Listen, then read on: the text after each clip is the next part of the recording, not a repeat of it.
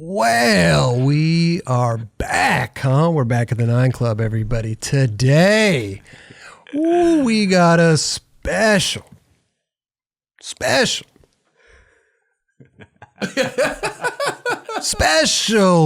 guest, Anthony Scalamiri, a.k.a. Ragdoll. All right. Ragdoll. How you doing?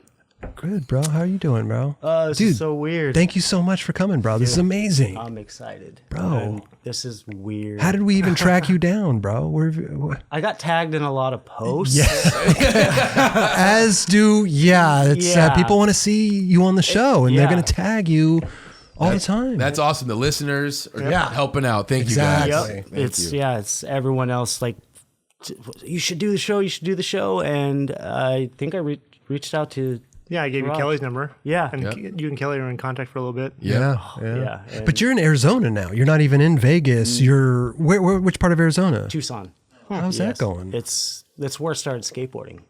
So I have a lot of like nostalgia out there, and oh my god, it's so weird. Listening.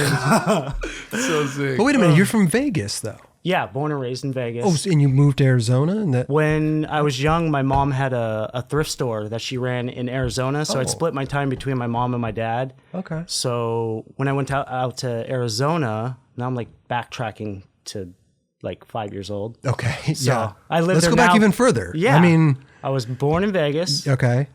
Don't remember much for the first 4 years. I don't even remember last week. Yeah. You know, compared to... Oh. Kelly came out of the womb and saw 401. He's like, Yeah, I've been watching all he 4 since I was remembers now. born. So yeah, It's a good memory. totally. Yeah, so I live in Tucson now. Okay. And but that's where I first started skateboarding. Oh. So my mom owned a thrift store out there and got my first skateboard out there.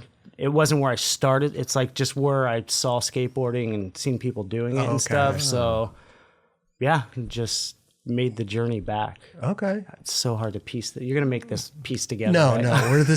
We bounce all over the place, which right, is good. fine. Which is fine. You know. So let's talk about what you're doing now. Now Let's really jump around. I'm still weirded jump out. around. I'm so used to looking at my phone, watching you guys do this. Now I can see everything. Nobody's wearing pants. They don't know. I know. that. Yeah, it's I crazy. know. Crazy. We've never It's worn pants in here. ever. It's crazy. People don't know. I'm actually really disgusted sitting next to Raj with no pants on. His legs are wide open. When the cameras go off, dude, this place is. Trust me, after a whole day of skating too, it's horrible. Yeah. Now It's everybody bad. thinks we're not wearing pants. Deal with that image. Oh man. So growing up in Vegas and Arizona, you're going back and forth. Back and forth. Because everybody back and kind of forth. knew you as a Vegas guy. Yeah, because I was born and raised out there, and I started to go to Arizona probably when I was in I want to say 4th grade or something. Okay. And oh man, thinking back that far is just so hard to kind of remember. Totally. But it was, I always would play soccer, and I'd go visit my mom in the summertime in Arizona, and then come back and go to school, and then You're going going to, back and forth to the hottest I know. places. dude, I love the heat, man. Oh, you do? Dude, I love the heat. I'd rather sweat than shiver any day. Okay. Yeah, I'm not a cold guy either, but extreme heat doesn't really appeal. It's so much easier to cool off than it is to warm up. If you're really hot and you just splash cold water on you, you're like, all right, I'm good. But when it's cold, you're like, oh, I got to fucking put on a jacket to go take out the trash or anything. Yeah. And you got to prepare for it. I wore a beanie for the first time in my life yesterday. It was freezing. In California? Yeah, no, it was freezing. My hat blew off when I was riding over here. My hat blew off. It was so windy. And I grabbed a beanie, our New Era beanies, and I put it on, and I've been wearing it ever since. I should have worn it tonight. That's the first time your hats ever flew off your head, where you're like, I got to wear a beanie now? It's cold. I needed something. It's so cold. It's so cold outside. I had long hair. I shaved it off, and I don't wear a beanie. Yeah, this weather's making us all crazy, dude. I don't even know where I am right now. Yeah, what are we doing? Man. But so the heat, it's interesting. Yeah. You're just adapted desert to it. rat. Yeah. And a lot of people from Vegas, it's the same way. It's just the cold is just brutal. Yeah. So, and then going back and just living in Vegas to going into Arizona, you don't know what cold is. You're just like, oh, it's the same weather. So it's hot. But in the winters, it's freezing. I was gonna say, and at night in the winters, It's disgusting. Like it's hard to deal with. right. You're from like somewhere that snows and shit, and I'm complaining about Vegas. Like, It's a different type of It cold is. there, though. It's a penetrating cold. It It's goes right through you. piercing. Yeah. Like it's just like that desert bone chilling. God. It's not good. I'm getting cold just talking about it. Yeah. But yeah, did that. Okay. And just back and forth, and yeah, that's my relationship with Tucson. But that's like where That's where you got your. I think it's where I don't, because I got into skating because of my sister. She would like date skateboarders, and I got all my music influence from her. So she was like into some cool stuff. How much older was she? She is 6 years. I have like 11 sisters. Wow. Yeah. Through like Seriously? Yeah. You have 11? There's 12 of you. yeah, like because my dad, Italian man, he Handle wanted a business. boy. Finally, at 11 tries I was later. the last baby. I am the baby. Yeah, it's crazy. So that's where I'm not afraid to wear a leopard jacket. Like, I got a lot of influence, surrounded by women. Sure. Yeah. Wow. So yeah, so my that sister, which is the second oldest, because it's one. Yeah, so she was probably 7 years older than me. Okay. So yeah, she would always like date skateboarders, or I'd see like skateboarders around the house, or just having a sister fucking Yeah. Ew, yuck. It was either her board or her boyfriend's board or something, but I saw it was like on the wall, and I totally remember, and I just remember like touching it. I'm like, what? Like intrigued by it. What is 'Cause this thing? Yeah. Yeah, it was before movies like came out. Like it was before like Ninja Turtles Back to and the Back to the Future, Futures before yeah. that. So it's like, oh, it looks kind of cool. And I remember the graphic, everything like vivid. It was ATM Click, the Patty Hearst board. Oh, wow. Yeah, I don't know why, because I was so like infatuated with it. I just like studied it and was just like, look, I didn't know like it rolled or what. I thought it was just on the door. Sure. So I got into like just being infatuated with like looking at it. And should we just jump right into like, Dude, we're on a roll. Yeah, because now We're it's on a just, roll. I don't know if I'm I going to love remember it 10 minutes this from is now. great, bro. I remember that board, and I told my mom, I was like, oh, because I used to hear her say skate, like, oh, yeah, so-and-so is going to go skate, or I'm going to, I heard the word skate, and I was like, Mom, I want to skate. And she's like, okay, whatever. I kept saying it, and I think it might have been a birthday. It might have just been like I was being a good boy, and he wants to skate. I'm going to go buy him a skate, whatever. She went somewhere, came back, and she got me a skate. What board? Rollerblades. she went into a shop like, my son wants to learn how to skate, and yeah, so she came back, and I was like, and she's like, yeah, I got you this. You want to learn how to skate, and I like, it was a box, and I was like, what the? And I opened it, and this was like when rollerblades weren't even like a bit, and I was like, what? What is this? Like, I did not know like even what a rollerblade was. Bro. And I was like looking at him, and I was like, I didn't want to be like a dick to her. And I was like, oh, thanks, Mom. Like, Right. I'll try it out later. Like, I'm going to go play soccer first. I'm going to go kick around with my friends out front. And I was like, what the fuck are those? Like, and you can't ask a friend. Like, none of my friends had it. Like, no one had a skateboard or rollerblades to mention. So I get back, and I put it off. She's like, you going to go try them? I was like, no, I'll go tomorrow. What did you do Dude, with I these was like- rollerblades? I was like puzzled, dude. I was like, what are these? You can't Google anything back then. Right. My sister, I don't even think she was like, she was not at home for me to ask, like, what are these? I asked Mom for a skate. Like, Well, they're obviously shoes, right? You could put them on and you... that's where it gets tricky, dude. Okay. The next day, like, because it had to be summer vacation. So my mom was at work, and I was like, all right, I'm going to try. My mom got them. I'm going to try them. I was like, I was like, they don't work. I was just like, what? They don't work. Okay. And then ended up talking to my mom. She's like, did you try your skate out? And she just we called everything skate. Like, I didn't know it was a skateboard. Right. I was just like, skate. Oh, no, the skate. Like, I haven't tried them yet. I'm like, I think they're broken. And she's like, what do you mean? I was like, well, maybe you got a size too small or something. I was like, they're not working. And me being a kid, not explaining it right, they didn't fit. So she's like, okay, we'll go get another size, whatever. I had one of those fucking idiot moments where I ended up like maybe taking a shower, taking my shoes off, and then it clicked. I was like, I have to take my shoes off to put my foot in the rollerblade. You were trying to put your shoes in. Yeah. What's different than your rollerblade? Yeah. And I was like, they don't fit. They don't fit. And I'm like, they're broke. Like, it's How old are you at this one? I was probably like 8. Okay. 8 or 9. Okay. And I love I that. couldn't Google how to put on a rollerblade. Like, Right. So, and I was just confused. And then I finally got it. And I was like, oh, okay, I'm going to give it a shot. Like, it could be fun, whatever. Yeah, but it's a toy. Yeah, exactly. At that age, yeah. Yeah, I was like, Right. all right, cool. I guess I just put it on and I go. So I made a whole process of it. I went out to the sidewalk and there's like grass on both sides. And it was like a walkway. So I sat down in the grass and I was like, putting them on, you had to like strap them and tie them. Like, what the fuck am I getting myself into? And I was like, okay. And I'm standing in the grass and I'm like, all right, so I got to get obviously to like roll. So I stepped over like that and I just like stood there and I was like, this isn't like, I thought it was just supposed to go and I didn't realize you had to like skate. Working there? Yeah, yeah. It's like rocket engines. Yeah, I was just like waiting for something to happen. Nothing happened. And I was like, all right. And I was like, try to do a movement. And I was like, all right, I'm going to go forward. Oh my, like I went, like you're supposed to go forward, but there's wheels on the back because they're blades. Yeah. I tried to go forward and I went backwards out. and completely like windmilled and slapped the Probably ground. Ragdoll? Yeah. Fuck. I got my nickname from rollerblading. It all makes sense, dude.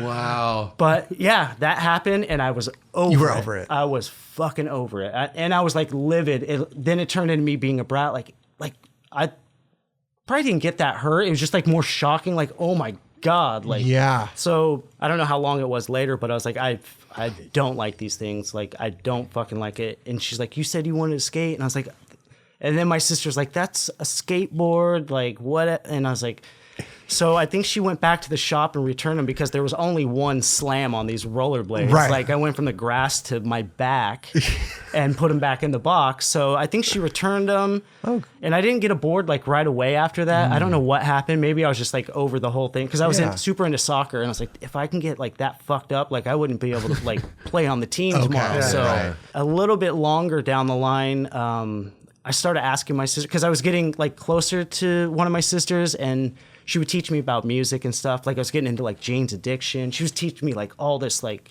gritty music. Right. And I was like super into it. And I was like associated that with skateboarding. And I was like, well, if this music's so good and all these people that listen to it are skateboarding, I slowly I was like, all right, I want a skateboard now. So when it came time to get a skateboard, my mom took me to a skate shop in Arizona, in Tucson. It was called Itchy Foot Moe's. Itchy Foot Moe's. Yep. Wow, that's a fantastic name. I love that name. Yeah, and I guess they sold rollerblades too. So I don't, because that's where she returned it. So I went to Itchy Foot Moe's with her, and I was like, all right, cool. Yeah, it's a cool name. I love that. Yeah. Yeah. I'm going to look them they're up. not. Oh, they're not? No. Oh, that's No. I wonder if they still own the rights to that name. Franchise that. Yeah. I haven't said that name out loud in so long. Itchy Foot Moe's. Itchy Foot Moe's. Yeah, there's like one shop in Arizona now. It's the guys I grew up skating. We'll get to that, Sure. I guess. Yeah.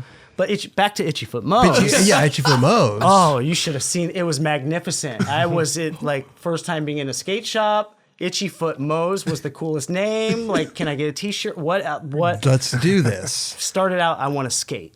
Board. Yeah. I learned my lesson. You got to I don't ask for skates anymore. leaving Itchy Foots with another pair of Itchy Foot blades. Roller foots. So what board did you get? Did you get Dude, I remember it.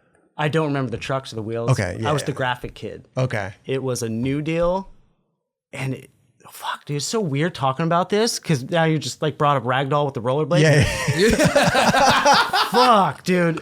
All right, the first board, it was a New Deal slick, and it had Bert and Ernie dolls, stuffed animals on the bottom with like toys and stuff. That's a firm board. Are you sure? No, this It's was. a Rainbow Firm board. Was it? I think so. It had a Bert and Ernie, and it was I a can't stuffed imagine animal. New Deal having Bert and Ernie. There were stuffed animals, and it was like Lego. It was toys, a bunch of I remember toys. Firm had like a slick bottom board with a bunch of stuffed animals on it. But I don't think they were around. And I know Lance liked, I think, Bert and Ernie too. Well, what year was this? This is like if I was born in 80. Yeah. You can So edit that this out, is, right? I'm 21. Yeah. I just turned 18. I just turned 18. 21 for life. Celebrating. What is that? That's That had to have been 90. Early 90s for sure. Yeah, If like it was 90 Jane's Addiction, 90. 91, 92, No, because I would have been 11 or 12. So this had to have been like 93, 94. it was probably 90. Damn. the firm wasn't even around back Yeah, then. that's Yeah, what I'm the saying. firm was not around in the 90s. It was early around 90s. like 91. You don't know whose pro 1992, board I it think. was. I don't. Armando I- Barajas? I just went from rollerblades to this board. I didn't know there was even a pro skateboarder. I was like, I didn't know people did it for a living. You know what I mean? So I was just like, it was Bert and Ernie's pro board. It was a Bert and Ernie board. So I was Yeah. like, yeah. That's pretty But sick. dude, now I'm like stunned. I They're couldn't. tripping. I came like thinking I knew a lot of stuff, but when you bring it up, you're like, I don't know You know, shit. no shit. I don't remember nothing. But, oh, man. Well, That's after okay, the episode, though. you I can mean- look it up. Yeah, you know? Yeah, or Leave it in the comments. Yeah, well, Yeah. exactly. Hit the like and yeah. subscribe button. People will But I'm correct you. I'm going with it. It was New a deal. new deal. Okay, All right. I believe you. Because I was proud of knowing my first board. Yeah, Yeah. I had Bert and Ernie with a bunch of toys. Maybe my memory is not so good, and I'm just making up like the back of. Hey, if anything, you'll find out the right answer. Yeah. That's true. the best part. Yeah. true. So Bert and Ernie. Okay. With a bunch of toys, probably like what 45 millimeter wheels Sure, back then. yeah. And I don't know what the trucks were. I remember they were like skinny. They weren't like an independent where Ventures, probably. maybe Venture because there was probably only two trucks Gull back wings? then. Weren't gull wings pretty I thin? think they were Gull wing because Gull wing was pretty like big back then. But I remember they were thin. I feel like they were thinner. Thin. Yeah, Yeah, yeah, they were yeah. I don't think at that age either you're worried about your trucks and No, wheels, it right? was- You're it was just the graphic. The graphic, Right. yeah. So I remember that Bert and Ernie slick board and New Deal. I'm Yeah, saying New New Deal. Deal. I'm sticking with that. Oh, I hope I'm right.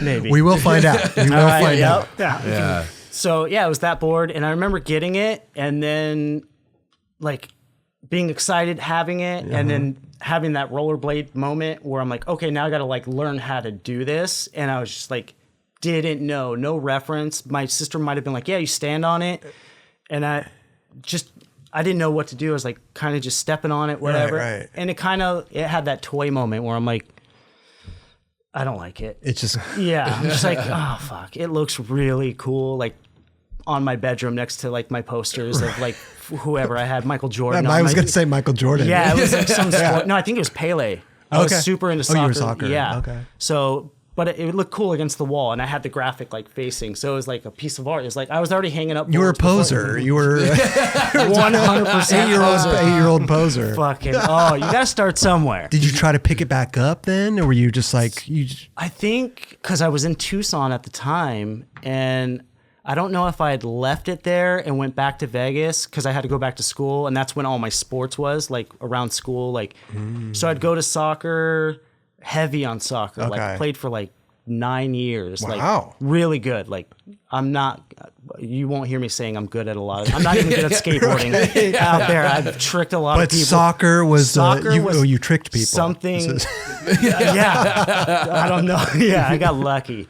But something you can be like, yeah, I'm really good at Yeah. it. Like it's hard to say that out loud, but What position? forward or left wing. Okay. So I was like in the cut, Yeah, and sometimes like I don't know if it's called. I don't remember the lingo now. The halfback, where you get to play the whole field, and you can be the goalie if you wanted to at some point. Whoa, I don't know. They just played the whole field. It was just like the kid with ADD. Put him in that position. Like, fucking let him Let him run. go. Yeah. Let him, his Give parents are like, please. Yes, play him out, please.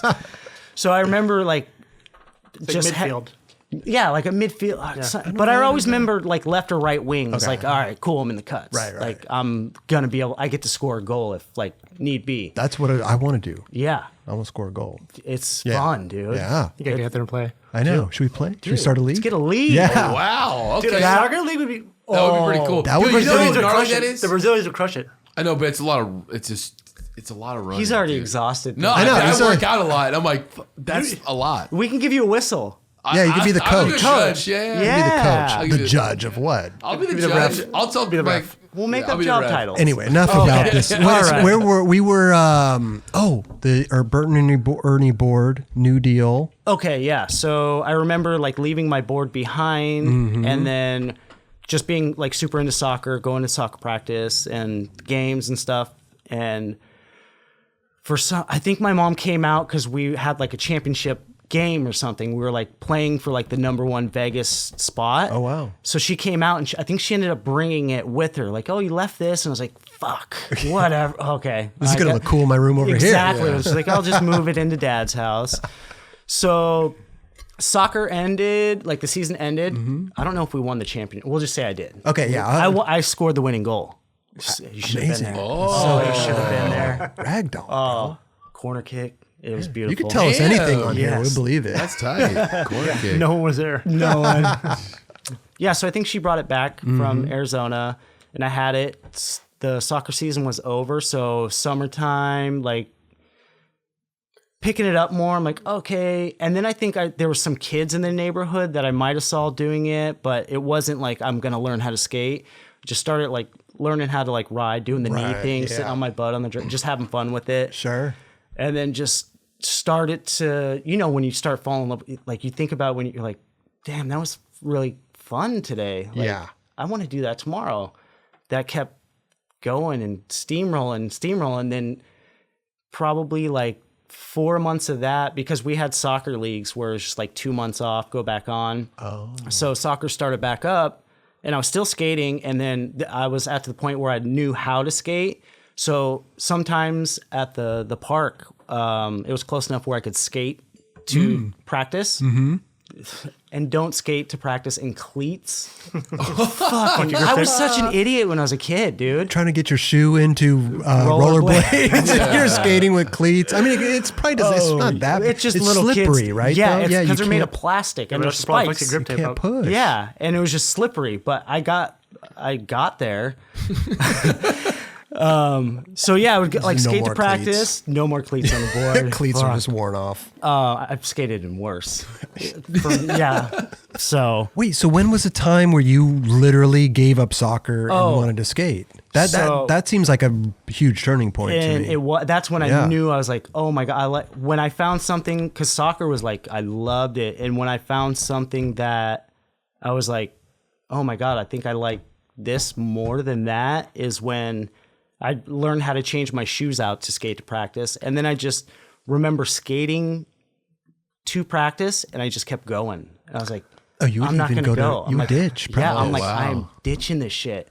And then from the day I ditched is when it clicked.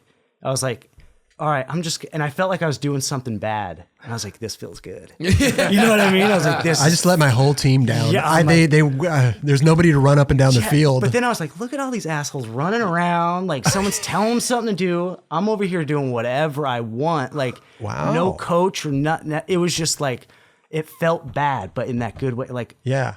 rebellion. And that's such a corny word, but just like, maybe, Felt yeah, free. rebellion. Yeah, free. It was freeing. Right. Because it was like, oh my God, I got to learn this. And it's not someone telling me how, like a coach, like, if you want to learn how to spin the ball, like it was just like, You have to figure it out on your own, Yeah. or find a couple people that can teach you as Yeah. well as when they're learning. But for the couple people to come around, like I was skating probably by myself the first year. Oh, wow. So anything that I was doing, like it was just You were making it up. making it up. I was inventing tricks. I was doing it all. Yeah. Was there any tricks that you did that like were actually tricks that you look back on?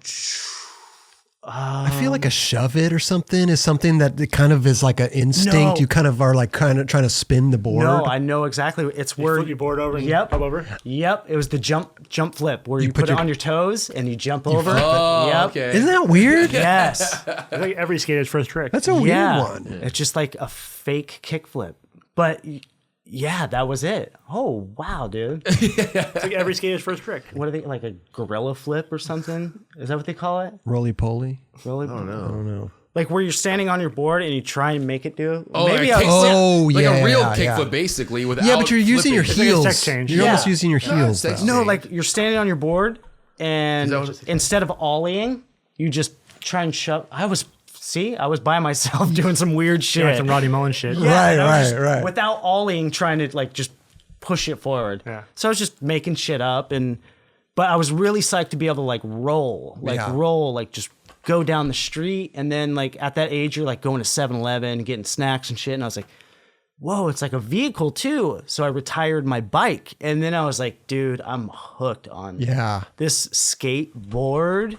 is where it's at. Wait, so did you go back to Itchy Foot Moe's to find buddies to skate with? I feel like that's where I would think to go, right? The skate shop. Well, because I was Itchy Foot's? Itchy Foot Moe's. Itchy Foot Moe's. Yeah. Did you ever meet Sure I Mo? got that right. Do you know who Mo was? No, I don't even know if there was a Mo. Okay. Oh, Yeah. no Mo. And It's a front. dude, I'm not sure. Itchy Foot. Like, there's always a character in a Yeah, skate we need shop. to learn. We need to look into this a little more. Itchy Foot. I just like Interesting. want to know like the owner like what's a good name for this place? Yeah, Itchy. Itchy Or- Foot Mo. Or My if it was footage just is, like if it was a shoe Mo. store before, and they're just like, let's just keep the name. It's just like orthopedic, like insole company. Like, How much is that sign going to cost? Oh, fuck it. We're Itchy Foot Mo. Just write skate shop underneath it. Yeah, Yeah. Itchy Foot Moe's. Let's run with it. So you didn't go back to Itchy Foot's. How'd you find a posse? How'd you find a group to skate with? Back to Tucson. Oh, So I get back there, and that's when I went downtown Tucson, and I must have been like, this has been since I like got the board and then expanded. It was like a 3 years Okay. over that Yeah. time. So I was like 13 or 14 back in there, back in Tucson. And I remember like I took the bus downtown because Tucson's small enough where you take one bus and it'll take you down to the downtown center. okay.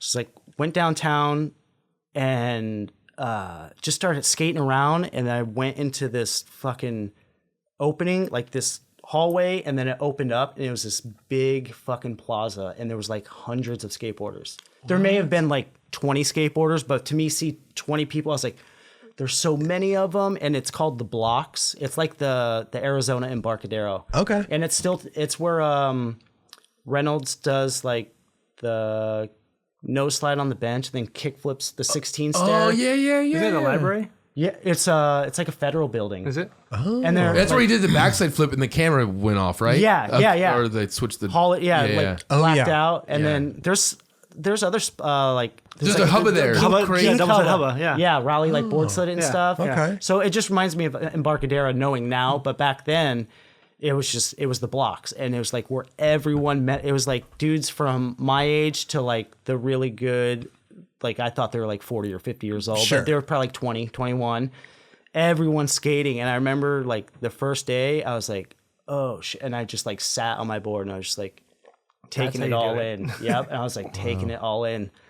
Took the bus back home, like told my mom, because she didn't, I don't think she knew what I did that day. Yeah. But I was so excited. I was like, I went downtown, and she's like, you did what? And I was like, oh shit. And I was like, I got on the wrong bus.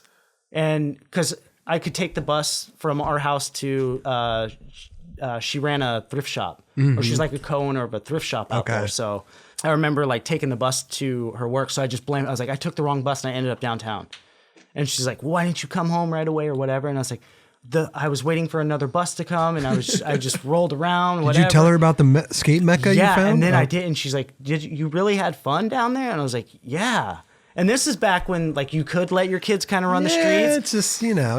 Yeah, for and then sure. she's like, so she wasn't mad that night, and then the next day I woke up and I was like, can I go back? And she's like, are you gonna go there? And that's where you're gonna be. I was like, yes, I promise. So kept taking the bus down there, there, and then it took me like probably like 3 days to like. You just see people skating everywhere, and You don't wanna get in have- their way. Yeah, you don't have It's that etiquette yet, it's and a you're little like intimidating. Yeah, and I'm just like, dude, there's so much going on. But then I like met up with I don't know the age. Yeah. Because I want to say I met the people that I still hang out with today in Arizona. Oh, wow. A guy named Kenzo and Zen. And I think they were the first ones I've met, and this other guy named Lucas. And we're all about the same age. I may have been like a year older, but we were all just kind of new to it and just sporadic, like trying, like falling off stuff, like just doing it. And then, yeah, just kept going back to the Blocks every day, seeing the same people every day. And then it came time to move back to Vegas. So then I was like, fuck, all right. I didn't think anyone skated in Vegas because all I did was go to that like parking lot where I could see soccer practice going on. So I was like, all right, I'm going to venture out now. So I used to go to this place called Wet and Wild. Strip club. Yeah, exactly. It sounds like it when you say it out loud. Like, I used to go to Wet and Wild. It sounds like a water park. Water park, yeah. So my dad, I'd have season passes, and he would like take me to the water park, and it was right on the strip. And I remember convincing my dad, like, or telling him, like, there's something in the water park where we're allowed to have skateboards or something. Yeah, little kid lies. What is that? Fucking being an idiot. Like, just trying to get...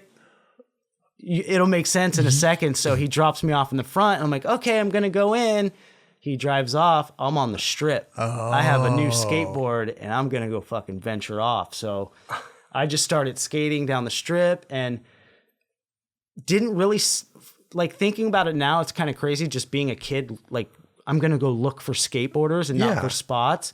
And I actually saw probably like 1 or 2 people skating, but it was just they were whipping by. Like, it's on the strip. They were probably like tourists or something.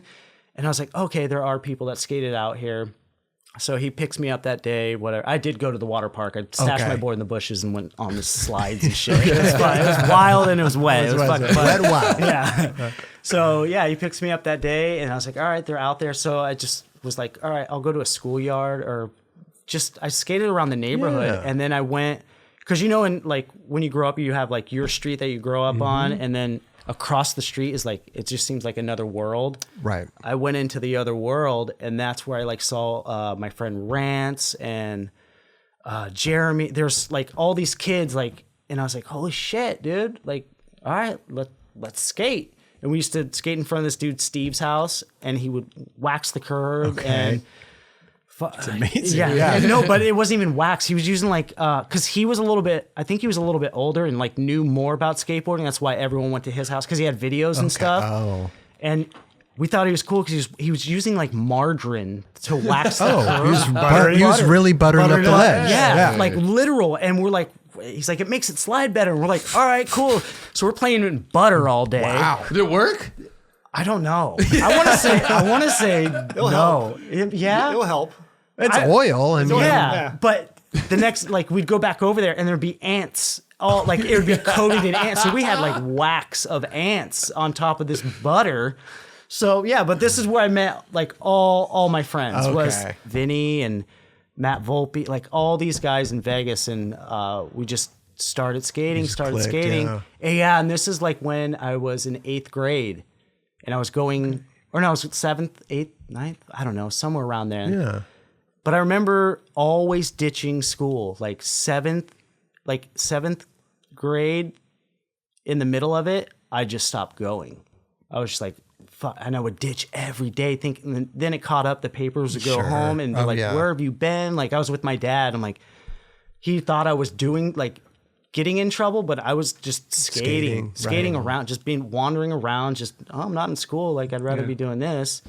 My question is, you're meeting these homies now in Vegas, and now you're still having to go back to Tucson or Arizona. Yeah. You're going back and forth. Back and forth.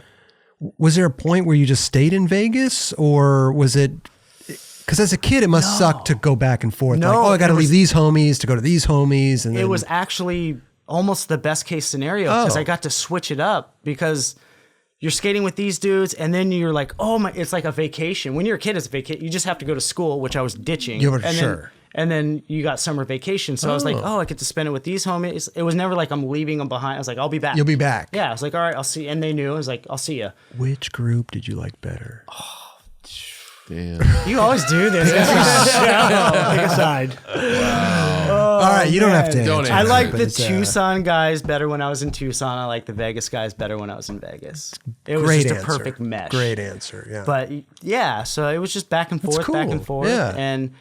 And like I said, skateboard, like I've learned, like I still stay in, I just went to one of my best friend's wedding that I started, Jeremy. Like, it's amazing. Yeah. And it was all just from skating by soccer practice. Did now any of these friends of yours that you grew up skating with?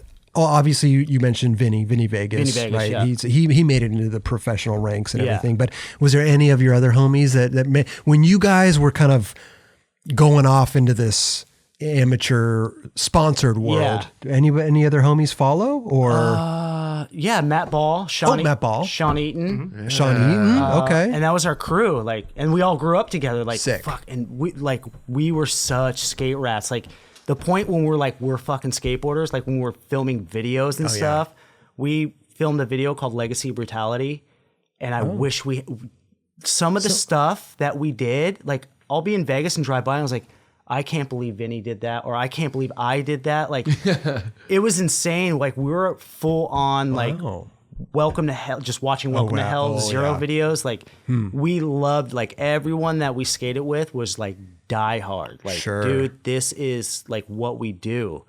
So the guys that made, I think Vinny was the first one to make it. Okay. He came out hot too, man. Dude, he came out swinging. It was just straight to a cover. Back when 80 Fakey 50, right? Back when 80 Fakey 50 at that green Laguna. Shot by Raleigh too. Yep. How insane is that? Yeah. What? Yeah. Jeff was like shooting it, ran to the car to say goodbye to someone, and ran back and got it. Yep. Just in time. Yeah. No way. I fucking got it, Vinny. Yeah. And I remember Vinny coming home with that footage, and we're like, who fucking filmed that? And I was like, we're like, dude, Vinny's the best dude. So he was going in. He was going in, and you were kind of right behind him. Yeah, and like I said, like a lot of we used to joke that Vinny like board slid his way onto the team because like he instantly got the cover. Yeah, of like Transworld like board sliding that one hubba. Yeah, the Muska lip slid. Yep. Oh wow. Yep. And I remember it was like a fight for that, like between him, like there was like some weird beef. Skateboarders used to beef all the time back in the day. They probably still do. Yeah. Yeah. But it's a little bit more. But beefing over what though? Maybe not beefing, but it was trying just to come like, up. Yeah, I think that's what it was. But they were like mad at each other. I don't remember who the other am was. Vinny and Muska? No, Vinny and someone else that was supposed to get the cover. Joey? It was like, was it Joey Porez? I think it might have been. Oh wow. So it was just like, and it was like, I got to go do this to get that cover. But God, he got the cover. Wow. But this is before that. Like Vinny he was getting shoes from like Audio, and then he was getting boards from Toy Machine, and he was getting flowed from Toy Machine. And I remember going to Huntington Beach. We drove out there, and we went to Ed Templeton's house because he was getting flowed. And I was like, this is not real. This is fucking...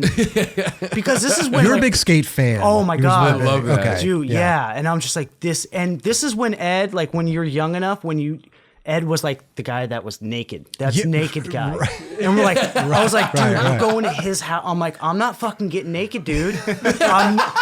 And Vinny was such a, like, he like loved torturing people. And he's like, dude, he's probably, it's only going to be for a second if he does. Like, it'll be just, he's like, you might just like a towers. And I was like, I'm not fucking getting naked in front. And like, I was just He like, was just toying with you. yeah. And then we pick up Ed, and we ended up we went to Mother's Market. I remember that. Like, that was like anyone that was vegan back in the time. Yeah. We went to Mother's, and Ed sat in the back seat for some reason, and he was just like talking. And I was like weird. I'm like, all right, this dude's fucking, it's the coolest weird. I'm like, why is this guy sitting in the back? We picked him up from his house. Like, he's the elder. He should we're going to run. Did you offer him shotgun? Yeah. I immediately went to the back. I was like, we're going to sit in the back seat. And then I was like, we're sitting in the back seat together. And I was like, fuck, dude. Like, full on weird moment. Like, was anyone sitting in the front seat? No, not at the time. Because we I would love that. Just Ragdoll and Ed Templeton in the back seat. No one in the front. No one in the front. Because when we picked him up, like, we naturally go to the car, and whoever, like, maybe he thought I was getting shotgun. I thought and we both like kind of got in the back, and I was like, what? Isn't it? Like, Vinny set me up to something. Like, what's going on in the back? Vinny set me up. Isn't that funny though, when you're like a young kid and those situations arise and you're making the biggest deal in your head about where somebody's sitting in a car. Yeah. And Ed's probably just doesn't care. even care. And he's like, you guys pick me up while I'm sitting in the back. Like whatever. And in my mind at that moment, I was like, he's sitting in the back seat. But it's like, such a big deal, right? Yeah. You're like playing it in like, oh my God. It was almost like I wanted him to sit in the front seat so I can just kind of like look at him and like see him talk and interact. Because I've only seen him in videos and like magazines and heard stories and like. But at this time too, Vinny's coming up. Were you skating? You said he was skating with Muska and this was Jeff Rowley. Were you meeting any of these dudes yet? No, that was the thing about Vinny. He was coming up, but he knew.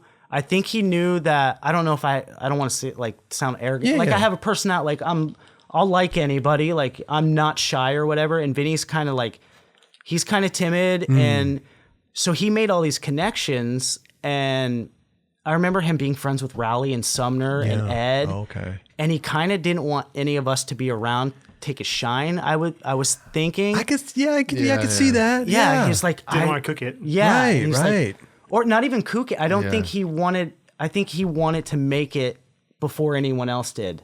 Yeah, he didn't want to. He didn't want to share the spotlight. Yeah, exactly. There may be two sides to that. Yeah. I don't know Vinny, But that I well, do know but Vinny. I know. So well, yeah. that's what I'm saying. Because I'm sometimes back in the day, you don't, like Raj said, you don't want to kook it. You don't want to bring all your Yeah. friends, and all these guys are like, who this fucking guy's bringing all his buddies now? And like, that is true. I never really thought about it that way. But me knowing Vinny personally, like just how he was, He didn't like, want the But shine. you're taken away. different. When you're that young and it's all happening for you, But I you don't don't- think like an adult. You're like, I need this for myself. But I think we Right. were like You know? we were driving at the time, so we had to be like 16. We weren't. I guess when didn't you get are like that the fuck young, with people, you're though. pretty stupid when you're that young. Totally. Because I know 16-year-olds. I'm like, Totally. go fucking grow up and then talk to me later. Like, you know what I mean? So yeah, he made all these connections, Okay. but this is like when I was bringing up when we were talking about earlier with Raj. Yeah. I remember he's like, yeah, the audio filmer's coming out to Vegas. He's going to film or whatever. And he kind of slipped up and told me, and I was like, fuck. I'm like, let's go film. And he's like, okay, yeah, I'll call you when we get to the spot. And he's like, they're going to a skate park. And he's like, okay. He's like, yeah, Roger got, because I already knew where they're going. And I think I might have been on my way. And he's like, all right, well, Raj is here, but he's kind of like weird. He's like, I still remember this. And I thought maybe me and Raj didn't like each other for a long time because he might have, if you even remember this story. But Vinny was like, yeah, he's here. He's like, he's a germaphobe. He's like, don't shake his hand. Okay. And I was like, wow. Not I was true. like, okay, like I won't shake his hand. He's like, he's kind of like weird about meeting new people. So like, let him introduce himself to you. And I'm like, all right, cool. Don't shake this guy's hand. Don't introduce myself. So I get to the park, and I don't know if you remember, but I get there and I was like, all right, can't shake this dude's hand. He's like timid. I don't want to like invade his space. So I probably just look like an asshole when I get to the park and I'm snubbing him. Like, oh, I'm not talking to this fucking guy. And Vinny's probably like, haha, yeah, it's Like working. he's pitting you against Raj. So I couldn't be like, yo, hey, Film me. yeah, I'm Ragdoll or Anthony at the time, whatever. I'm like, make a relationship where like, yeah, I'm going to go film with Raj too. Right. So he's like, he's a germaphobe. Don't shake his hand. Like giving all the bad manners. Like, Which park was Wow. this? Was it the one with the long rail down the bank? no, that's Kenny Gwynn. It was the one, it's called Metro Park. It was like up like on a hillside, like a Yes. mountain. And I remember I was fucking ripping. It was like a it was a brand new park. Brand new. Yeah. Wait, do you even remember any of this? I remember that, yeah. Oh, you do? Dude, Did you do think, remember would the you, trick I was doing? I was fucking ripped. I did a trick I never did. And I was like, fucking Roger from Audio's here. he's going to film it. If I can't fucking shake his hand, I'm gonna show him what I got. Dude. And I was like, fuck, dude. Like, I was the type of dude like I'm not gonna shoot somebody that I don't know. and that was the whole thing. If I didn't shake your hand and introduce you, you never know me. Yeah. So I went that fucking, and I did fucking, it was like a quarter pipe to a ledge. Vinny just cockblocking you. Yeah, it Yeah, was pretty serious. much. But in his way, he's my best friend, and I just Right, laugh right, it right. off. And now I still find it funny. Like, That's that's how he amazing. is. Like, you need people in that kind of, in the world to like shake shit up. Sure. It wasn't like facetious or any like telling him he was talking shit. It was just like, it's kind of genius. Like, he's a germaphobe. Don't shake his hand. Right, right. He's timid, so don't introduce yourself to him. Like, so it was just kind of like, be invisible. yeah, exactly. It's like, it'll happen. It's like a puppy dog. He'll come up to you, or like a cat. Like, oh, it'll come up. It'll warm up to you. But dude, I was ripping that night. I remember I did a tail slide kickflip. It's the first time I flipped out of my board, and I was like, Roger's gonna see that. Oh, wow. He's gonna want to film it. Right, He's right. gonna want to fucking film it. Nothing. He didn't film it. I'm like, damn, Nothing. that kid's good.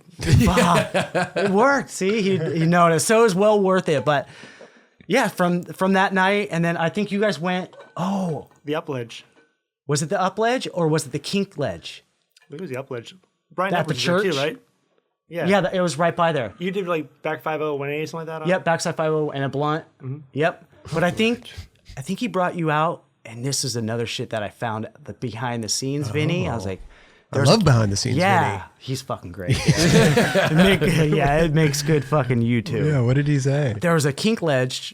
It was a hubba, and it was like a high. I think he brought you out, and you were filming it, and because this is like lights and generator, like only like the professional top people had this The shit. dudes had it, yeah. So he brought people out, and he knew I wanted to no slide it, and I was like, it was kind of far, and I think Vinny was the one that was driving, or he had the car.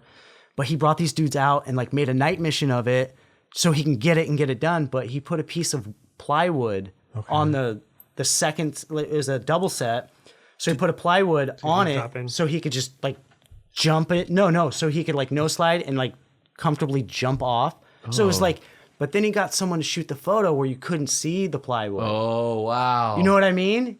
Yeah. So he was like kind of like fake doing. He was making it safer. Exactly. But he had it where the photographer shot it from, I think he shot it from this angle. So it was like forward, straight on. Sideways. Sideways. Oh, sideways. Yeah. So you would see the back of it. You wouldn't see the stairs. You see the double set on the edge of it. But yeah, and I thought it was the trip because it was for audio. And I don't remember that night.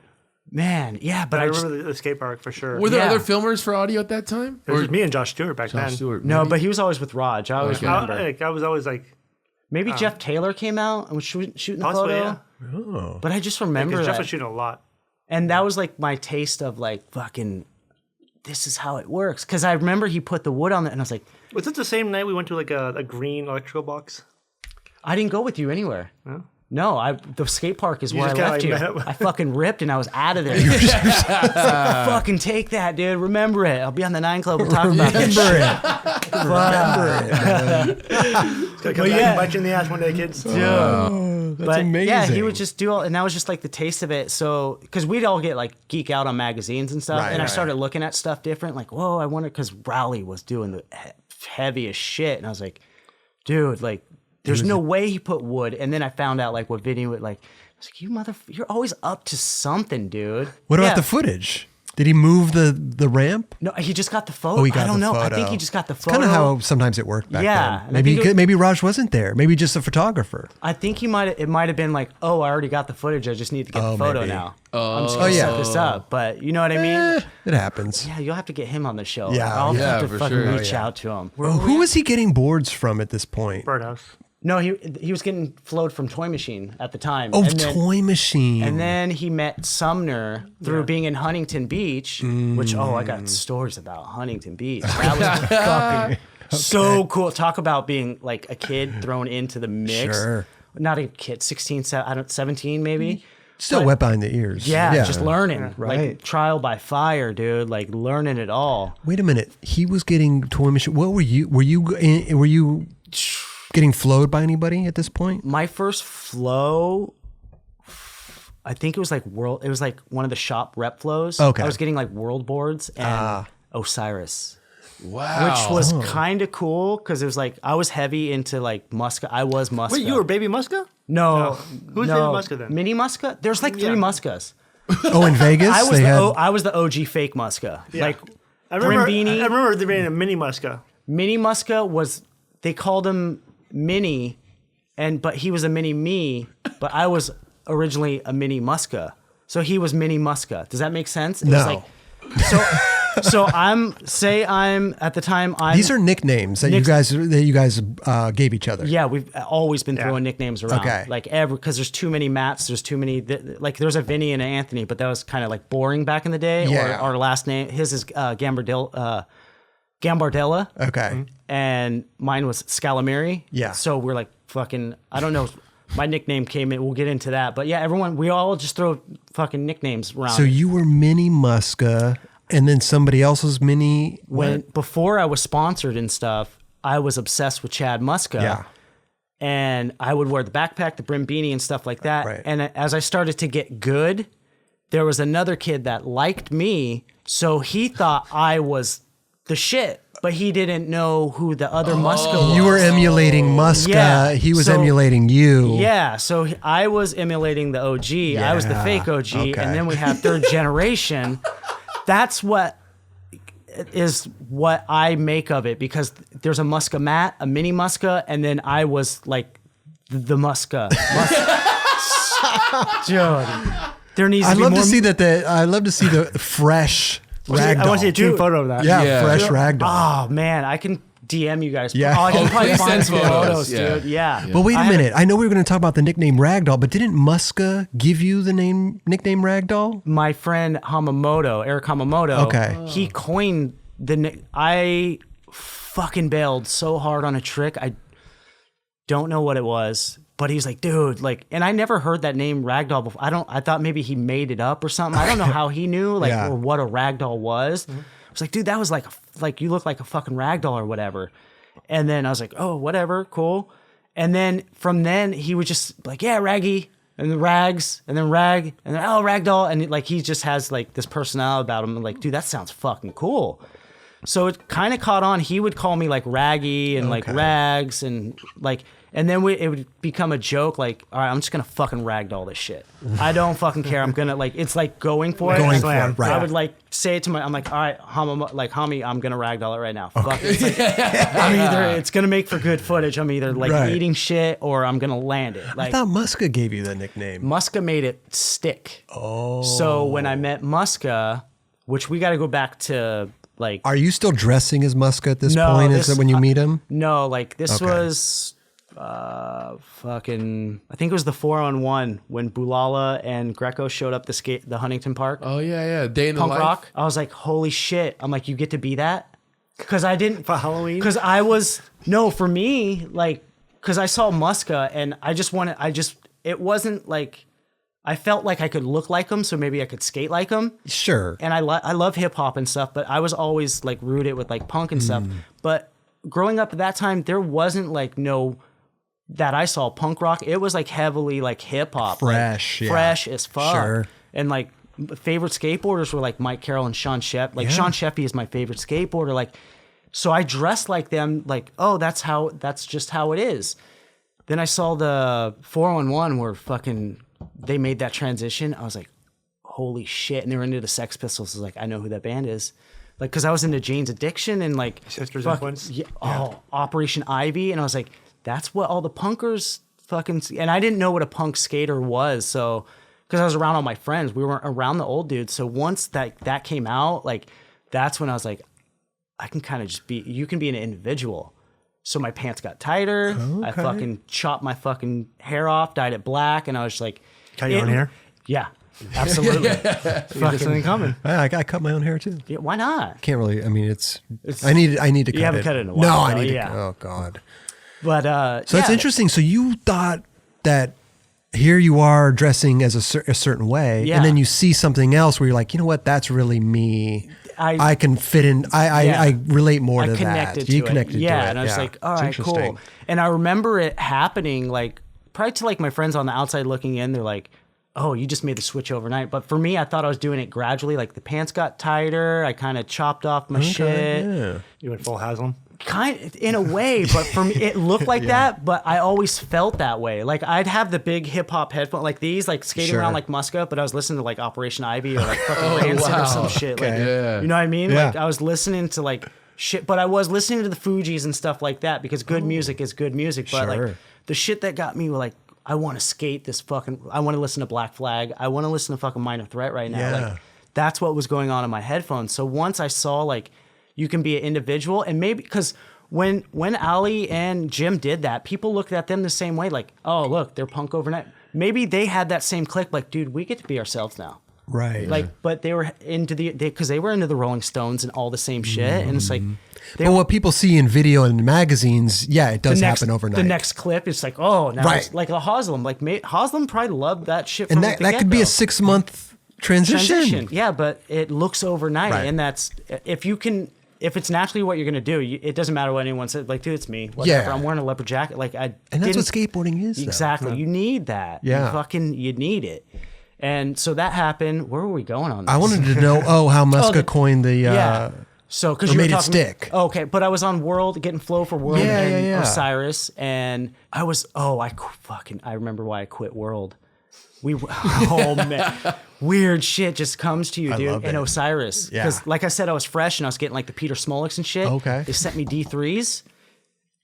Back then you didn't hate D3. It wasn't like cool to like hate them. You're like, these are fucking cool. I was like, these are fucking rad shoes. I remember skating it. I was like, they're heavy. And I wasn't like, they're fucking like trying to be like too cool to wear them. I was like, whatever. They fucking look cool with my outfit. We went to we used to go to this place called Lake Mojave. It's in Lake Mead. Okay. We all go cliff jumping out there. Fuck, dude. So we're going cliff jumping, and the rock. There's like fucking like anywhere from like a 10 to like a 50-foot cliff. Jeez. And we're skateboarders. We're going off the going up- 50-footer. wow. You have to wear shoes when you cliff jump You because sink. you You smack your feet, yeah. oh my, not only did I was so worried about losing my shoes when I was cliff jumping, so I tied them fucking super tight, jump off the cliff, and I remember trying to swim, and I'm like, I'm not going Just in. drowning? I'm sinking. What? And I was like, I'm drowning, and everyone thinks I'm like just a shitty swimmer. Sure. And I'm just like fucking panicking, and I'm like, oh my God, like these shoes are like The foam in sinking. the tongue is just absorbing all the I water. know. Literally, shoes aren't built to sink, dude. You could throw any shoe into a pool and they float. Not D3s. Were sinking. Like a sack of rocks. Dude, and they were so, I didn't want to lose them, so they were so Cement tight. shoes. I was underwater, like trying to like get the double knots out and shit, and I was like trying to grab them. Got up, like they sunk, like they were gone. they were gone. Well, better them than you. Dude, dude, Osiris almost took me out. Did you hear about Ragdoll? Yeah, man, the D3s. fucking guy sank. Cement shoes. Sank wearing Man, he's D3s. sleeping with the fishes now. That Scalamari got it where he needed it. Oh my god! But yeah, I remember that happened, and I was like, the rep flow was like mad. He didn't believe my story. He's like, there's no way that happened. Where the fuck are the shoes? Because I guess they just came out, and like he wanted clips in them, or like just You probably just got one pair of shoes, Yeah. maybe a board or something. or Like, I this gave him- rep flow. Yeah, right? and he thought I gave him away or what. He was mad at me, and I was just like, I was like, dude, I almost fucking drowned, and I was like, I don't want to fuck. I was like, I was like scarred. I was like, I don't want to wear I was like, I can't wear these shoes anymore. So I like was like, I don't want to ride for Osiris Flow anymore. He was like, all right, well, that world is kind of the attached, because it was through the skate shop, I think, at the time, Okay. City Board Shop. And he's like, well, one comes with the other. And I was like, All and it Rep was Flow? like rep flow, Right, yeah. right, and right. it was kind of a good thing, because that's when I learned, like, don't ride for something just because it's free. Just because someone's giving it to you Yeah. doesn't make it right. That's like, true. have some like dignity. You gotta be into it. Yeah, Yeah. you gotta have some pride of what you're wearing. It makes you feel good. Yeah. Totally. It just gives you that pep in your step. You know what I mean? Totally. Anything you're wearing, I mean, you could. Well, listen, bro. I Dude, mean, it's not what you wear; it's how you wear it. this Chris. is true. It's get that smile on. You got an outfit right there as long as you're smiling. I like this guy. See, I like this guy. It's not what you wear; it's how you wear it, my man. yeah, It's true. But yeah, so the rep flow and all that went down. But yeah, it was a good lesson. Like, dude, like I don't need it. Like I'll buy the boards I like now, because it was like Wet Willy and the flamethrowers and shit, which is cool at the time. But I was like, it's kind of Growing out of it. I It's want the a- Toy Machine it was- Knuckles boards. Yeah, I want what yeah, Vinny's yeah. riding. it was cool for the kids at that point. Yeah. you know, the older guys are like, It's a good like segue. The older guy's like, checks cleared. Yeah. It's for someone returning rollerblades to get their first skate. I want that Sure. Wet Willy board right there. But yeah, so that was that. So I transitioned. I don't know if I was getting boards for anybody after that for a little bit. Oh, okay. This is how Muska comes into play. Yes. I met a guy, our friend Travis. He was good friends with Muska. Travis Fogel. He fucking ripped like he looked like Tom Penny. Skated like he was just like the dude. And he knew Muska. I think they tagged together or something when Muska lived there. And Muska wasn't a part of the equation yet, because I would have been freaking out at that point. Like, "No, I'm not skating in front of this dude." But there's my great friend, the guy I owe a lot to is Double D, Donnie Dietrich, and Bill Weiss, and Dennis Martin, Dirty. Oh, So- digital. Digital. Yeah. Fucking the best, dude. Sure. So I met Double D came to town, and he was like freelancing for digital. So I met him, and I was just like that wild fucking kid, like, yeah, I'll fucking ragdoll it, dude. Like, let's go. This is gonna be in a real video. I'm making connections now. So Double D, he was like, I got you, kid. Like, fucking. So he came out there. I might have went to California he's like, come stay on my couch type of deal. I did that maybe once, and then came back to Vegas. And then it was like, fuck, dude, it was so cool. I was seeing the spots in videos, like, and we like before going back to the Vinny thing, like we would go to skate spots and like see it in the video. We'd always visit Costa Mesa for some reason. We'd take road trips out with his family, like mom and dad, and like they'd drop us out, like, we want to go to this spot, Huntington Park. We're like, shit, like that was the coolest. Like, Spend all day there. dude, Yeah. I like went up, like the first time I went to Huntington, I just look like a weirdo. I like touched the flat bars. Dude, so many people did shit on that. I'm like, fuck. I'm like wiping on my pants and rip today. It was just from being in Vegas, and then we didn't realize how close California was to. It was like a 4-hour car, Super 5-hour close, car ride. yeah. Going back to Donnie, I got that feeling. I was like, holy shit, there's so much more opportunity. And my mind made up. I was like, I'm not supposed to be in Las Vegas. For as much time as I split going from Vegas to Arizona, I'm like, something was telling me like, I'm not supposed to really be anywhere. And then when I got to California, I was like, I'm supposed to, this is where it's at. It's where it is at. Where it's at. Yeah. Like, and I was like, fuck, all right, this all makes sense. So Is this like mid 90s? yeah, 94-ish? 95 maybe? No, this had to be like 96. 96. Yeah, Okay. 97 probably. Gotcha. 16, 17 years old. Okay. Did you move out there? Yeah, I'm Out trying here, to I think because mean? my father had passed away. I remember.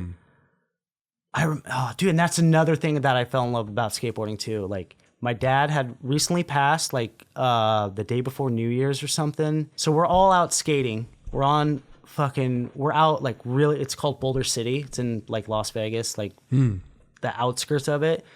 And it was me and like it was everybody. And I had my mom's. She was in town from Tucson, so I had her Jeep Cherokee, so I loaded as many people as we could fit in the car.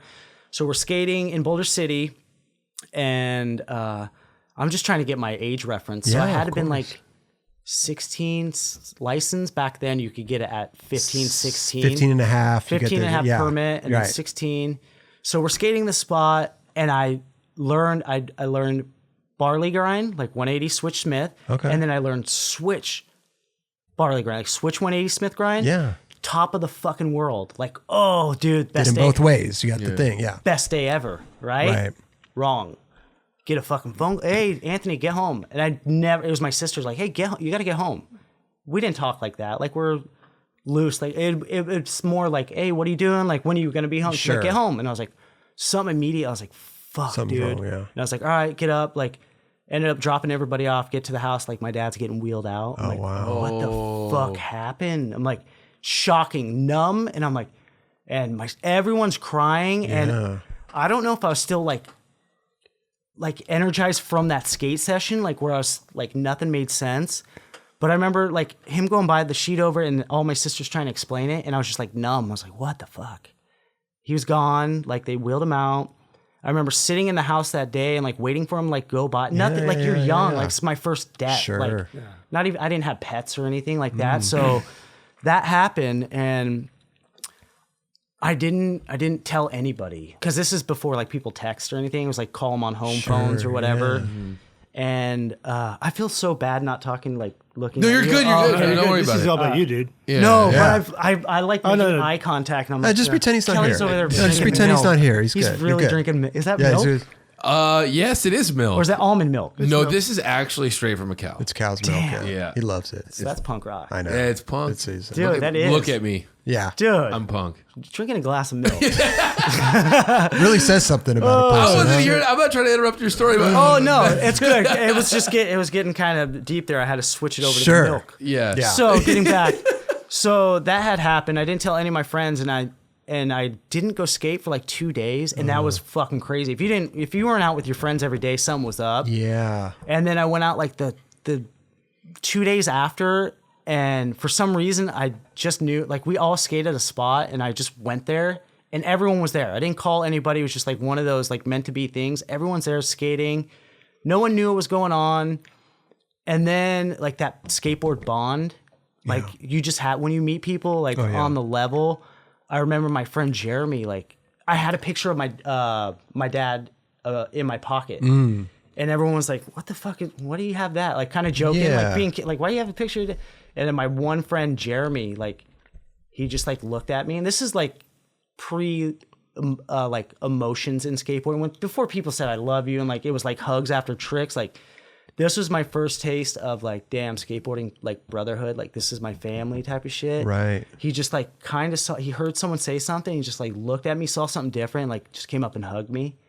And he's like, he's like, you'll get through it. Yeah, and yeah, I didn't yeah. tell him. And I was He like, just knew. He just knew. And I was like, fuck, dude. And he's like, we kind of like figured something. And I don't know where the stories go. I think it's just my love of skateboarding. How it's all coming back to me. Yeah.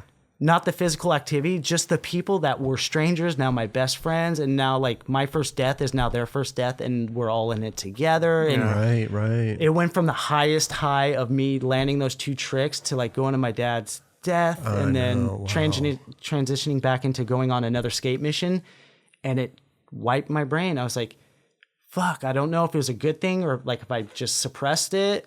But I was not, and I was just like, skateboarding's going to take my mind off this. Yeah, and skateboard and the people around you. Yeah, you know, and it was a good filter. Yeah. So, fucking, where were we going? I don't know, We but keep trying to get to this Muska. Yeah, okay. Because I was trying to give time, like how old I was. Yeah. So, and I just keep falling in love with skateboarding. We didn't talk about it. Fuck.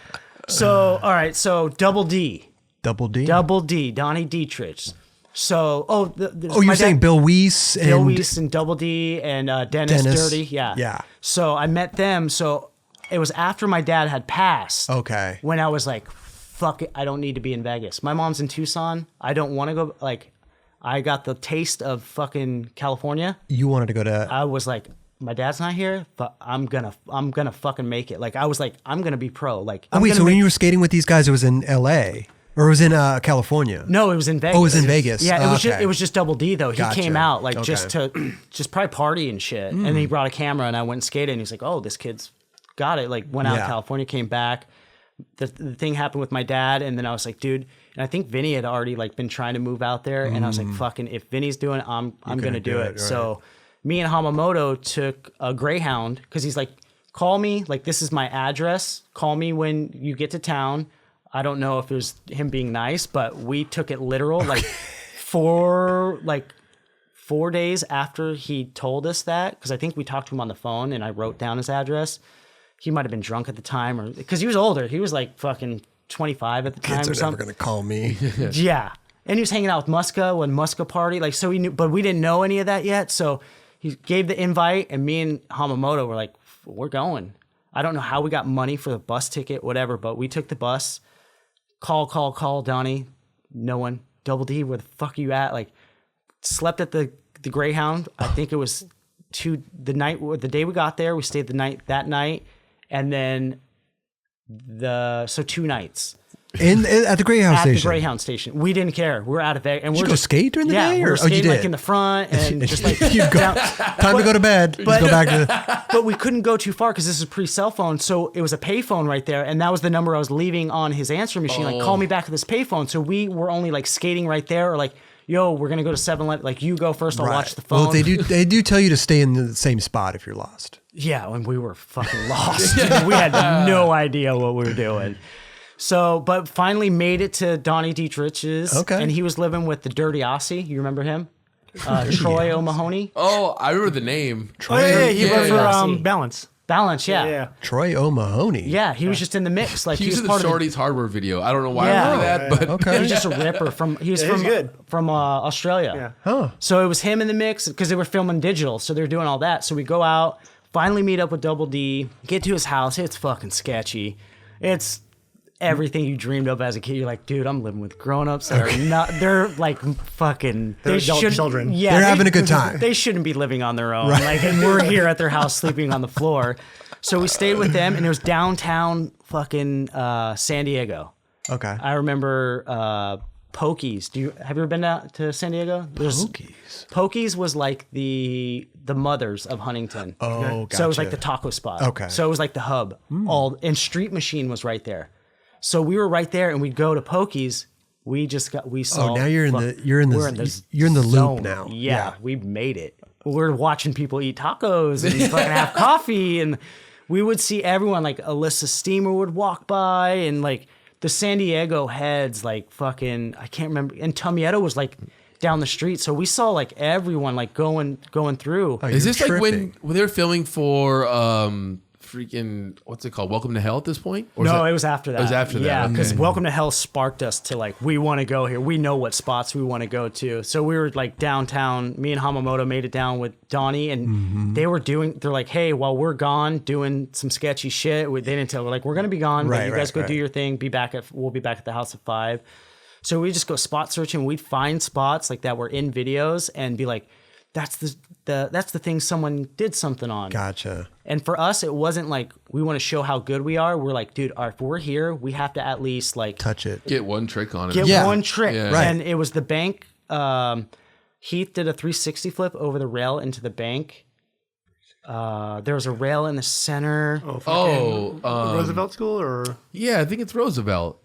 It's like they skated all the time when people would. yeah. Yeah, and there's like a bank to like a bar too. Yes. Yep. It's got like you land on black Black tar. tar, yeah. Okay. So it was that spot. We went there and there's a rail in the middle and Heath did the 360 flip over. We're like, there's no way that's going to happen. And then I gotta do a switch. Joey it or something. There's some heavy shit that went down there. It was like, we're there. We got to like make sure we're here for a reason. So we're like, who did what on the, like someone ended up like, I think someone lip slid the rail. I can't remember who it was. Dude, like, fuck. Maybe Shani Junginen. Shani. In the rhythm video. That was one of my favorite videos. That rhythm, the Genesis. That video's fucking amazing. Soundtrack. Ty crushed Shani it. Junginen. Am I saying it right? Jungwenen. Jungwenen, yeah. I say Shani Jungwenen. Oh yeah, because That's how it you were is. expedition with him, right? Yeah. But I called him Channy for so long. Yeah. And he's like, dude, you've been calling me the wrong name for 6 years. Shani. Shani Shani. Jungwenen. He has his own Yeah. French accent. Anyway. Yeah, but I remember that. Like he like or lip slid it or something, and I was like, all right, I did a lip slide. Hamamoto did a front board, and we're like, all right, fuck. And spots in California compared to Vegas, it's like baby size. Like because we have like legit handrails for old people and tourists, so there's no lawsuits. Yeah. So you go to schoolyards in California, it's for little Oh, kids. and everything's you're like, looking it's small to you. and we're like, holy, this is like a skate park. Like we didn't go to skate parks because we're like, that handrail is like a skate park That's if they funny. built it in Vegas. Yeah. Yeah. So we would just go to spots while Donnie and them were out doing their thing. And we got back to the house and we were telling him shit they were. And he's like, these kids are full of shit. You did not go there and do that on that route. And we're like, whatever. Like, you come didn't out film with- any of this? No, they were out doing like sketchy shit. Like we got there and they were like, we got there. They're like, yeah, you can stay here. Like, but we're going to do something else. I don't know. Because they always had product at the house. I don't want to put anyone on Or they were blast. selling it or yeah, something. Who selling knows? it, Yeah, but yeah. just Sometimes- doing, or just they didn't want to hang out with kids. Like, Right. and it was like weekdays. So like back then it was like we're going skating on the weekend. So that's we might have got there on like a Tuesday, and they're like, all right, we're not going out till the weekend. The weekdays, Sure. Yeah. the skate park to sell their shit. Or Exactly. whatever else, So then did you take them there to show them that you could do Yeah, all this so shit? I think that's what it was. We were going out on the weekday, and then the Okay. weekend came around, and then we went out, and he's like, "These kids are like on it." Like we were just skating, and they're like, and then they would be like, "Do you want to go here?" It was always yes, yeah, we'll go there, we'll go there, we'll go. Okay. It's not in Vegas, yeah, we'll go there, we'll go there, we'll go there. Right. So we did that for a little bit. And started to make connections. I remember seeing Jamie Thomas at spots, and that was another thing that came to mind. I was like, dude, let's figure out where all these pros are going and just show up and rip. not kook, just naturally, but they'll just happen to be on the session. And it's It's kind of how shit happens. Yeah, yeah, true, you got very true. how it's shit kind of happens. get your foot in the door Yeah. without like it wasn't us showing off by it wasn't them doing a crook and then us doing the crook. Right. It was almost like wait till they're done and then kind of like Creep in Creep- and kind yeah. of skate this. we had some etiquette. 'Cause Right, growing up, like at the blocks, you learn like the chaos, like weave your way around, let the big dogs do the big dog things. And Right. so we would do that. And like, we just put it into fruition, like, dude. And I was like set. I was like, I'm going to ride for fucking zero. So we go with Donnie and we start filming. And then we went up to Huntington and met up with Weiss. And that's when I first met Weiss and Dennis. And Dennis was doing like all the editing at the time. Yep. So Weiss would go out with us. And Weiss is the fucking best, dude. Oh my God. He's just like the kid. He's just a grown up He's a kid. kid, yeah. Yeah, he's Yeah. amazing. And it was he was so down. He's into the hijinks that we're in, like just fucking throwing water at people. Like Yeah, dude, sure. we're just just having fun. And we'd go and film, not thinking anything of it. Film. And then he's like, yeah, you guys should stay out here and just start fucking hanging out, meeting. And he would like give us boards. I think he got me 0 boards somehow because he always saw me and he's like, yeah, we'll take care of your boards. So we ended up staying with Double D for, I think maybe like a week. And he's like, yo, you guys got to go. Oh. Like, we thought maybe, and he's like, I didn't really know you guys were gung ho on staying. Right, we're right. we're not fucking leaving, dude. So he's like, all right, I got these guys. They work at Tumieto. And I was like, boing, like fucking toy machine. Boing. Wow. Fucking. Okay. I wanted to ride for zero. Boing now, machine. Boing. I'm going to live at someone's house that works at Tumieto. Boing. Boing. So we get there. He drops us off, and he's like, "This is so and so. This is so." And it was a big house. It was like a house and then a back house, and it was total. It was like a frat house of skateboarders. Okay. Yeah, find a place to sleep. You're more than welcome. We did, and Rent $75. no, it wasn't even that. I guess we got vouched for. They're like, all these dudes are gonna do is fucking skate. Okay. So we're living there, and we're in the back house, and I think they moved someone else in, or just got too crowded, and they were taking care of us. They're like, yo, you know what? Like, go there. There's a guy named Jake. He lives over there. He's cool. He'll probably let you stay in there, and it's like a little studio. It's like the size of a kitchen. Okay. And we're like, all right, cool. So we go over and we're like, hey, fucking, they said, I can't remember his name that worked there. Fuck. He always was listening to Modest Mouth super loud and really? like fucking dancing around in his underwear. Just a maniac. Do you know who the Brian Jonestown Massacre band is? Yep. You know the guy with the big mutton chops that plays the tambourine? Yep. That's what he looked he's like. okay. That's what he reminded me of. Huh. Like just fucking, he was such a character. It's a good band, by the way. Oh, it's one of my favorites. Yeah. Yeah. Brian Jones and fucking. Super good. So we move in to that, and it's like Jake's there, and we like met him in passing. He's like, yeah, it's cool. All right, mate, you can just sit there. And we're like, fucking mate, we're like, what the fuck? So it comes down to it's Jake Brown, but this is before. I think I don't know who he's riding for, but it was like Jake Brown. He was heavy in the mix. Like he knew, like he was having people come pick him up. We're like, holy shit, like that's so-and-so, like picking up Jake. Oh, We're living wow. with Jake Brown. We're in his closet. You were. It literal, like it was like set up like this, and he had a drawstring, and it was me and Hamamoto, like Hamamoto's feet and my feet, like that, just sleeping in the closet.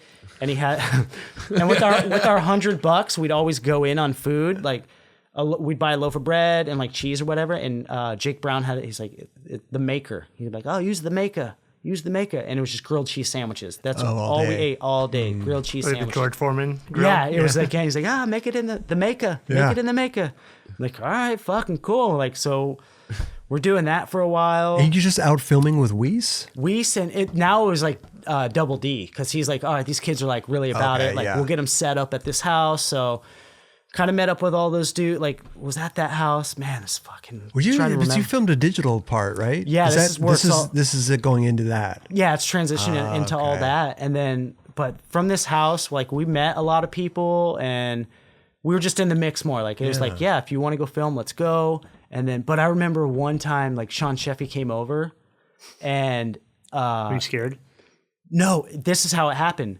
He did come over at first, and he's like, yo, what's up? And we were just like, not scared, because we didn't know the reputation he had. I just saw him, like, remember Goldfish and just his fucking style. I was like, dude, I'm like, fucking what's up, whatever. Beast. He's like, you guys gonna be here for a minute? And we're like, yeah, cool. And he's like doing something in the front yard. He was like right out front or something, and then he comes in, and it was Julian, his son. He's like, Okay. is it cool if he kicks it with you for a little bit? And we're like, we're just watching skate videos or something. And we're sitting on the couch, and he's like in the front doing yard work or something. I don't know. Like, Sheffy? Okay. I don't know. Mowing I the was just- lawn? Yeah. This sounds like Something a with dream or Sheffy living something. there. Yeah, it sounds. Edging the lawn? Yeah. What I'm trying to think of what he could have been doing out front. Or maybe I don't know what he was doing. He was the gardener. yeah, planting Something. roses in the... But we were just chilling with his son, and I was like, dude, this is the coolest fucking. I was like, we're like hanging out, and Julian must have been like 7, like he was young. This is after he ollied over him. In the, in the Plan over B. it. Yeah, so I kind of like I didn't grow up with that Sheffy, but once I found out he was my favorite, I backlogged and I was Sure. like, whoa, he did a lot of stuff, but just cool like that shit happening. Just, you're in it, bro. yeah, in it, and it felt Crazy. good. Yeah. So then we start going filming with Weiss and got into that mix, and then now we're getting to the Ragdoll story. So we make a Vegas trip. I think it was me and Corey Shepard, and it was just fucking. It was like the Blind and World. Fucking Corey Shepard. Casper? No, not Casper. Dalia. No. Aaron Artis. Nope. Fuck. Ronnie He was on Krieger. He was on Blind. It was Krieger's homie. Yeah. Evan Shovelbein. No, dude. Once we say it out loud, we're gonna be like, "Oh, that should have been the first guy." He's like the TM. Spencer Fujimoto. James Craig. James Craig. Oh, James Yeah. Craig. James Craig. It was James Craig and Jason Lee. a couple other. James Craig. James Craig. Amazing. And some of the Red Dragon guys. Oh. So we made our way out to Vegas, and we're doing trips like that. And then I had stayed out there or something. I don't know how it came, but Muska ended up coming out with Weiss, and we're at this rail, the UNLV rail.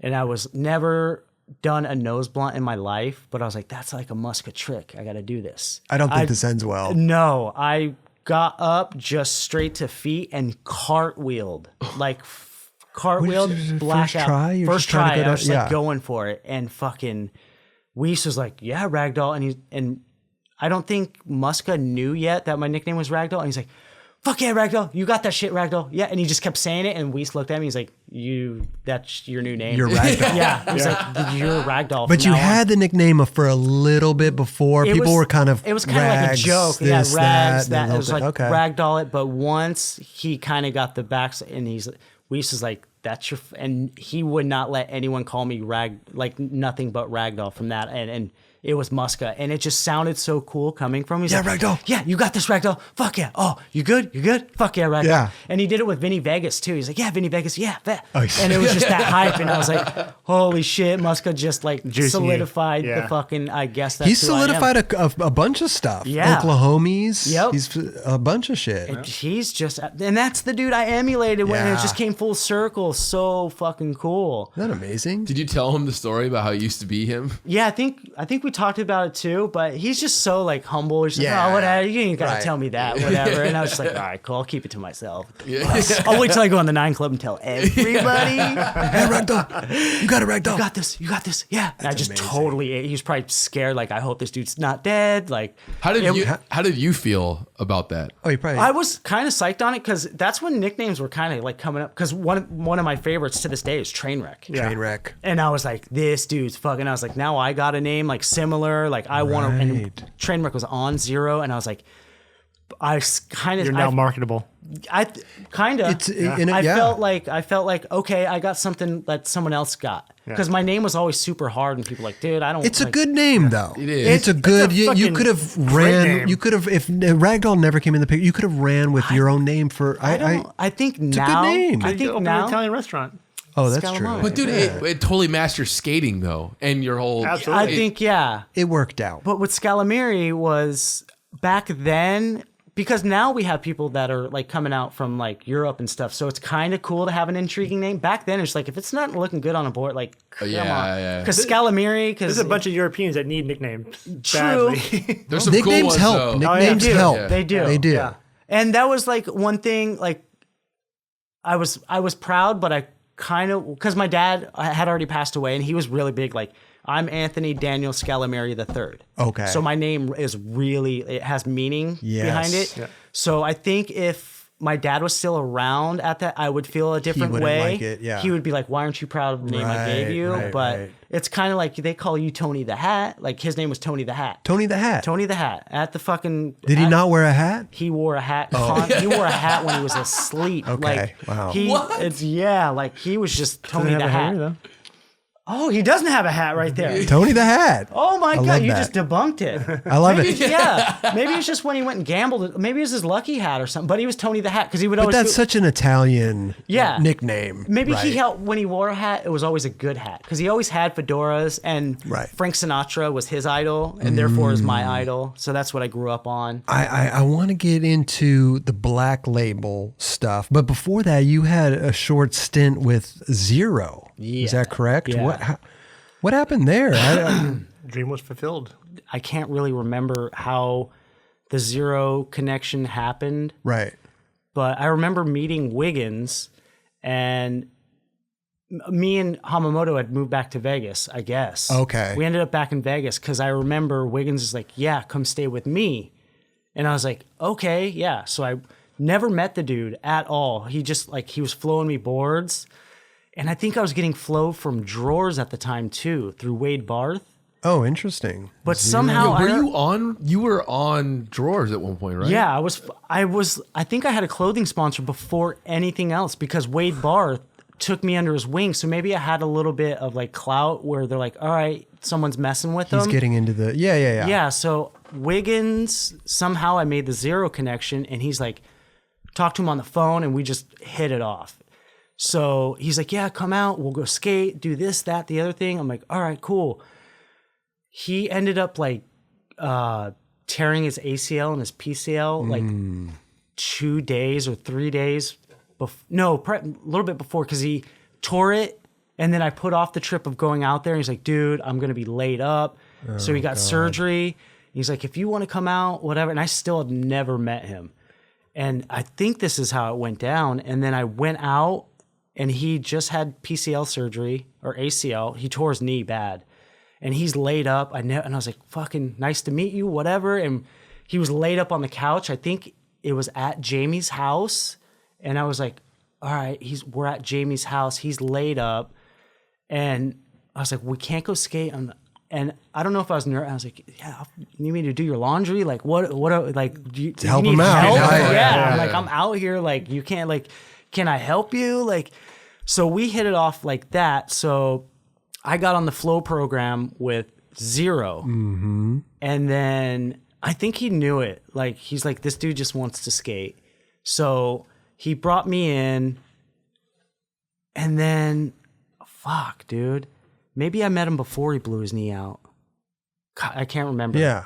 I feel like we had a connection where he was walking around before and I was staying at his house. Because I would go on some missions with Jamie. Like, okay. It wasn't like, we're going to put you, like, you got a chance. It was kind of like, oh, we're flowing you, like, bro flow. Go out and skate. Yeah, let's go skate, like, get on the missions. Sure.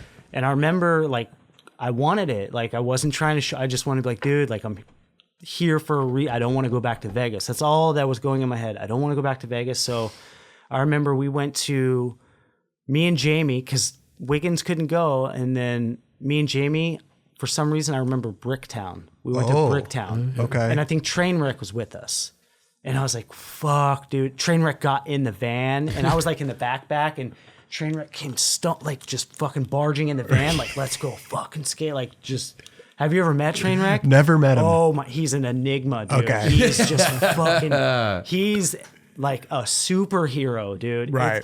So he got in the van and we're going to Bricktown and blackout. I don't know. Remember. I don't Okay. remember. I remember trying to switch frontside 360 the Bricktown 12 and just 10 stair? the 10 stair. Yeah. Yeah. And I was Okay. getting close and close and close and like getting to the point where people were sitting down and I didn't know. I was like, are they sitting down? Cause they're like, Bummed trying, or- yeah. And I was like so in my head, and then I saw Jamie, and he looked kind of bored, and I was like, "Fuck, dude, do I keep trying it?" And I knew I could have done it, but I kind of just gave up. I'm going to ragdoll this one. dude. Yeah. Dude, ragdoll every single time. I was just trying to land on it, and that was the first like because I had been filming with Weiss and them, so Right. but he was like my buddy at that time. But now I was like under the pressure, like, oh, I might get a chance to get on Zero, like.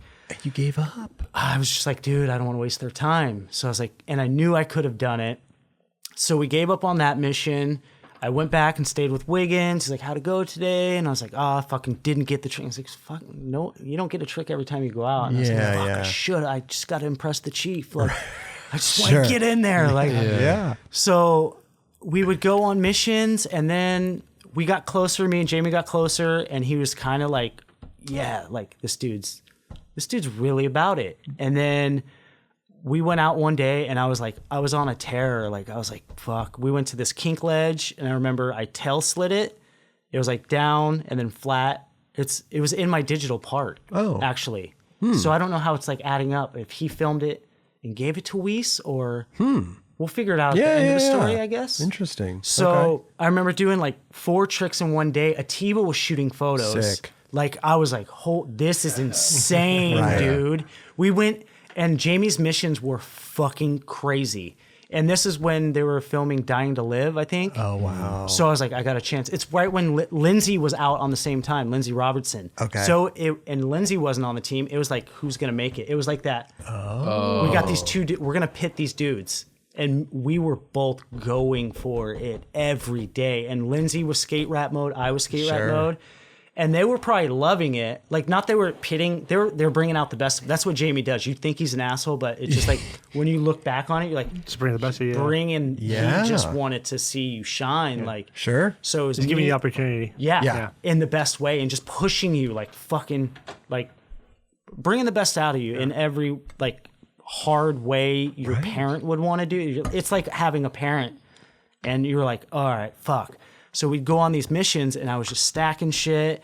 And I remember it was always a fight between me and Lindsay, because it's like one of us is getting on. We never thought like both of us. It's like who's gonna get the golden ticket. Okay. So we were just going out heavy, and I remember going out with a T-bone. We got like the tail slide, and then something else, and like a lip slide on a rail. And then Jamie's missions were crazy. He's like, this was all in a day, and he's like, we're gonna go to Wilshire Rails. Wilshire Rails. 12. Okay. So we had lights and generator. We drove out there God. it was like 12 at night by this time, because we went back and relaxed for a little bit, and he's like, we're going out. And I'm like, fuck. And I was like, I gotta get it. Like, gotta go. And shove it nose grind was my trick. Okay. And I remember I did it. And have you ever been to the Wilshire 10? Wait, frontside shove it nose grind or pop shove it nose Pop grind? shove it nose grind. Okay. So I remember I did it, and I don't know if you've ever been there, about, I want to say it's like 20 feet. It's like, by the time crack. you get to the sidewalk, the crack. Yeah. I pop shove it nose grind, landed, rolled all the way to the crack, and like fell forward. And he's like, no, you got to do it again. And I was like,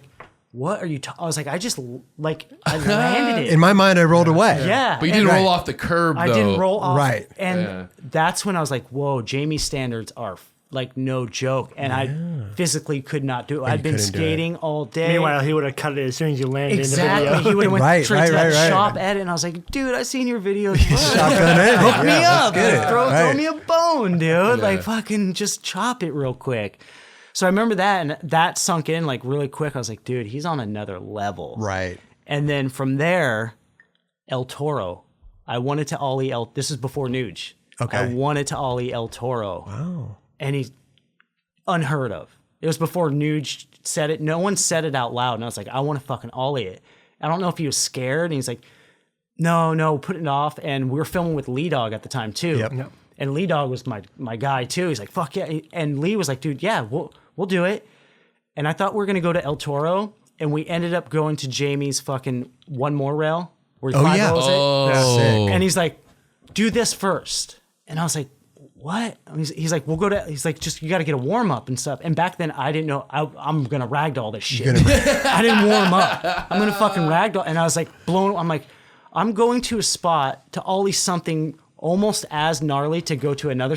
And it was just his word. It was just like, probably to him, it's just like, that's one more clip for the video. Yeah. Sure. But to me, I was like, I want to go to El Toro right now. I have my mind made up when we got in the van. Maybe Jamie wanted to go to El Toro. I don't know. Something, but we went to the one more tri-rail. Was that when he did it? No. This was after. Oh, okay. That's the only thing I can reference. Yeah. I think he's the Okay. only one that really fucked with it back then. Oh. So he's like, just ollie this and then we'll go. And I'm like, fuck. And I got to the top and I was like, okay, cool. I could at least roll away. Am I going to care about it? No. And then, so I tried to ollie it and got down, and I think I just kicked my board out, like rolled. I was like, all right, yeah. I'm like, all right, I'm cool. He's like, yo, let's get a line to it. I was like, oh my God. And I'm like, all right. Was it Lee or Jamie? No, Jamie was filming. Oh. But Lee Dog was like getting second. He was at the end of the rail getting second angle. Who's From telling what you I like, remember, to get a line to it, though? Jamie. Jamie, all right. So he's like, oh, okay, well, we might as well get a line to it. And I'm like, dude, I don't want to do, all I wanted to do was El Toro today. So he's like, let's get a line. And I remember it was just like, we had to make something happen. I was like, what the fuck? I'm just going to blast off this, like, I don't know, it was like an 18 stair or something, super steep, like garbage landing. Like, he's the only one that did anything on it back in the day. He's like, let me just go kill this kid real quick. Like, You probably, but you try like a whatever trick before it, and then you hit the fucking stairs. Yeah. But meanwhile, he's probably already editing your part in his head. exactly. Yeah. And I didn't I wasn't thinking that way. I was Right. just like, I had my mind made up where he's like, dude, if he gets this and then does El Toro, this will be a good lead up. Totally. Let's get a line to it. That's Jamie. He's Jamie. already picked a song out and Yep. editing And if it he in does your get El head. Toro, at least he has this. Yep, exactly. But for me, and that's where I got kind of mad at Jamie, is because at the time I was like, I'm doing this bullshit. I don't want to do this. Right. I'm giving up on trying tricks because I should have asked him, like, but I was too shy. Like, hey, Sure. are you over this or whatever? Should I keep trying to switch frontside 360 this because I really want to get it? Yeah. But I was just like, no, and I was just like, no, you know what? Fucking, I don't want everyone waiting on me. So Okay. from that to wanting to ollie El Toro to go into the 18 stair, and then the line, I was like, fine. I was like, whatever, I'll do it. I thought I could do it. I knew I could do it. So I think I did like a frontside half cab off like a gap, probably like a little gap, and then kick flipped up the curb. Like super quick. And I was just like thinking, because Trainwreck always had those spaz shit. Yeah. And I think that's what Jamie was getting at, because we were similar. Like we were just going for it. Right. And I ollied and I believe I landed on the board, and it was the first time I've ever been hurt in skateboarding. Well, it was the first time I've ever been hurt, I think. I think I might have hurt my ankle back in the day, but being in the mix of feeling like I lost something, like, oh, I'm not going to be able to skate tomorrow. Like, Would you bruise your heel? got shin splints. Ow. I didn't know. I thought I just got shock. Yeah. I was like, oh, I was like, that fucking hurt, dude. And I was like, all right, whatever. I was like, I'll try it a couple more times. Kept bailing, like, because when I ollie, it felt like bones hitting. It's the worst. Oh my God. It's the worst, And yeah. I didn't know what it was. And I was like, dude, my fucking legs hurt. And he's like, dude, you're jumping off the big thing. And I didn't explain it right because he thought like, oh yeah, just a big drop, I'm hurting. And tried it again. I kept crumbling. And I was like, dude, I physically gave up. Like, not I could do this. It's like, I can't. Like, I'm hurt, dude. So we're done with that. And now I'm thinking I should have been hurt doing El Toro. Like, if I'm going to have shin splints, it should have been El Toro. Right. Kind of got sidelined in my mind. Like, fucking, he did, like, why did he do this? Like, and I was just pissed. And I was hurt where it was to the point where, like, I got back to Wiggins because I was staying at Wiggins's house. And he's like, you good? I was like hobbling. I was like, I don't know. I was like, dude, my fucking leg. I didn't say my shin. I was just like, my legs. And he heard about the trick I was doing. And he was like sore or whatever. And I was like, dude, I'm not going to be able to skate. So I went back to Vegas and just chilled out because I had family out there still, like my sister. And I remember healing up from that. And then I would go back to San Diego because there was a little compound where this guy Gecko, like all the Alabama dudes live. This Gecko, dude, you remember Misled Youth? This is a cool little backstory. Yeah. The guy that sacks the rail that doesn't even touch in the beginning montage. The last trick, he like sacks the rail and like goes forward. There's this kid named Gecko. He's from fucking Alabama. So I ended up moving in with him, and I was like, dude, I'm living with another famous person. Sack the rail, dude. You're that dude. You were in a Zero video. Right. Fucking A. It's like a viral moment. Dude, yeah. So I was living at that house, still on the Zero program. Okay. And I wasn't bitter at Jamie. I was just like, it was just like that, fuck, dude. It's a lot. Yeah. And then we never got around to going back, but I went back to San Diego because Jamie was going to take me to Tampa Am. So it was me and Lindsay, Bobier, we're all going to Tampa Am. And I was like, okay, cool. Like, all right, get over fucking, I'll do El Toro when I get back, whatever. Sure. Thought I was good. Get to Tampa and warming up. We're at the park, and I've never been in it. From Vegas, we didn't have any skate. We had one skate park. It had a flat bar and we called it the driveway bank. It was a slant. Okay. It was fucking. You didn't even get speed rolling down it. Right. Like you had to like push down this thing. It was terrible. First skate park I go to, it's Tampa Am, flooded with people. I'm like hungry kids, dude, and I'm like, I don't know how to skate transition. I've dropped in every once. Braden had like a half pipe at his house and like some little transition, but then going to Tampa Am and there's like a 6-foot quarter pipe with an extension. And I was like, oh my God. I'm like, all right, well, there's a handrail right there. I'm just going to focus on that. Right. Crooked it, did like the basics, and then tried something, jumped off my board, shin splints. Oh no. Right back. And I was like, oh fuck. And I was like, didn't know what to tell. And I was like, dude, my fucking I told him, I was like, dude, my legs hurt. And we went to go skate. We wrapped up at the skate park and went to go skate street, those blue rails in Florida. Oh yeah, everyone skate. We went the there. round ones. Yeah, yeah, and it was like an 8-stair. And I remember like trying to muscle through it. I'm like, all right, I'm going to warm up on an ollie, try to ollie it. And just like my legs would not hold me up. Like it hurt so bad. And Jamie, he looked disappointed. He's like, what are you talking about? Like trying to maybe trying to bring out the best of me. Like thought I was nervous, trying to like egg me on to like, come on, dude. Like just get your wheels in motion. Like just get rid of the nerves. But I was literally hurt.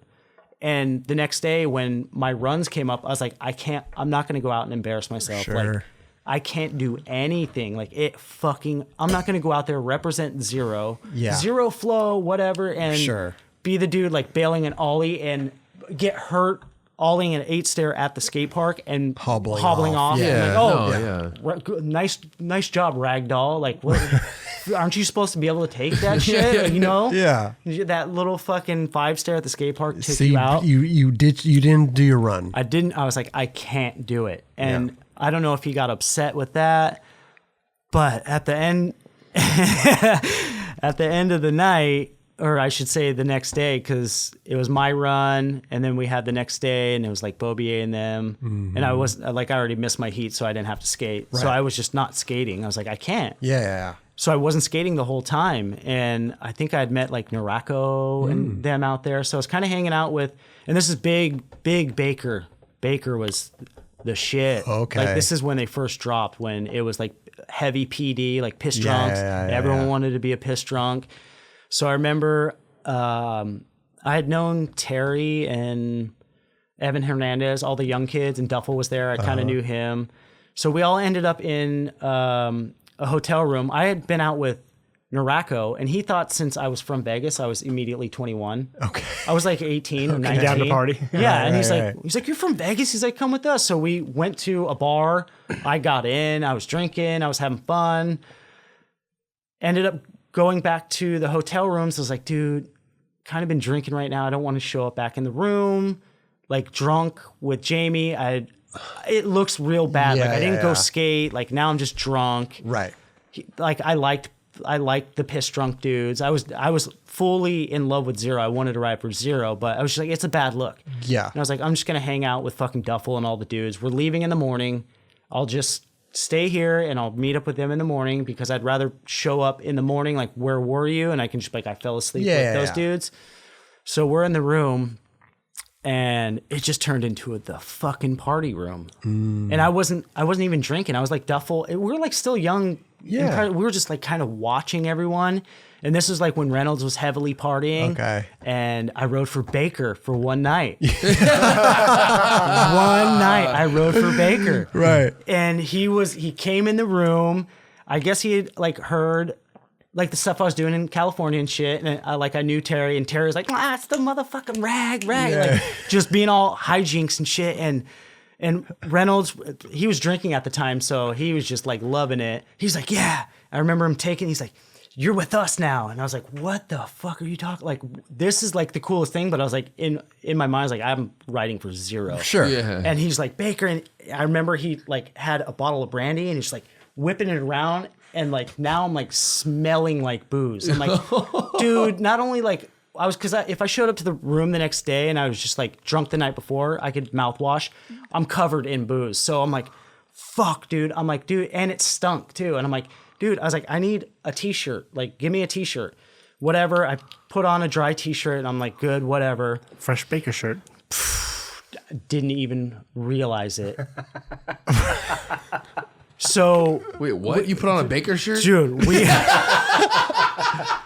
he just threw me a shirt, and we're in the middle of a party, like, and I just put on a shirt and went back to just hanging out with everybody. And then I was like, oh my God. I'm like, we got to go to the airport. I was like, I'm going back to the room, dude. Like, and it was like it was like probably like 7 a.m. I was like, I can shower off the smell like real quick. So I go to the door. I'm like fucking panicking. It was me and Bobier sharing a room. And I was like knocking on the door. And then Jamie was in the next room, like how the hotel rooms have that door. The door. Yeah. Fucking door of doom. knocking. And I guess I was knocking so like weirdly, Jamie thought someone was knocking on the middle door. Okay. From what I thought. Bobier answers the door, and he was just like, what the fuck, dude? And I see Jamie behind me giving me the same eyes. I'm like, what? I'm like, we didn't miss our flight. Like, I thought like I made everyone late.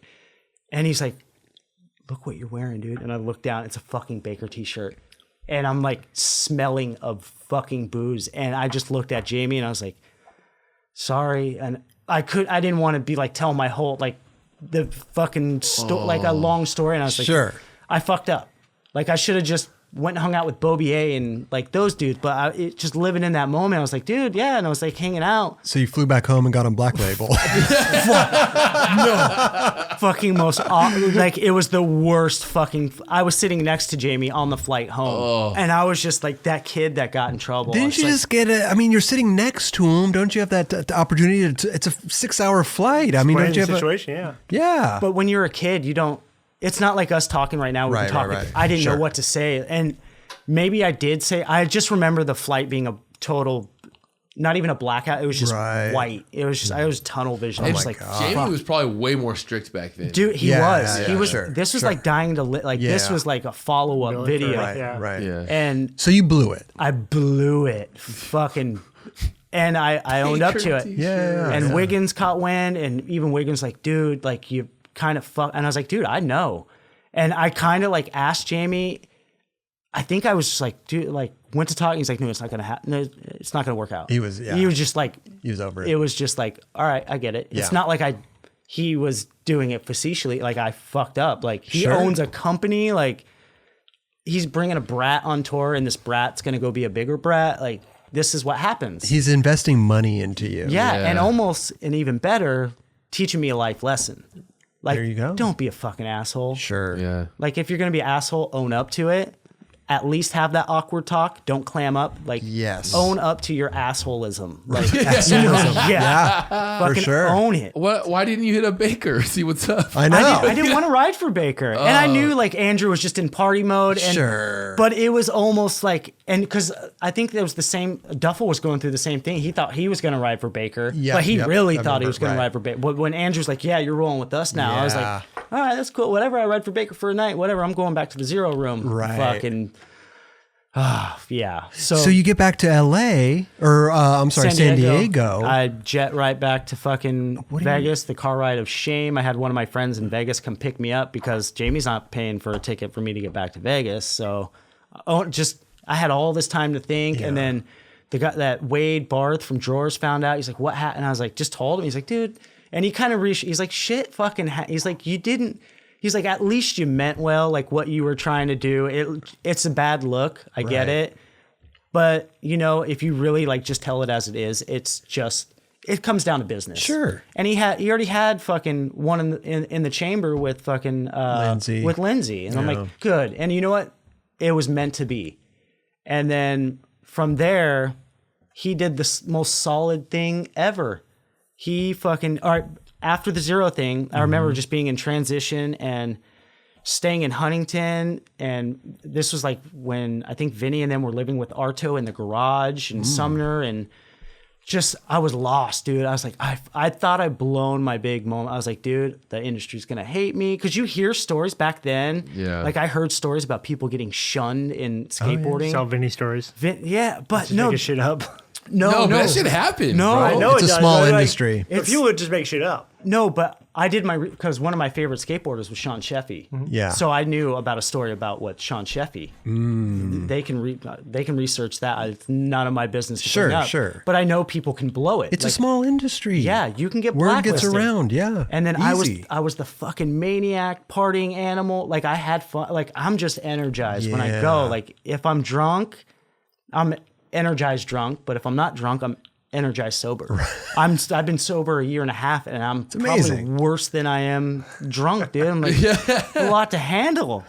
Like so from that, like What did you do? He said he did something solid. yeah. So I was like floating around Huntington, and I remember getting a box from like 151. Oh. And yeah. I was like, oh fuck. I was like, I already learned that lesson. Like, I don't want to ride for shit just for free. Like, I learned my lesson through Osiris. There you like, go. Yeah. And I was like, and they had devil graphics. And I was like, and I can't remember. I don't know if it was Al Partnett. It was one of the guys. He was like super hyped. And I was like, dude, I was like, I can't do it. I can't see myself ride. I was like, I can't ride this board. Like, It's just evil shit. It's not what I'm. It's like a different evil. Like when you look at 151 to 0, it looks like a cartoon, like 0. Yeah. Sure. So, but 151, I was like, I can't do it. Like Yeah. I'm so glad I did that, because I ended up and I was like, what do I do with these boards? And I didn't know about selling them at the time. And he's like, well, whoever's into that shit, and my buddy LJ and all those dudes, they were all like heshing into Thrasher and shit. And I was like, dude, he was letting me stay at his house. And I was like, dude, rent right there. I was like, can I kick it? He's like, dude, you can stay. Fucking hell yeah. Jamie, all the stuff I was filming with him, he had sent it to John Lucero. I think it was him and Wiggins sent it to John Lucero. Sick. And I get a phone call from John Lucero. I didn't know. I didn't even really know what Black Label was. Okay. Like it was never on my radar. Yeah. Like the video, I don't know what video. I think when he called me and he gave me the opportunity, and then I think I went in there because it was next to Costa Mesa. It was in Costa Mesa. I was in Huntington. So he's like, yeah, come over, get some stuff. I think they were in like Giant or something. Or they're in a warehouse. And I was like, these graphics are cool. Met John. He was cool. But Jamie sent over the footage. And John was like, I like this kid. Amazing. Yeah. And then from there, John, he's like, yeah, I'd like to give you boards, whatever. And I was like, all right, this is kind of cool. I can dig Black Label. And I didn't know who John was. And that back then you couldn't Google. So I couldn't be like, what company is this? So I like found the Black Label video, and that's when like Jason Adams was like skating to the fucking Fiddler on the Roof. Kid, yeah. You got to do your own research. Yeah, and it's fun when you love skateboarding. Yeah. You're like, oh, what did I miss? And I was like, I missed this video, and it was Adam Alfaro. Okay. And I was like, fuck yeah, I want to be a part of this. So team. now the spark. It was like that zero feel. I was like, I want to ride for this company. Like, let's fucking do it. Dude, Adam Alfaro, man, he brought some new spark to fucking Black Label. He's the first one, because I guess before that, it was just all kind of like tranny dudes, and Alfaro was the foot placement of bringing in Melcher and Ben Gilly and all. So those dudes were already there by the time I was like the missing piece of the puzzle. Okay. When I'd been filming with Double D and Weiss and all those guys, all the digital shit, we put it, and I think it was some zero footage. I think Jamie let us use we had a big premiere for digital. I can't remember which. I think it was Fokker or something. Oh. But it was at the Oakley Theater, and I was like, my first video premiere is so fucking cool. And John showed up. John and Tom Meow showed up, which was the team manager. Okay. And they're like, you're fucking on. Oh, wow. I was like, cool. I was like, all right, this is fucking. It all made sense. And then started meeting the guys, and then we went on a road trip, and then that's how I met Melcher. Yeah. And me and Melcher were just bonded at the hip immediately, which was crazy because not that I was I like to drink. Back then it was like beer and skateboarding. Like that's what you did. Like it was part of what you did. You weren't like, oh, you're an alcoholic, like you're going to sabotage your career or anything. Yeah. You know, it was just like, no, this is You're just partying. beer and band. Beers and skate. Yeah. Sure. And Melcher has never done drugs or drank in his life. And I was like, this dude likes hanging. It was just like the opposites attract type of thing. Yeah. And I was like, cool. Now I have I never even met him. Like now I have a best friend. We were going on all these trips, filming, like, cool. It's all coming together and steady filming. And I don't know how it came about, but we went on one trip, and I think we're in Sacramento. And that's when we had someone that rode for Label that was part of like the Tilt Mode Army. I can't remember his name. Ricky Espinoza? Yeah. So we went up to Sac, and we went there, and we had a good time. It was, and the Enjoy dudes, or no, it wasn't Enjoy. Was it Enjoy at the time? What is this? We just knew it was as Tilt Mode. We went to the Tilt Mode house. Yeah, it was like it was Louie and all those dudes. We met all those dudes, and it was wild, dude. Yeah. Like they had a good time. Like everyone was dressed up all weird and shit. It was, and I was like, cool. We had a good time. We partied. Sure. And we had a good time. And then I remember like having that like Jamie moment. I was like, did I have too good a time with those guys? Right. Did I have someone like, because I was drinking, like I don't know if I blacked out, and I said, ride for Enjoy? I ride for Enjoy now. Like Louis put me under his arm. He's like, you ride for us You're now, with kid. us. Yeah. Welcome to the Panda Club. Like fuck, dude. But I remember because we got back, and I never like said anything. I just had a gut feeling. I was like, did I just like have too much fun with those dudes? And nothing came about. And then we got back to Huntington or somewhere. I don't remember. I was like just couch surfing. So I was like everywhere, just whoever was skating I was staying with. Right. And I get a call. I guess I had a cell phone at the time, and I get the call, and it's John. He's like, hey, or no, it's Nagy, the guy that edits the video. And he's like, hey, you got to come in the office. John wants to talk to you. And I was like, fuck. I was like, here we go again. I was like, I'm getting a sit down. I'm like, he's gonna be like, yo, like in my mind, like We're giving you a pro board. Like I'm off. Like I'm off. I thought I was off, and I sit in his office, and I was just like, what's up, dude? He goes, yeah, we're thinking about turning you pro. And I was like, what? Wait. You're like, I'm so used to bad news. Yeah. This is good news. I didn't want to accept it. I didn't have a reaction. I was like, what? He's like, yeah, we were thinking about turning you pro. And this is before Blackout came out. I was just about to say, this is, you're only on the team for what? Like 3 months, 4 months? Amazing. Yeah. But he saw it. Like all I was doing was skating, and I Yeah. had shit stacked up, and Grant Schubert, the filmer, like me and him, strangers to best friends, out every day. Oh, so you're already filming for Oh. Blackout. You probably didn't even know we it didn't know yet. it. He's like, go out with our film. Because I remember he's like, meet Grant. He's the guy that's going to be filming us. Yeah. He's on board with us. How long did you film for Blackout for? Once you knew that it was like a year, maybe? Once a couple I years? knew, no, it was, I want to say a year. A year? About Okay. a year. Okay. I'm bad with like. No, time but frame. it makes sense though. Like Yeah. Blackout's gonna come out and he's turning you pro. You're Yeah. filming for it, but you don't know you're filming Yeah, for it. it was so maybe basically- it was Stacking clips. Yeah. Yeah. Because back then it was magazine. Like you didn't even know what you're doing till the person tells you what you're doing. Sure. So I guess when it came about, like me and Grant were just going out stacking clips, and he's Okay. like, yeah, I want to turn you pro. And I was like, all right, I guess I have to really go for it now, because I was, from that moment, like I was like, okay, I think I can do this. Like no one's ever seen me really skate. I had the digital part. Right.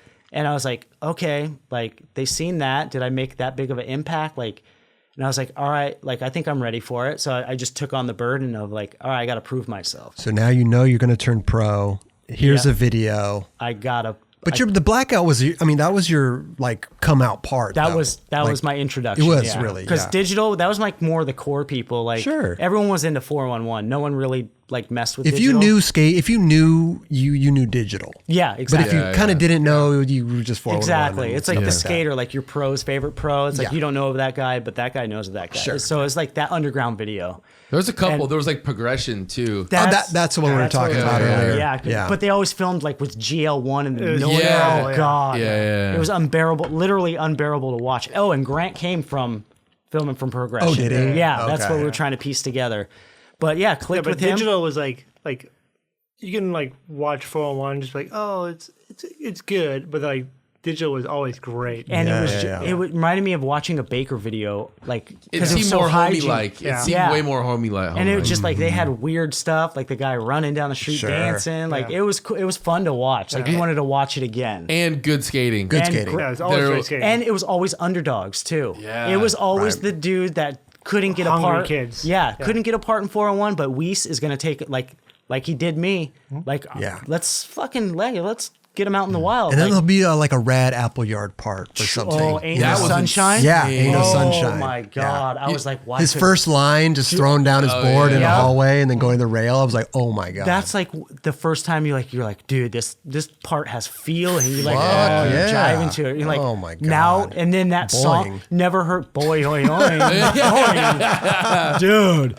Yeah, and that's Yeah. like you heard that song, and Mark Appleyard skating to it, and then that's your favorite song. You're like, who Oh, the yeah. fuck? Yeah. and now he's your favorite skater. and that's Yeah. favorite, Yeah. totally. Dude, But yeah. he was out at that point, but like that came more just. It gave you something like It gave you feeling. It gave It gave you feeling. yeah. 'cause Like that was probably just his leftover footage Yep. for It totally something, was. you Yeah. know? But it was so good. Though. Yep. Back healing gaps and just, oh Dude. my God. Just that chilling, chilling, too. dude. Yeah. And you know what's tight too is I watched digital back then, seeing Stefan Janowski for the first time in that. Like Oh, when yeah. when he first came Yep. out, and he was at that point on Expedition. But thank you guys for making that video. Yes, thank you, Weiss Weiss. and Dirty. Dirty. Yeah, Yeah, Dennis. Dennis, amazing. thank you for doing that. Double D. Yeah. It was a big part of getting all those dudes. Yeah, so he took on the underdogs. Right. and to help you. That's fucking Dude, amazing. Yeah. that I owe a lot. Like, if not, I can't say everything because everybody was a part of the puzzle, Sure. but they really, really fucking Put you on that. put me out Yeah. there. Yeah. Yeah, It's they gave me amazing. the chance to make those connections. Like, Yeah. And yeah. And then Black Label comes out. I mean, The video blackout. the video Blackout. Yeah. So before the video, this was back. Do you remember the time in skateboarding when it was clicky? It's always clicky. No. It was different back then. Yeah, it totally if was. We would show up at like Lockwood to skate and see like the girl dudes, and Yeah. we're like, we're not skating. Right. It was like no, we're not doing that. Yep. And then no, we're not doing that because it was just. It totally was like It that. was just. It was. No. Yeah. And anyone like that doesn't know what we're talking about. It's just a feeling like if you grew up in that time of skateboarding, you know what I'm talking about. Right. Because you only saw these dudes like in the magazine or videos. Yeah. And there was no social media. So it wasn't no way to communicate with them. You didn't have to be friends with them. You're not on the same team. Why do you need to be friends with them? You know what I mean? Right. So before Blackout even came out, I had my pro board had already come out. So I was already like, who the fuck is this? Like, who does this dude think he is? Like, he's got a board. He's already pro before he has a video part because no one's seen digital. And it was just like, oh, fuck. And then This was the vibe you were getting. this was the vibe I was definitely getting. And you had the name Ragdoll. And Ragdoll. Yeah, like it that's was true. It was like a joke. And I was like, I'm owning it. Like, I'm not going to back down. Like, I already backed down at Bricktown. Like, I know that feeling. Yeah. I'm not backing down now. Now, like, I'm going to fucking prove it. So I was already pro before Blackout came out, but John knew it. Yeah. I was there to prove it. And everyone was just like, oh, joke. And the tricks I was doing, like firecrackers and shit. A lot of firecrackers. Yeah, in the Spicolis. Yeah, circus trick. Oh, doing goofy shit. And I'm like, what? You're you not definitely- doing it. But you look back at it now and you're like, that was fucked up. Yeah. Dude, the Century City double set, fucking Ollie to Yeah, fire. and Wasn't that that the Century City fire? Yeah, the when the Gino Switchback 180. Marble Ground. To Marble Yeah, Ground. Marble Yeah. And funny story about that is I had been firecracker. That was the first ollie out firecracker. I guess John pointed. He's like, "That's never been done." Oh, seriously? That is amazing. And I was like, "What?" Like, I went there. The only reason why I got that trick is because I couldn't do tricks down. Let me just I'm land on the stairs. Land on the stairs. Right. I was like, I've done it downstairs. I'm like, I'm gonna, because I never really flipped my board or anything. I'm like, what am I gonna kick flip it and like be like on top of the world and everyone else is Yeah. like, fucking good job, dude. Like, didn't Gino switch flip it or something? Like, Yeah, Switchback 180. yeah, Oh, just floated it. ridiculous. And I was like, all right, gapped firecracker. Wait a minute. So you were here. You were hearing, but also feeling Yeah. this animosity, I would say. Yeah. Like Well, because Black Label's nothing to sneeze about. It's a fucking great company. and I didn't know is that this dude? because and Black Label, a lot of people held it to a big Sure. regard. Like it meant a lot. Big I didn't standard, know. yeah. Oh, High it was standard. like the blue collar brand. Jason Dill rode for it. Yeah. Gino rode. Yeah. I didn't know any of this. This is all before my time. And then, Yep. but I was down. Like I loved Lucero, and I was like, "This is." I'm riding for this. Was it company. ever a time where you actually then felt you were accepted and all that stigma was gone? No, that lasted for a long time Really? because I remember like we were at the Trans World Awards, and I don't know if it might have been after Blackout came out. And talking about the click stuff, Yeah. everyone's part. It's not trade show. It was, I think it was Sight Unseen or something. It was one of the Trans World Awards, big deal. They always play the video. and Yeah. everything, right? Is it that's it? Yeah, transfer. Yeah, it was at the Yeah. Henry Ford Theater. Oh It's yeah, a big yeah, deal. yeah. Like, it I was was- probably there. Yeah. Oh, I think you were. Yeah. It fits into the puzzle. Did I say? Uh-oh. Okay. But in a good way. Sure. This is just to give people a reference of how Yeah. skateboarding was back then, like the clicks and stuff. Mm-hmm. I remember it was us, and it was like all the Vegas kids, and we're all like the punker dudes, but we're all like on different companies at the time or whatever. Like, Mm-hmm. and it was Robbie McKinley. Oh, wow. So he was on a good one that night. And That's weird. Yeah. Yeah. So he was just like saying, like calling us all out, like, cause it was like me and Matt and Vinny or something. And he's like saying piss drunks or something to us. And we're like, no, I'm like, I think you got the wrong dude. Like, Right. we don't know what you're talking about. And then he just like getting more angry and I was like, what? I'm like, fuck you, dude. Like, what are you talking about? And it was almost just like mocking us, like wannabe piss Sure. drunk guys. And we're like, all right, whatever. And we're not going to we're not like, you can't just call someone out. Like, Yeah. etiquette and skate etiquette, but then there comes like a human etiquette. We're Of like, course. all right, are we gonna fight? So I was like, approached him, and before anything could happen, Rick Howard came out of nowhere and just popped me right in the nose. No way. Yeah. Out of all people, it was Rick Howard. He's got big hands too. And Oh, dude, he's quick. Must have hurt. Because he just like came out of like somewhere like that. It was like a bopple. It was like, what? And I got hit in the nose. Just and a little like boop. yeah, like a little on the bop. nose. Yeah. It wasn't like we're gonna fucking Right. rumble. It was just like all right, stand back. And I got punched and I was like shocked and like fell back and I grabbed like one of those plastic tables and I was like, we're setting it off. And like threw it. But nothing really happened. It was just like we were a little drunk. He's drunk. It just happens. Sure. Like, I think we ended up at the bar at the after party all together. I'm just like, whatever, water under the bridge. Sure. But if you're I went to the Santa Monica courthouse one day and he was there and I was like, nah, let's not even get into it. Like, you probably didn't even remember. yeah, exactly. And I Yeah. was like, I don't even know what it was about. Like, but yeah, I felt that weird stigma of like being a sore thumb and, like clicky. There and used then to be like, if you were fresh, you were over here. Yeah. If you were like Hesh, you were over there. there was never, 100%. and it was just like, if you 100%. didn't ride for our team, we don't have to be friends. I feel What's like those the point? dudes, like the Girl in Chocolate. I love Girl in Chocolate, but like, and Alien and those dudes, but they knew they were the shit. Yeah, They and knew they rightfully were- so. Yeah. Like I just got punched by the dude that was in Goldfish. Fucking boing, dude, a win. So it was never like animosity, but it was just that feeling of like, yeah, people think I'm a joke. Whatever, it's cool. Like Sarah backs me, Melcher backs me. Like it's cool, and yeah. So getting to the point of being accepted, it never really happened because. This is like when I was hanging out with Nuge and we had all the Hellrose guys and all those guys. And then from that, it was like even we were getting like hate from some of like the Baker dude. We were called the Baker Fakers. And it was just like, dude, what the, like, we're all just trying to like fucking skate. And we have a posse. It's Hellrose. It's us doing the same thing you did. Like, it's our crew, your crew. Like, why? And then soon enough, we all kind of blended in and got that camaraderie. Like, Well, once Justin Roy got the job at that warehouse. which one? No, this is way before. Justin Roy was still riding for like, I think Hollywood. yeah. okay. Yeah. Yeah. Because it was kind of like Hollywood was the fake Baker. Yeah. You know what I mean? Right. And rightfully so. It was, they like everyone. Well, wanted to- everyone's fresh, and then here you got the Hesh over here, and then you got this other Hesh, and then now this original Hesh is saying that you guys are fake Hesh. Sure, and- yeah, it's fucking the Muska mix-up. Yeah, Right. Dude.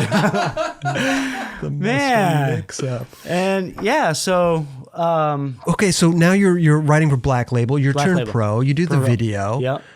You're on Black Label for what? 3 years, maybe? I think it was 3-4 years. 3 or 4 years. And yeah. then what happened? Pig Wood starts up. No, there was a transition before. Oh. So I go into the office to Black Label. Everything's going good. with Oh, Black everything's Label. great. Right. Everything's great. And except for when I went into the office and they had been doing like cuts, like budget cuts. Oh, okay. And kind of cutting people. And even at Label, there's like some animosity towards me with like Gagney and Was still part of Giant. yeah. So a lot of those dudes. Were you saying there was like the older pros were kind of tripping on the younger dudes? Yeah, they Oh, were okay. like, who the fuck is this asshole? He don't even know what we're about. It was like Grosso, like how Grosso was Yeah. like, fuck this jerk Sure. off. Like, get out of here, kid.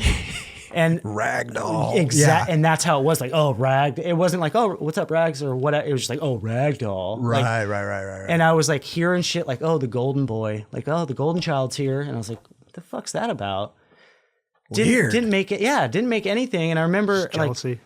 yeah, it was just like I wasn't trying to take the shine. It was like, dude, I'm doing my thing. You Like, just we can, loved skateboarding. That's You it. were just Like- trying to skate and do your Yeah. thing. It was, hey, when people saw tricks of you, it was so different from what was going on that it probably got the older dudes jealous because you're getting some shine Yeah. on some skateboarding. They're like, and fucking firecracker? What the fuck? I Like, think more than I think I just couldn't ollie the stairs. I think more so it pissed a lot of people off. Like how I had that moment where like, oh, I don't have to be hip hop. Where other people are like, oh, I don't have to do the like I could just like go try and do something unique. Because I would go to a spot and be like, so and so did that. I'm gonna fucking Go the other way. Yeah. go the other way. They there's a fucking You square. were I'm going find a against the circle. norm. But not intentionally. It wasn't my point to be like, I have to be this dude. It was just like naturally, like, You were just doing I your can't shit. ollie this. Yeah. I'm going to ollie the firecracker. I can't do. which, by the way, guys, is way gnarlier. Yeah. Everyone listening, dude. ollie to Land on the firecracker. stairs. Ollie firecracker the triple set. The triple set. Yeah, that was on our That's little thing. fucked. And no one's even seen that. That came out in like a tour video in the skate mag or skateboard mag. And I know, hey, when you came out, skateboarding was all of it was kind of the same. It was like Yeah. who was doing the freshest shit, who Yeah. was nollie crooking a handrail. Yeah. And then you came out. It was and, like Fancy Lad before Fancy Lad. yeah, and it was just like people, it was a whole different spectrum of skateboarding. And see, for me, it was that moment of ollie out firecracker. I can't do anything else. Like the Hollywood 16, like the jump to the board. Yeah. That started out as a joke with me and Shad. I'm like, dude, I don't want to do anything. Like, I don't want to do anything down this. Like, and I was like, what if I just jump on my board? And he's like, for real? Like, and he got like, whoa, that would be cool. And I was like, yeah, are you fucking with me right now? He got his camera gear and we didn't even have a filmer. Like, this was like fucking, I was like in LA or something, but I was in a band at the time.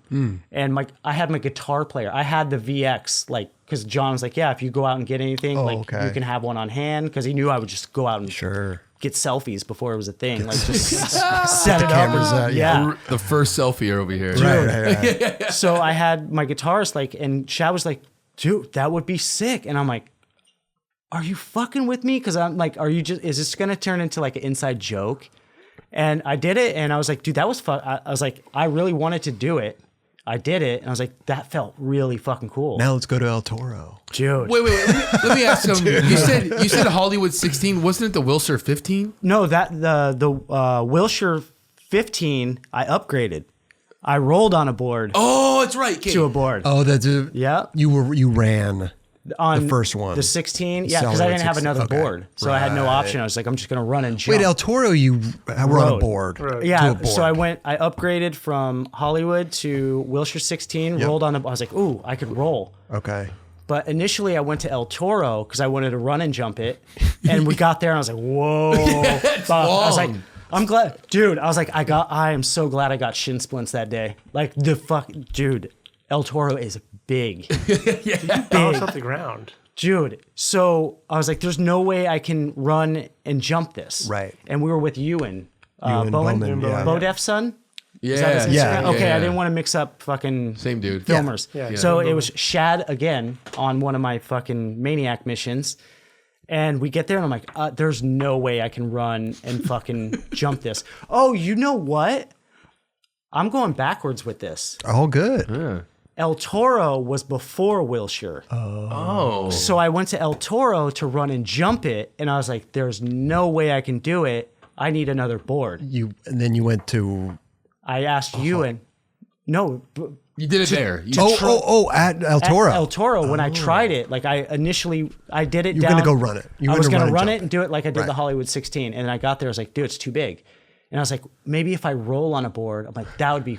And I didn't ask anybody at this point. I was like, this is what I'm gonna fucking do. And I was like, fuck, I don't have a board. And Ewan's like, I got a board. I think he might have been joking. I was like, let's go. And set my board at the bottom, which I should have like opposite. Right. So I'm riding his filmer board, Oh, God. in loose trucks, big wheels. Going fast as fuck, probably. Fast, dude, so fast. And El Toro, it's kind of like a wind tunnel, so it's like got a little breeze up there.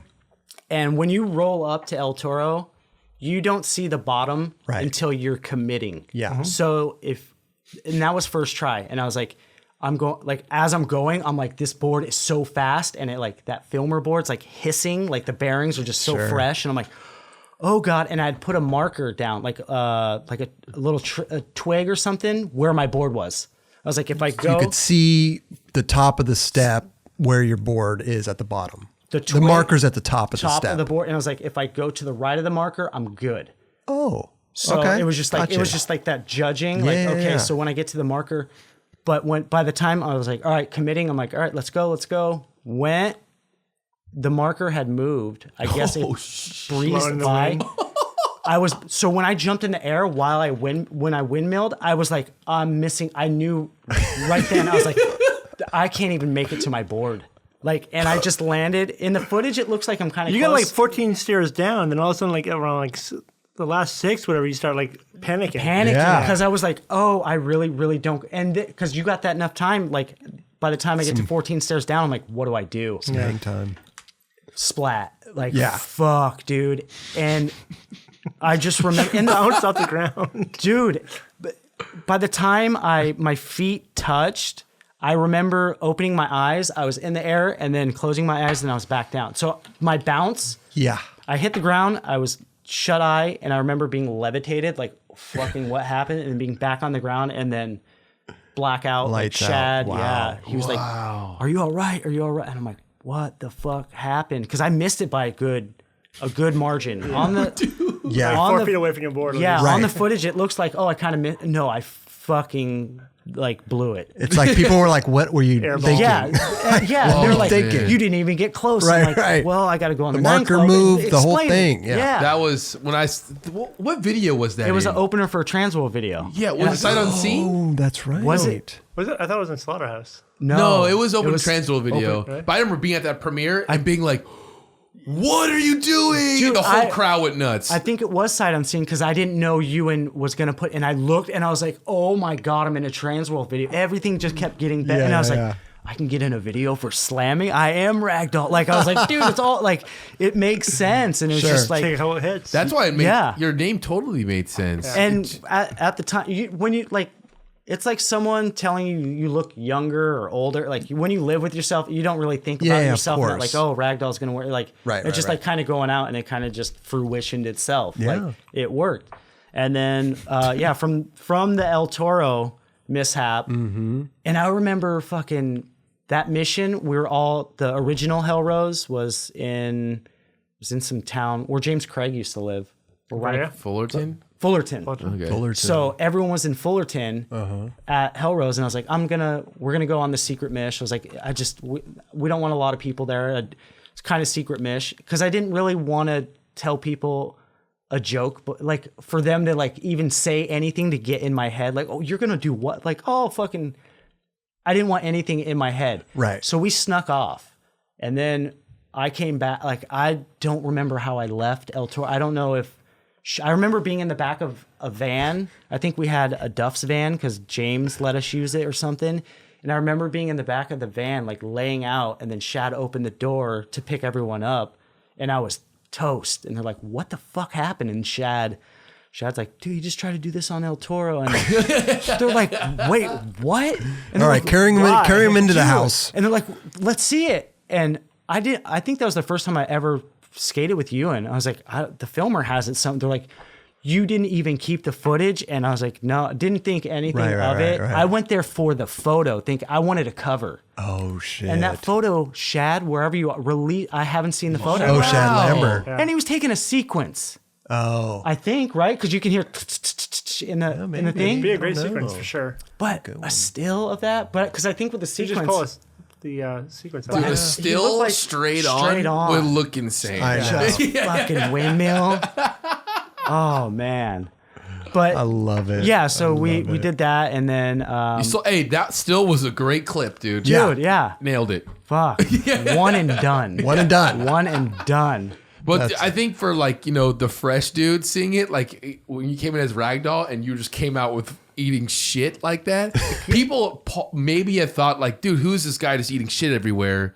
Where's his skating at? And they didn't really look into it too much. Yeah, You and know I what think mean? that, and fair enough, because I don't think my part had dropped yet. I think Here's just this dude. jumping off shit, Right. not clearing, landing in stair, or like not, but because it was before the ollie out firecrackers, just like the dude that rolled downstairs, like Who's this hairball guy? yeah, yo, Aaron Harrington. Just make up names. Oh, that's a nickname though, Aaron Harrington. I think Yeah. Airball? Hairball. Hairball. Hairball. He wrote for Zero. He was in Thrill of It All. That's not Aaron Harrington. That's Oh Aaron no, Harrington. Harrison. Harrison. Aaron Harrington's the dude in New York. Yeah, That writes for his name was Pollard. Hairball. Well, what happened with the Label. Label. Yeah, so I don't know. Like there was budget cuts, and That's right. You were saying. I remember going in the office to talk to John about something, and maybe it was me. Like if I was worried about, or maybe I was just inquiring, like what's going on, because I don't know who they released for. Maybe they kicked Jubb off first, and I was like, where's like wondering what happened. Oh, it's fucking. This is cool too. Lance Mountain was it? This will take 2 seconds. Yeah. Lance Mountain was in the office, I think, at the time when I went there, And John's like, oh, have you met Rags? And I was like, I'd never met him. Like, oh, what's up? And he's like, oh, I'm Lance. And he's like, yeah, we met before. You hit me with the table. He was at the Transworld Awards. Yeah, I threw the table and it ended up hitting Lance Mountain, and it came back full circle in John's office.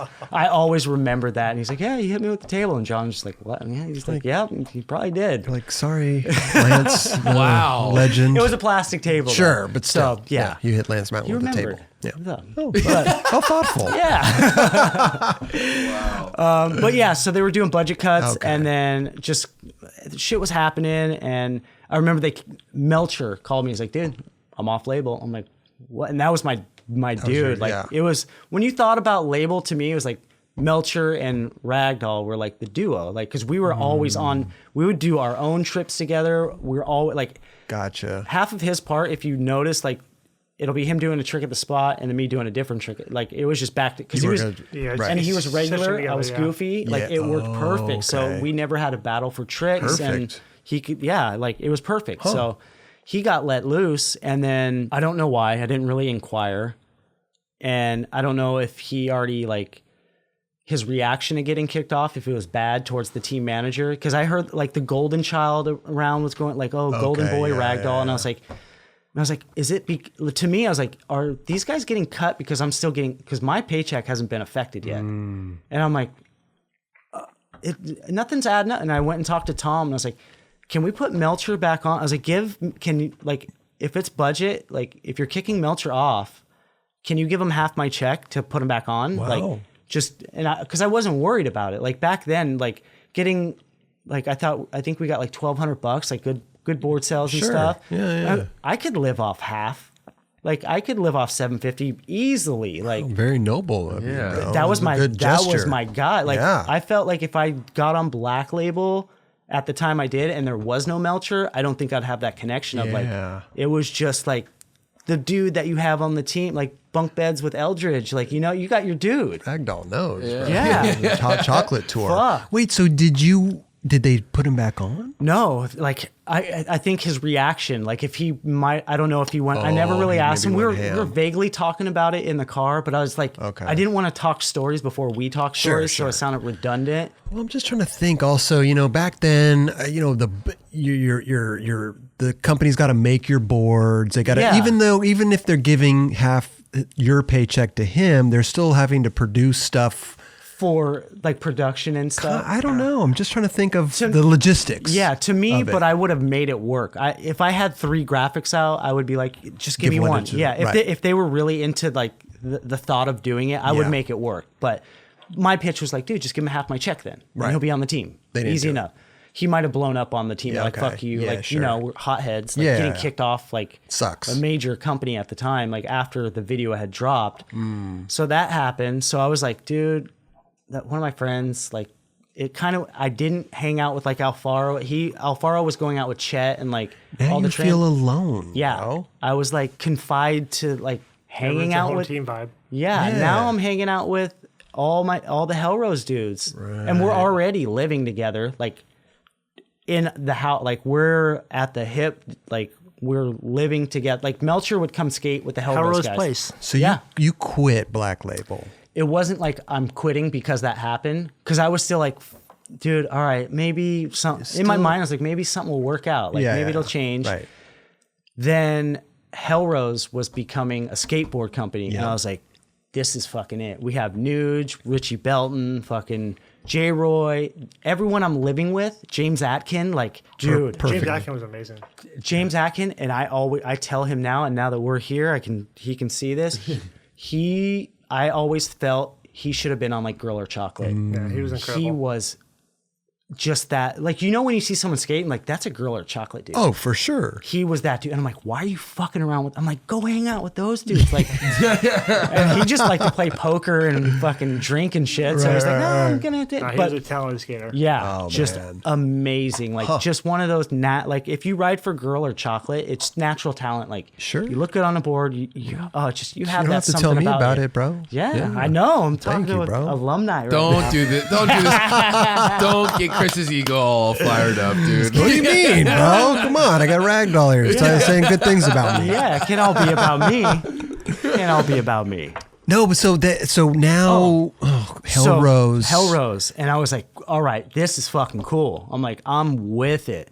So I was talking to Brian Young. He was like the guy getting it all together, and it was going through what distribution did like DNA and shit. That was like Syndrome. Syndrome. It was going through Syndrome.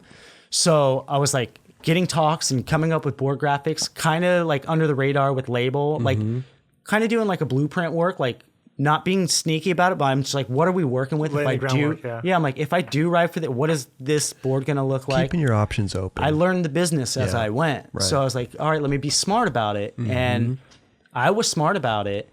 So it came time. You're not going to walk into Black Label with a Hell Rose shirt on. No. You learned your lesson. I learned my lesson. So I tried.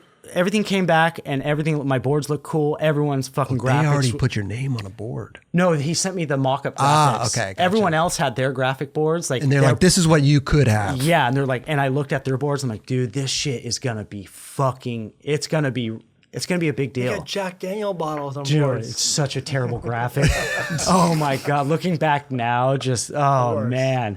But it all got finalized, and I was like, all right, cool, I'm on board. All the home. I told everybody, I'm like, yeah, let's do Hell Rose. Okay. And the day I tried to call John to be like, yo, are you in the office? Like, try and go down there and do it. And he's like, no, he was out or something.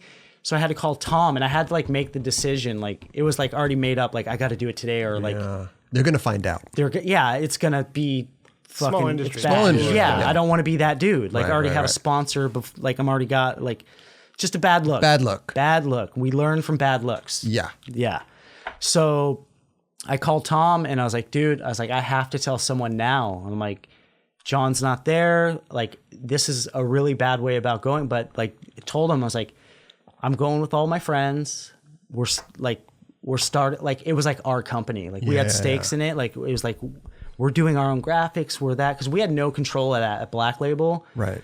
It was just like, because John always. You kind of just trust that. That's John great knew- graphics. John's a show yeah. artist. Dude, yeah. Yeah. Music, everything. I was like, do whatever you edit, everything. Like Blackout. I was like, dude, I didn't see my part until I went to the premiere. And I was Right. like, fucking cool. Which is right. When you ride for a company like that, though, that you don't have to worry about anything All that you they're have to- putting out. all you have to do is skate. That's it. All you have to do is skate. It's a blessing. I mean, Yep. it's rad to work on stuff yourself. Yeah, as you were like- saying, the Hell Rose Yeah. thing was very alluring. Yeah. It's very alluring, but once you get into like how much you really have to do it, if you really want to do it, it's just like, I just want to go skate. So you got to that I don't point. care.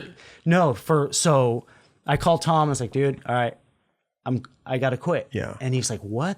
Like, it must have been out of left field, because I think to them they were doing everything right to keep me there. Sure. The golden boy. Like, Right. and I didn't like it. And I was Yeah. like, dude, I'm just getting special treatment. So I was like, I'm just gonna go with my friends. And he's like, are you sure? And I'm like, dude, it's my friends. Like, yeah, we got this good thing going. Like, Okay. I was like, John. And I kept telling him, I was like, John had to start label at some time. Right. I'm like, what if I'm starting my label? Your legacy. Yeah, I'm right? like, what if like I'm starting my creation to be able to give other people opportunities? Sure. So I try to go about it like that way. And I remember fucking got done with the phone call. I was like, fuck. And I was like, all right, cool. On to the next chapter. The same day, Brian Young calls me and like, oh, Syndrome pulled the plug. We're not gonna be doing Hell Rose. And I was like, what the fuck are you? I was like, what are you talking about, dude? I'm like, we have my contract. He's like, and then pulled the maneuver, like, but your contract's not signed yet. And I was like, you gotta be fucking kidding me. I was like, I literally just quit Black Label like hours ago. And he's like, you're fucking kidding me, right? I'm like, no, you wanted me to do this like weeks ago. And I'm like, I finally went about it and did it. And he's like, he started crying. Like, he was like, he felt yeah, bad because he grew up on This is your label. career. And Well, he do you knew, want to write for status? yeah, and then from there I was like, what the fuck do What I am I gonna do? do? And I'm like, all my dudes. You should have gone back to Black Label like nothing happened. I couldn't. Like you just walk in there and just show up and just. Fuck.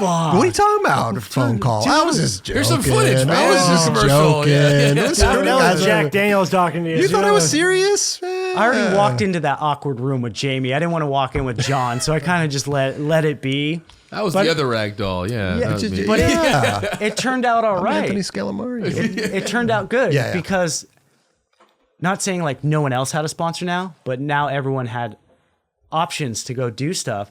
So that's when like Pig Wood started, and they had like Sammy Baca, Lizard, and all those They had a dudes. great team. And Josh Beagle hit me up, and he's like, dude, you're not on label anymore? And I'm like, no. And I was like, I don't know. And I told him the concept behind Hellrose. Like, I wanted to transition into doing like being behind the scene. I in my mind, I wanted to be a part of skateboarding for as long as I could. For the shit, getting shin splints, I'm like, dude, it's not going to last forever.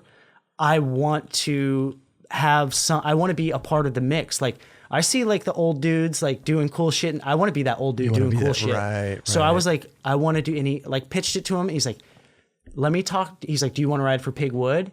He's like, I got some ideas. And it was basically like, you want to be the team manager?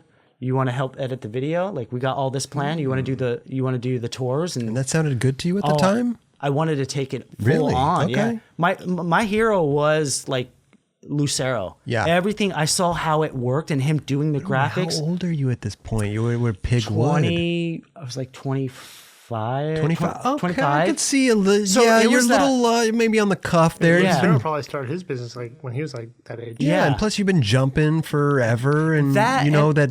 And I had a really weird, like I might have been like 24 turning 25, so I wanted to get into the business. And I always had a weird, like growing up on rock and roll and shit, like the 27 Club. So do you know what that is? It's like Yes, when you die. Die at Pretty much. 27. Ah, yes. And all my heroes. And I was like, dude, like I always felt, and I like my dad had already passed away. And I'm like, I feel like I'm going to like die at 27. So I was just like trying to learn everything as I could. Like, Yeah. so it was kind of like a fuel, like it was just like some weird thing I had. And I was like, I just want to learn it all and do it. Right. So Beagle pitched me that, and it was cool. The cool thing about it, he's like, I'm going to ask Sammy and Lizard and all to the the guys, team. see if they want you to be on a team. And I was like, fucking, that's what I want. Like, Right. cool. And I was waiting for like little kids, like Sammy was still rock and roll and shit. Like, and I was this nervous fucking experienced pro. You know like, Sammy back in Vegas? oh yeah. Okay. So get along with them. yeah. Okay. He was like my little brother. Oh, so Like, you knew. yeah. Oh, I so- knew, yeah. But I was like the adult waiting for the kids to see if grandpa can come be on the team. I was like, oh, he was 25 at the time. You're like, Yeah. oh, fucking dad's coming on the team or something. And they were like, yeah. And I was Sick. like, went over there, did all my graphics. Like I didn't like physically do them, but I was with the guys, like the art department. I was like, I want this, or I'd mock it up. Like, Okay. and be like, I want, back when Photoshop was like really cut and Coming in, paste, yeah, and I would just yeah. like take old record covers and be like, I want this with like the legs with the boom box, like everything. I was like hands on with Sick. it. Yeah. So that was great For a year. for a fucking year. Well, you filmed a video. yeah. You guys filmed a video part. You guys filmed a video as Yeah, well. we filmed the Slaughterhouse. Slaughterhouse, And that was that's right. quick. Like that was like, I think it might be your best part. Bro. and I was on top of my shit. I went sober for a year. Like, And this is your 25. dude, I was going through some heavy shit. Like in my mind, like I'll open up about some, because Sure, okay. it'll be missing puzzles if like I don't mention. And I think like maybe if I do express what I have to, it'll help people out there. Of course. Yeah, Because yeah, yeah. I mean, not to get off subject Okay. or anything, but I think the world should pay more attention to the BA piece that Retta did. Yeah. Roger I- worked on that with him. Yeah. Oh my dude, bro! I think that literally changed the face of skateboarding. It gave you can put heart and emotion. You can tell your friends you love them after Right. that. You can open up about imagine what fucking BA was going through. Oh my God. About something that's not even wrong. Right. Yeah. Like what the fuck? People have their fucking problems, and for him to do that, and for you guys to do that piece. And I think this show is kind of like, if that resonated with anybody, like this is kind of like, that helped me. Like, not that it just helps you be like, dude, he was going through some heavy shit and he's not a bad person. for it. Internal. Yeah. Yeah. He's not a bad person. Right. And he opened up about it and he got embraced for it. Yeah. And You show you're vulnerable. righteously enough, yes. And it's just like, imagine living with something that long, not doing anything wrong, and then for him to put out that piece, I really think that how you see people interacting, no more clicks in skateboarding, Yeah. no more, oh, you read for that team. It literally brought It something dissolved out. everything, yeah. Yeah. Literally. And I think people should go back and watch that. great, yeah. And I really think like re-fucking... You level playing field. Yeah, to where skateboarding should have always been. Right. You know what I mean? Yeah. It was good to have those little... You can still be... I mean, look, I don't love everybody, but it doesn't mean I can't like show love to people. Sure. Like I say I love you to like my friends and stuff. And Yeah. like I can show love to other people, but it doesn't have to be like rainbows and shit. Like you don't have to love everyone, but be a fucking human being and Compassion. yeah, show some love. You don't have to be a hippie about it. Exactly. So I just wanted to touch on that, and I didn't know you were part of that. So that is fucking. They should make a DVD. You got a Webby for it. Got an award. Yeah. Dude. That's Yeah. fucking amazing. Yeah. I think every like the YMCA or Woodward has all the skate camps and stuff. Yep. I think they should show because there's a lot of. I have a 10-year-old son. If he's going through some shit, Right. I don't want him thinking he's different or having bad thoughts. Like Sure. that is an eye opener to people that aren't even to people that are dealing totally. with Anything. It's just like open up Right. and watch where it takes you. Amazing. So just getting on that for a minute. Yeah. And I forgot where we're at. You say you were going through some tough times. Oh, with Pig. Yeah. Yeah. So that the whole 27 shit, whatever. But the Pig Wood, it was all good. We were filming everything. Like we knew we were filming for a video. I was like, I'm sobering up. Like I was going through some shit and I'm like, dude, I got to get my head clear. I just want to skate. Like this is the only thing I like doing. And I was like in and out. I'll just like say a little bit, like I was in and out of like depression and like, I've always had like really bad anxiety, like growing up, like a lot of the label trips, like they would go to like England and like go across sea and it's like, I can't do it. Like my anxiety was too bad. So, so going through anxiety and depression and being that dude, like bringing up that piece, like, I don't know who. Anxiety was easy because everyone's like, they kind of laugh, like, oh, you're just nervous. Here, take like a Xanax or whatever. So I would like take, and I was like, dude, I kind of feel good. And I was like, all right, but I don't. But you're not curing anything. Exactly. You're just I'm masking numbing it. Yeah, you're I'm numbing like, it. and then you feel worse when you come off that shit. So I was going through that and I wasn't really telling anybody. So I was like sober, started skating like more and more, filming for the video. Everything's going good. The video comes out. I think it gets a pretty good response. People love that good video. video. Yeah. Like, granted, because me and Beagle edited it, so it was kind of messy, but it was just almost supposed to be that. It's like, it should look like that. And we didn't purposely do it, but it's just like, it was gritty. Like, we were there editing, and then me using a song. Like, I got a lot of backlash for using that song.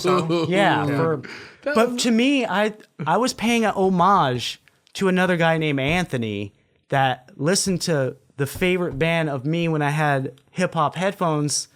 And in the beginning, I was like, dude, I know the song's been used before. It's just skateboarding. Let's fucking use it. People And gave you shit for using a song. That's already because been- I wanted to set a premise of like, look, I know the song's been used. I'm paying an homage to it. Like, Yeah. Don't you say it in the intro? it's before they can even register like the song came on. It's like, what is he Right. talking about? And this song comes on, and then it's just like, But that's when the clicks were around. and that's when it was still clicky, and it was just like, how dare you? And I was like, Right. what? And I didn't care. I was like, that's one of my favorite songs. And did I skate to him better? I'm like, no.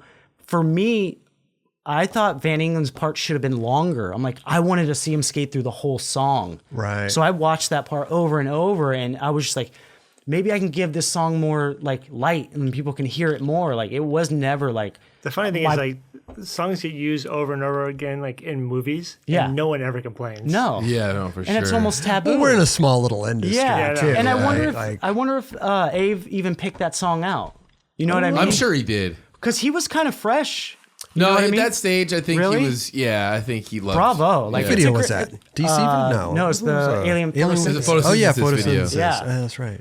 So, well, bravo, whoever. It's a great song. Yeah. So, I actually don't know that. I was just assuming that he Yeah. did because that Search and was. destroy. Yeah. And So But to be honest, it went to both your parts great. You know Yeah. what I mean? yeah, rightfully like I like his part better than I like. I'll watch his part more than I'll watch mine. He's great. Yeah, and I like the song, so it works. So if, so it was kind of an homage, but got lost in like translation or something where I people didn't listen to. thought your I was intro. saying more than I was really saying. Right. Like, oh, they'll get it if I just say this little pre-snippet. Yeah. But it was just an homage. Like, his name's Anthony. My name's Anthony. Fucking, we like this. This is a great fucking song. Yeah. Like, my part's going to be longer, so they'll get to hear more of the lyrics. Right. And it's a great fucking song. So, yeah, that Slaughterhouse came out, like, went sober for that. It was, like, doing good. And it came out, and our boards were selling. Like, we were doing good, dude. And got a call from Swank. Like, because I was going back and forth from Vegas to... Got a call from Swank, and he's like, yeah, we pulled the plug on Pig. And I'm like, what the fuck are you talking? I blew up. Like, I lost my shit, because I was like, this has happened. Like, because it just happened with Hellrose. Right. Yeah. And I got promised all this stuff, like, you're going to be able to do this and that. And then he pitched it, like, I don't know if this is in my head of how he was coming. I don't want to make him, like, sound like he's an evil dude. Sure. He was just business. I don't know what the business was, but from what the picture they were painting, we were doing great. Yeah. We just why release that video? Why did we just put all that work into that? Right. And then it At wasn't. the time, did Pig Wheel still have a bunch of people like on different brands, like Louis Barletta Yeah. and whatever else? Yeah. So maybe it was just kind of like one of those things where like a lot of those like dudes who were riding for other brands were kind of getting bummed on them, like saying, "Hey, we're gonna quit If because we, you're doing big." It's always doing Pig tough Wood with the because- same name. Yeah. Super tough, yeah. I wonder, was Pig Wheels doing just as good? Like, what was doing better? I don't. This is Pig Wheels is still around, so I'm sure Pig Wheels is True. probably the one yeah. that was like really. But I killing think it. it's easier to take care of just sending someone wheels and not a budget. But to me, what I got from talking to Swank, it was almost a disperse of, let's take the Pig guys and put them on the other teams. Oh, like to make- Foundation. Yeah, and he was yeah. like, you don't have to worry. And I think he even mentioned like, do you want to ride for Toy Machine or Foundation? I'm like, what you're giving me an option? Like, thanks, dude. You're giving me an option. Like, You're like, I I want didn't- to ride for Pig. yeah, I'm like, I already made my choice when I what I wanted to signed ride. up for. If I wanted to ride for Foundation or Toy Machine when I left, like, got the whole Heller, I would have. You would have made it Yeah, happen, I would have fucking implied that I wanted to do that. Right. I taught like. So to me, it was almost dispersed because the first thing I found out was Nuge had gone to Foundation. Yep. And I was like, this is fucking whack. And then we got like Sammy and Slash and all. And I was like, for me, I was more disappointed because I was like, what are these dudes going to do? Yeah. They just had a really great video, but Gonna they're ride for kids. Baker. That was down the line. That was a wild, wild down the line. Yeah, that definitely took him a while. Yeah, did. because It we were did. still the Baker Fakers at that time. Yeah. Like Pig Wood, like we were like, it wasn't that cool. Like that video resonates in time. Like at the time when it came out, it was kind of like whatever, like kind of corny. I don't know how You to guys explain it. have the people that watch it. They love Yeah, that it video, was like- dude. But yeah, it was like kind of like a cult, Totally. cult classic Crazy type of to deal. think that was just a year. Yeah, and I guess yeah, time was longer back then. You know, I think so. You just yeah. feel like it's crazy. Yeah. So it happened pretty fast. Right. And then from there, I was just like, dude, what the fuck? Huh. Like, I'm lost. Like, now I'm like, who do I want to ride for? Like, I couldn't think. Like, Baker was cool, but I wasn't like, I could never be like, yeah, I'm going to ride for Baker for the rest of my life. Like, imply like that. Like, not that I would get on or anything, or that was even like a thought, but I was just like, who would I want to like ride for? I couldn't think of anything. And I was just like getting more depressed and more depressed. And this 27 thing was like heavy on my mind. And I'm like, dude, like, is this a sign that I'm going to fucking die or something? Like, nothing's working out. Maybe I had my hurrah. Like, I just did my best album and now it's just like time to go type of shit. So I started getting like deep into like depression and I was like, what the, like, didn't know. And you didn't really reach out. Instagram and Something shit. you talk about. Yeah, and back Instagram then. wasn't around. Yeah. Like, you couldn't really reach out. Like, and if you Right. said you were going to therapy back then, people were like, you fucking cool. Like, what? Like, you know what I mean? Yeah, very not talked about. Stigma. Stigma. Yeah. That's And it's it. just like, yeah. what? Like, what? Like, Nowadays it's fun. now it's like good yeah, for you. I'm in Like, you're therapy, going- great. Fucking I want to good. go to therapy. I've I never do even too. done it before. Yeah. I want to try it. And You pretty much do it right here. yeah, I think this is. Well, the person sitting in that seat He was is telling always people's problems. yeah, I'm the therapist. That's right. So I was going like falling heavy into depression and no one knew it. I didn't open up to it. And it gets kind of dark. I think, like I said with the BA thing, I think I should say it because there are people suffering from shit. But to me, pills and, oh, fuck, dude, like, it was like suicidal, but not suicidal. Self-destructive. Self-sabotage. Yeah. That's what it was. I was on a self-sabotage where I'm like, I'm not going to take a bunch of drugs and OD, because then the stigma would be like, oh, he was a junkie. He died from partying too hard. Right. Didn't want that. Then it was like, I fucking hate guns. I don't even want to speak. Like, you know what you do with a gun if you're depressed. I didn't want to go out that way, because that leaves too many people with, we could have done something. Is it my fault? Like, you know what I mean? So I was like really it was dark. I was thinking about all these ways, and I'm like, I'm not going to do it that way. I'm not going to do it that way. And then I just like, and I was like, So you really want to end it. dude, I was like on a self-sabotaging, like, I'm lost. I don't know what I'm going to do. Fucking. So then I was like, I was like, I'm going to stop eating. And I was like, all right, fuck it. I won't eat. And sometimes I go like 2 days without eating, and I'm like, I feel like shit, but your body has to eat. I'm like, fuck, dude, I'm starving. Like, that didn't work, you fucking idiot. Like, think of another way. And then as I was eating, I was like, fuck, man. And that sick mentality I was in, I was just like, fuck, if you have to eat to live, like, if it's keeping me alive if I eat, then I'll just purge after. Like, I'll throw up after I eat, and I'll just rid myself, and I won't have any nutrients, and then it's nobody's fault. You're just going to wither away. Wither away. Nobody's fault. They saw it coming. They'll be able to see the periods of like, damn, like, what's up? But, right. And then I got to a point where it was like, all right, it got bad where even when I was starting to drink something, it became like OCD. And then it was like suicidal, OCD, like self-sabotage. Like, how am I going to end it? Like, and I kept doing it. And then it got to the point where I couldn't keep water down. And then it was like getting real. And I was like, all right. And then, and that's back when you didn't tell anybody anything. Yeah. And I didn't really hide it from anybody. So Well, everybody thought you were on drugs. Everybody thought you were on like heroin and shit. And for me to even fight the battle, I would have lost, because I would have been like, I'm doing it because of this. And I was like, nope. I had a note ready, like, explain, like, I was Really? deep into it. Like, yeah, it was bad. And I started to get thinner and thinner. But as that, it didn't like happen overnight. Nothing happens like that overnight. It was like when I discovered, like, dude, all right, just fucking puke up after I eat, and then I won't have it, and then I'll skate, and and it wasn't about weight. I didn't care what, like, it's because some people are like bulimic because they want to, like, they think they're fat or something. Yeah. And mine was like, I just don't want to fucking live anymore, dude. Wow. Like, I don't want to put anything on my body. Like, when is it going to end? 27's coming up. It's supposed to fucking happen. So I'm doing all this fucking shit, and people knew I was like throwing up after I eat, and they kind of like joked. It was joking about it. Okay. Like, maybe they were scared to bring it up. Like, it's tough to see someone do that. Right. I don't know if they just thought it was normal or like whatever. They thought it was bulimic for whatever reasons they thought.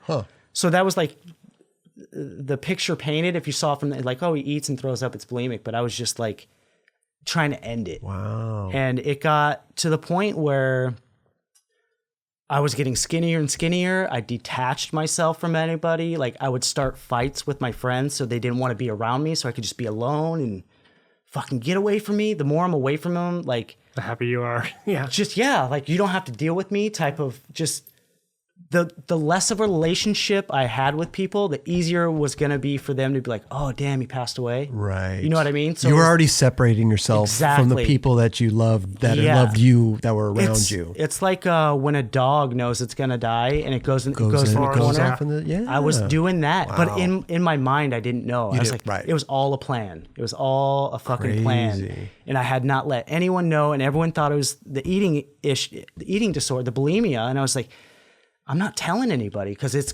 gonna happen. And I remember going to, and I had been married, like going in, like it was like in and out. I'd get happy moments, and then I got married, and I thought that was the fix all. And it wasn't like I'm gonna get married to be happy. It's like, oh, this person I'm feeling like I think I could get out of this depression, and I haven't told anybody. She just thinks I have an eating disorder. Okay.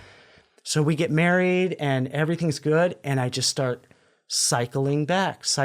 And this is like all like during Birdhouse and stuff, but I wasn't really skating. Like, that's when I said like the end of my career was at Pigwood, because I went to like Birdhouse, but this is like I was already self-sabotaging. Because you were only in Birdhouse for like a year also, right? And they like Tony and them saw it. Like, yeah. They were like, they probably thought drugs. Yeah. And they're like, something's up with this kid. Huh. And I remember like when I first got on Birdhouse, I was like, should I give it a hurrah? I tried the loop.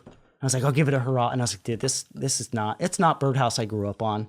It's not Heath Kirchard. It's not right. It lost its identity. Like the show, I'm like, this ain't the same, dude. Yeah. But yeah, so. But wait a minute. What brought you out of this vicious cycle? What was the turning point? It kept going in and out and in and Waves. out. So ups and downs. So I pushed a lot of people away. I already pushed my skateboard family away. Nobody wanted. I started fights. I said shit. Like I already detached. Then I fell in love with this girl. Like she saw like me going through shit. Like kind of like nurture. And I was like, dude, someone loves me. Yeah. Should I give it a go? And I think I'd turned 27 by then. I'm like, was it supposed to? I was just so mentally fucked for thinking that way so long. I was crazy. So we got married, and then the depression kicked back in, and the old cycles of I'm not gonna fucking eat, like I'm not gonna take pills, or I'm gonna go back to my. It was easy just to fall in that habit, like I'm just not gonna eat, or if I do, I'm gonna fucking binge and purge. I'm gonna purge everything in my body. Wow.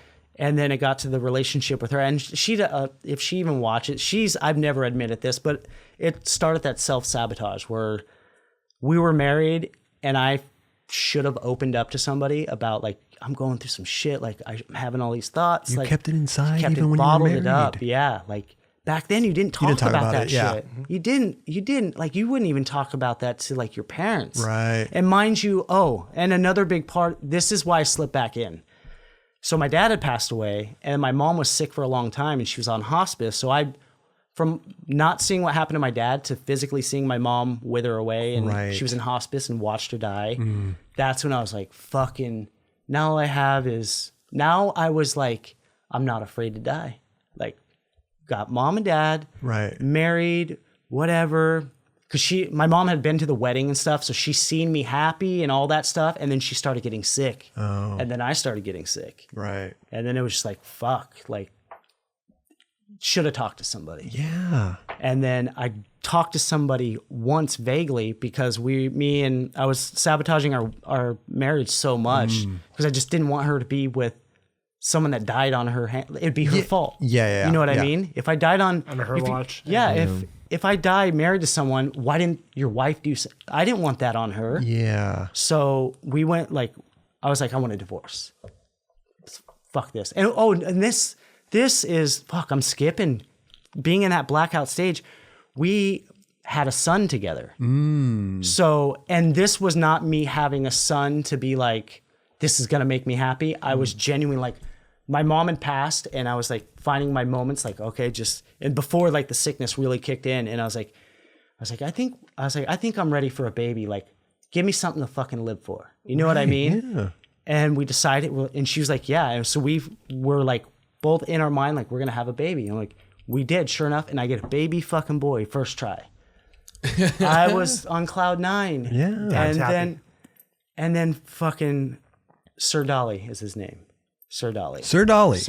Love that. Fucking. So we had him. Sir Dolly's calamari. Sir Dolly. I like that. It was Sir Dolly Popeye Scalamari. Popeye. Yeah. His mom changed it. Oh. Rightfully, but because I don't know, Popeye's pretty good too. I liked like it. Popeye. Yeah. And I told him the story not too long ago. He's like, I want to be Popeye because she changed it to Wyatt. Oh. I have no idea. He's Wyatt's pretty good as well. but he asked me, he's like, why's my name Wyatt? I was like, I don't fucking know. I was like, you need to ask your mom about that. Because she like changed it like out of nowhere. I never even met another Popeye. No. That's weird. And that was my mom's favorite. Good name. Yeah, my mom Popeye Roberts. Dude, Popeye. It's good, yeah. It's good. It's like it's fun. Popeye. Has there ever been another Popeye other than Popeye? My son for a little bit. Never even met a Popeye. Yeah. So he was Sir Dolly Popeye Scalamari, but changed it to, but rightfully so. It all makes sense when it all comes. Yeah, but go ahead. So we had him. Everything was good, and I felt myself slipping. Like I should have talked to somebody. Slipping, falling into all those patterns again. Wow. And I had pride with him for like 2 years because she went back to school. She was a school teacher, and I was a stay-at-home dad, loving it. And then he went to, I think he was going to like pre-K or something, I don't know, like where he had to go to school or something. Okay, yeah. Preschool, kindergarten. Yeah, and the more time I had like alone, I was like, Oh, wow. all I get to listen to is myself when I'm alone. Like, fuck. So fall into that pattern. So just to get to the point, You guys split. yeah, I sabotaged it really fucking bad. And I knew it when we went to a divorce counselor, and she kind of knew my backstory. And she's like, you look like you're going to die. And in my mind, I was like, oh, it's fucking working. I'm like, it's working, dude. Like, all right, cool. And I didn't say anything. And I was like, all right, like ready. Like at any point, I have a son, dude. I should have opened up. Yeah. And all of that aside, just all the relationships, I was alone again, like just going through it, and just, it was that wave for a while. And then I'd get the whims, and I moved out to California, and I was like, I'm going to buck up.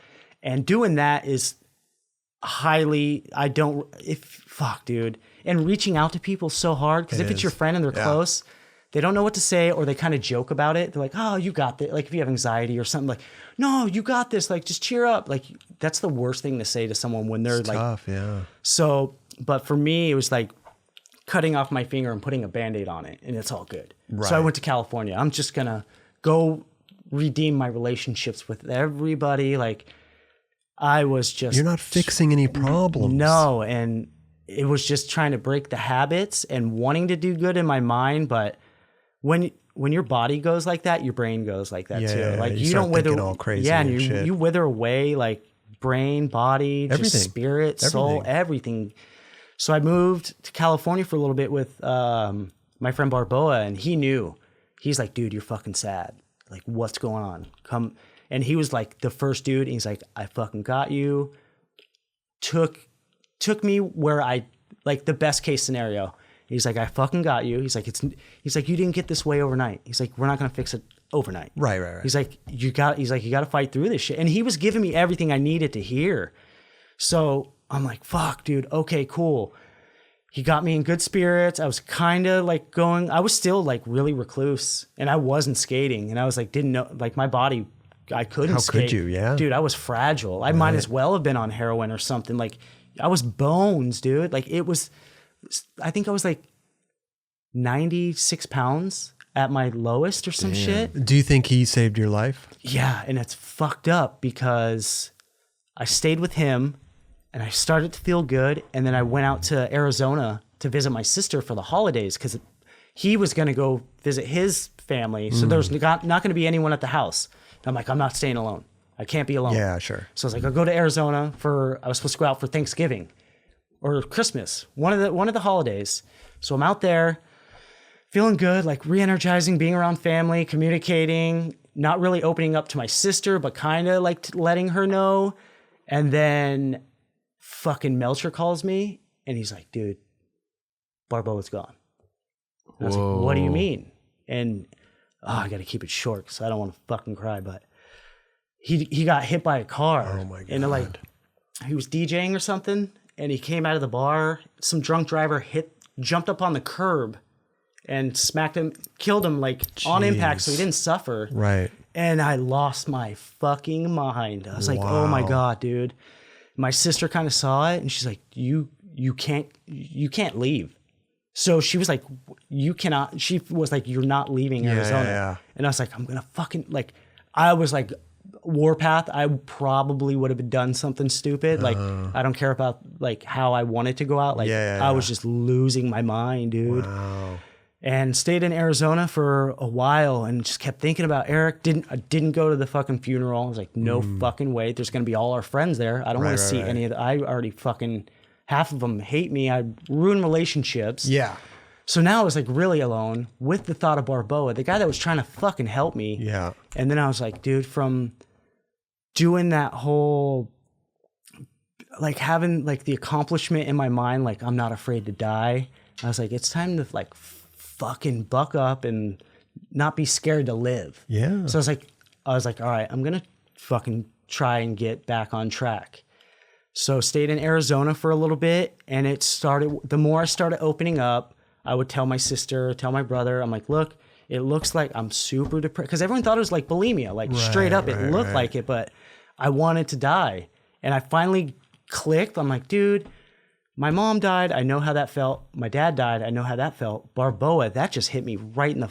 If I have to do that to anyone around me, whether or not I do it on my own, I'm going to leave some people with this fucking... It fucking switched something. Yeah. So Barboa did save my life, and it took his. Like, and it's fucked up. Like, you don't know what you... Like, tell your friends you fucking love them. And he's one of those dudes, thank God, like, we had that relationship. Fucking love you, hugs, didn't matter. So it was that weird thing when Melcher called me, and Melcher being my other best friend, telling the dude in the worst position, the worst fucking news, flipped it. Crazy. Switched it around. And I was like, oh, fuck. And then you start getting clarity, and I was like, I got a fucking son. Yeah. And then I'm like, oh, fuck, I fucked up all this shit. His mom, we're not on good terms. And I was like, I got to fix it. Right. I got to start fucking living, dude. Like, it's going to get real fucking tough.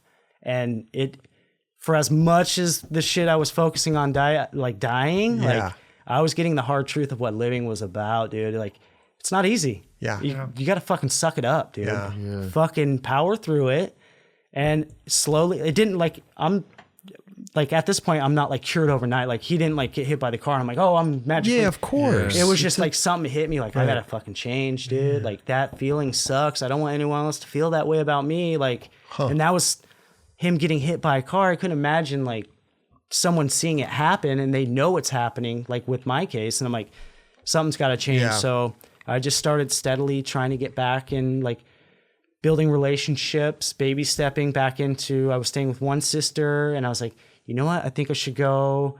And I kind of went and stayed with another sister. She was in Reno, so it was kind of scenic out there. I saw snow and shit. Like, well, you got 11 of them. Yeah. So I had options. You had options. So from there, like, just start segueing, and, you know, I was still like sad and shit. Like, it wasn't like I was happy. I was still like having thoughts. There's no switch. There's no on and off switch. And I was still like with the eating and throwing up and stuff. It was such a part of me. It was like hard to break that habit without physically having like paid therapy or something, you know? It's like, you have to take it on yourself. And like, I really struggled with it for a long time because I was so used to it. And it became like an OCD where I had to do it. Like, something bad was going to happen if I didn't do all this shit.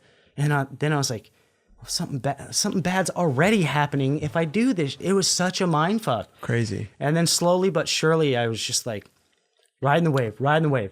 Oh shit. Like, catching a bad wave? No, just go up. And it's just going to keep doing it. And life's just going to keep doing it. And I've just been learning how to ride the fucking wave, like, to this fucking point. It's like, true.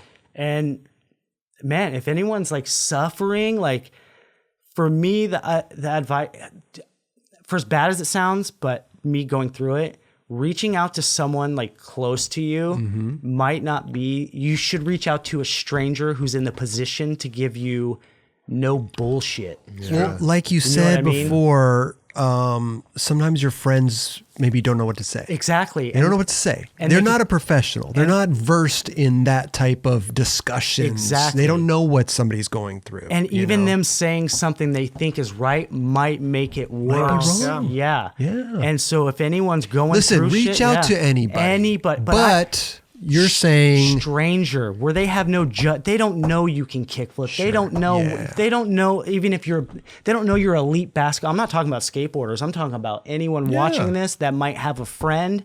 Let them reach out to a stranger. Right. And because they don't care. They've heard it all before, and they're it's gonna help. Or a professional. There's a lot of numbers out there. You know, it's like you pick up a phone. Yeah. You call. You talk to somebody. You don't know who you're talking to. That they could save your life. That's exact. Like someone in the position to help. Yeah. You're not a random stranger.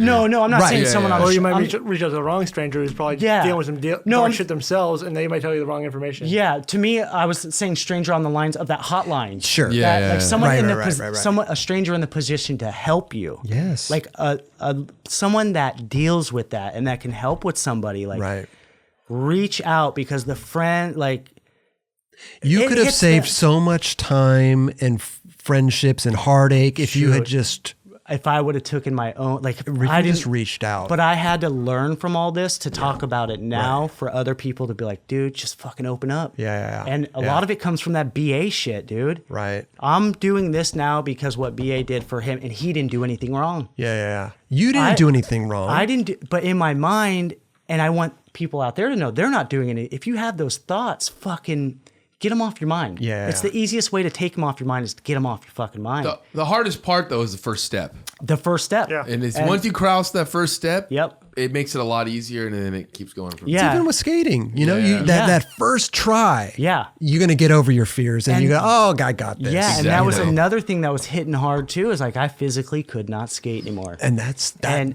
that gonna was kill like, you, yeah. yep. And I was like, this is. And then when I wanted to get better, I was like, oh my god, like that accomplishment of like I'm not scared of death. I was just like pumping myself, like, all right, don't be afraid to live.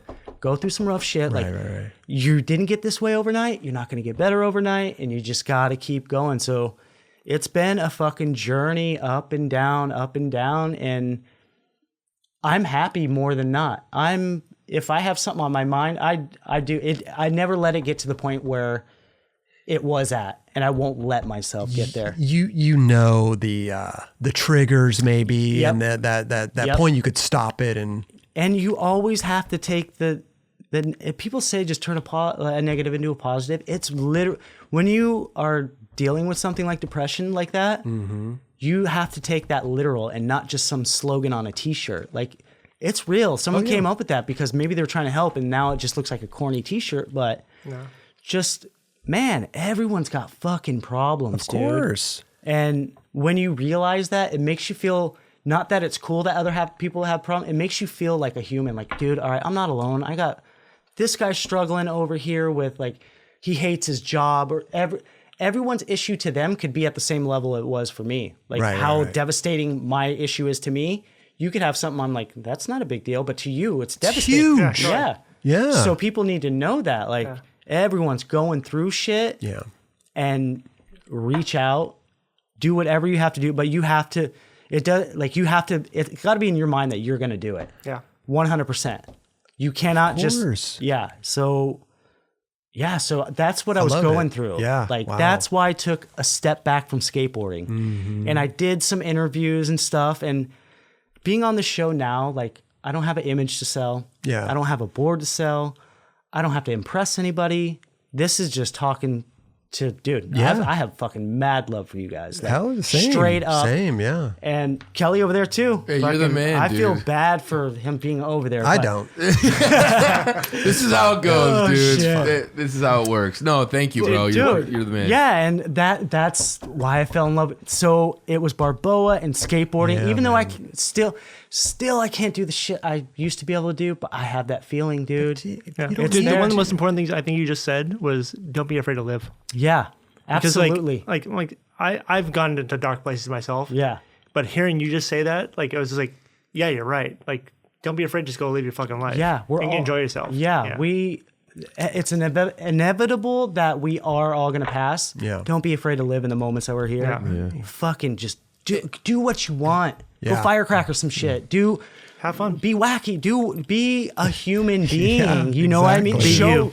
Show love to people. Fucking hold a door open. Be a fucking human being. Exactly. You know what I mean? Don't be ashamed of Yeah. like little things like that. And you being know? a human being comes with emotion. Like Right. it's happy, sad. If you were happy all the time, you wouldn't know what sad was. If you're sad all the time, you wouldn't know what happy Yeah, is. it's like you go through these experiences and learn from them. Yeah. If you didn't go to that rock bottom spot, you wouldn't be to where you are now. and I wouldn't cherish the shit I have of now. course. My Exactly. son, even because he's a mama's boy, and like now, like, and he's got the like having a boy with him, like with his mom, was no mistake. Right. And in his heart, he knows, like when you feel like your parents made you as a baby, and you weren't kind of like, oh, Billy's a mistake or whatever, and have that stigma.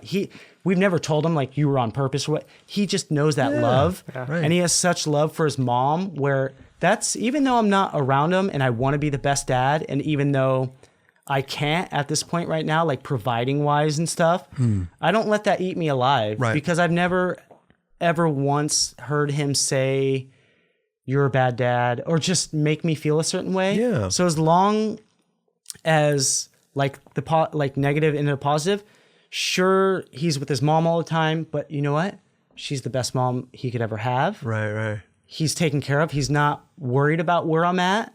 Where before it was questions and she had to make up shit when I was in my dark place. Yeah.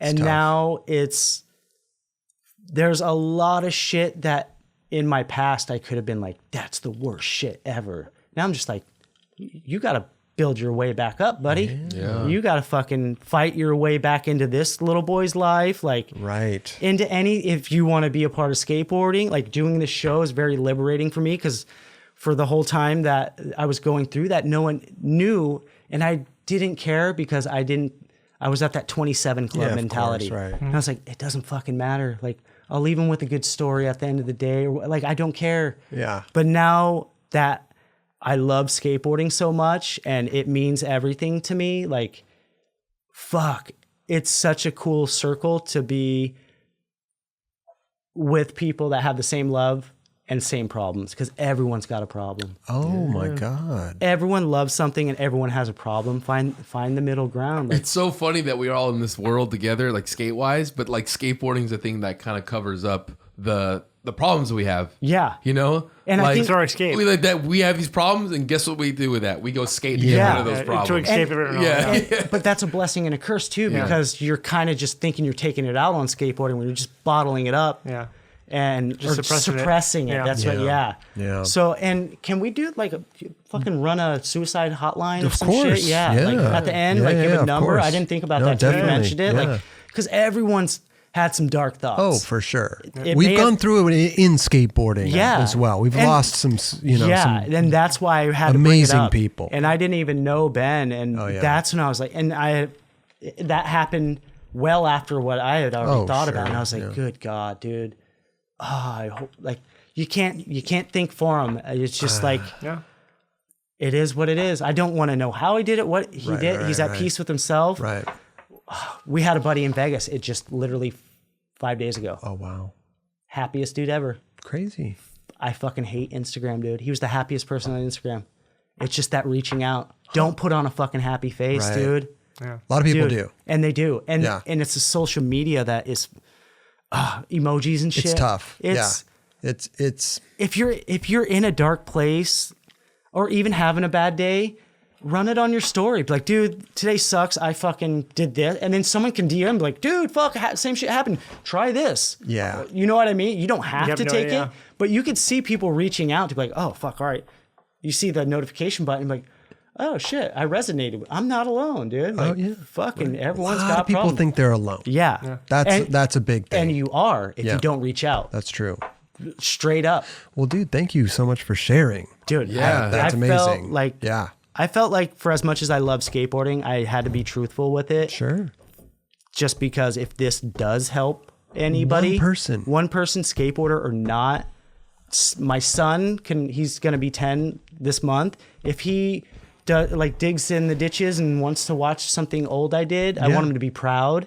And if he has something, maybe trigger something like, oh, fuck. Mm-hmm. Like if that, like, I don't want to say like I carry the gene of it because he didn't deal with like the stuff that like seeing my mom and my dad. I think that resonated hard with me. Yeah. So I think like my coming around, and I'm not like, because I'm in Tucson now and his mom's in Vegas. And like I said, he's a mama's boy and he's in good hands. So, Yeah. And I FaceTime with him. I try Amazing. try and be like a good dad. I just want him to be proud of who I am. So that's what keeps me going. So you know what I mean? Just find your rhythm and know there's going to be a fucking hiccup once in a Right. while, but just You get through it. get Well, through I'm sure it. he's Yeah. 10 years old, and I'm sure he's proud. Oh, dude, it's fucking highlight of Yeah. everything. Like, just, yeah. And you don't have to have a son. Like, it's not like have a son and it's the cure all thing, but I took for granted, like, 6 years of his life being a fucking, like, in my own head.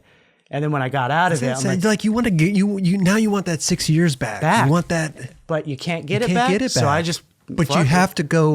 You have to Forward. get it Forward, back yeah. by moving forward. Yep, exactly. I can't stew on it because then you just start thinking about shit that's irrelevant. And it's like, be here now. Yeah. 6 years ago, or that time back then is not. You're wasting time now thinking about time you wasted then. Yeah. Then therefore you're just losing time. You're now. losing It's just- time, right. It's a fucking evil Yeah, process. it's evil fucking cycle. Vicious cycle, dude.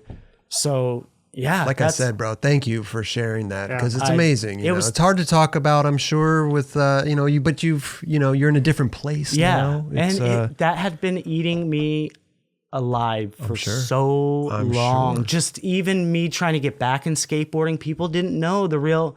They thought it was like the eating issue, or they thought it was the drugs. And Right. thank you guys for having me to have the platform to just say it all on the line, like, and feel comfortable doing it. bro. I didn't have to say this because yeah. when we got here, like I was nervous when I got here, and then just steamrolling everything. Like you guys are a good platform for I a appreciate that, lot of yeah. fucking good things. Like, and Well, like you went from a place not even wanting to tell anybody. Anybody. A relative, nobody. To blast it on my the own internet. wife. And now you're sitting here on a worldwide program for skateboarders. Maybe and you're it's- sitting here telling your story. It's incredible. It's meant to be. That's Yeah. the story that it was all. Maybe I went through all that bullshit for a reason to maybe impact Save someone else. lives, yeah.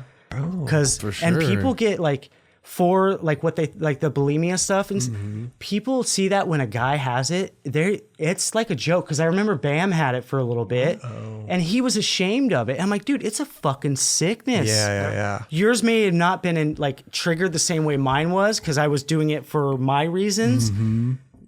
The reason itself is it's not good. Right. And for people to be like, oh, that's a chick's disease. And you're like, sorry. Like, human disease, make me yeah. feel even worse. Yeah. Like, throw some more fucking pressure on my back. Right, so, right. Oh, now I got this. yeah, it's it just horrible. holds such a It's stigma. stupid. And you're this opening up. And It's amazing. I love it, bro. yeah, thank you guys. Thank for you. fucking- Thank you. no, Yeah, thank you, It dude. needed. This is and awesome. It all came from, I didn't even know the BA piece. So everyone should thank BA. Brian Anderson, he got me to this point where I love that. even if that story didn't come out, I would just tell funny stories and shit right now, you know? Yeah. But he He opened the doors. He opened the floodgates, man. Like now we got gay people skating in dresses and shit. It's I'm great, wearing. yeah. You're like, oh, you're wearing, dude, that Cher Strawberry, fucking yeah, get it, like in a skirt. And I'm like, oh, that's a dude. Fuck, that's even cooler. Like, if you're a skateboarder, you're with us. Yeah. Like Yeah. you're with us. And if they do give a shit, then fuck them. yeah. Yeah, they usually feel like if they're gonna hate on shit, they'll get kicked out of skate. That's Like, what you I'm know saying. I mean? Like they weed themselves out Oh, yeah, that way. yeah. For And- sure. Yeah. And I think it's just come a long way where it seems like, and people are like, oh, you're always hugging after a video like that. It's cool. Like we've gone a long way to get to that point. And if that dude felt compelled to hug, Yeah. Daniel Lutheran's part in the Vans video, I was like, fucking yeah. cutting onions. Like, dude, you hit me right But it's also there. like That was doing some awesome. death-defying shit. Yeah. Yeah. The epic song. Yeah. Everything. Yeah. And just that something like skateboard can make you feel something besides a selfish, I did a trick. It's just like someone else can make you feel so cool or like make you feel normal about your not feeling normal. Like someone could talk about something and make you kind of feel normal. Right. Just by a piece of wood. Crazy. Fucking That's skateboard. crazy, right? It's fucking crazy. Love that, bro. Yeah. We're Yeah. sitting here where this table's Dude. made of skateboards, Dude, bro. that's what I'm Look at saying. this, huh? It's bringing out the energy. yeah. It's wild. It's funny because, listen, this. Ragdoll, right? Chris Roberts, Chocolate, right? We've been on tour together. A lot of people don't know. We spent how many weeks? Maybe 2 weeks? A week and a half? Maybe a week. Maybe a week and like 2 days or something. Okay. Yeah. We went on tour together. Dude. We did a Red Bull Seek and Destroy trip And to that- LA to Vegas, I believe. Was it LA to Vegas? yeah, it was LA, Long Beach, Yeah. Vegas. It was like hometown heroes. Did you go to Miami too? No. That was a different one. Different one? oh, yeah. we went to, remember we stayed on the St. Mary's, the boat? It was haunted. A haunted Yeah. boat. Yeah. Yeah, and that was for Red Bull, and that's when we first met. Yeah. And my teammate was Kenny Anderson. Yep. So I think Narako put that whole thing. He just yeah. was like, let's see what happens when we put these dudes together. And But that- you're friends with Kenny, though. Didn't you know? Yeah. Vegas connection. Yeah, Vegas connection. Yeah. But it was still like he rode for Chocolate. Right. I rode for like punk rock shit. I don't Yeah. know. I was on Pigwood at the time. Oh, you were a pig. Yeah. Okay. So it was before Slaughterhouse came out. It was like a week before the premiere. Right. So I was like, yeah, fucking, they pitched the idea. Norako pitched it. And I was like, dude, anything you're going to do, I'm doing. And then he explained the lineup. And I'm like, oh, I can't miss out on this. Like, I have to a be a part of reality this. show. Yeah. Oh, yeah. Totally. And it was some characters. So it was me and Kenny were a team. You and Joey Brzezinski. That's right. Ron Daly and Lutzka. Yes. And then the Philly guys. Pete Eldridge. Pete Eldridge and Who else was it? another Philly head. Oh, man, I'm blanking. Carrie? Not No. Carrie. No. Who do you ride for? Do you remember? No, because if I This would, was like 15 years ago. Yeah. This was a long time ago. if I knew who he rode for, I'm usually good about who that person is. You okay. know what I mean? Pete Eldridge and sorry we forgot your name. Yeah. But you were a man. part of the whole beautiful disaster.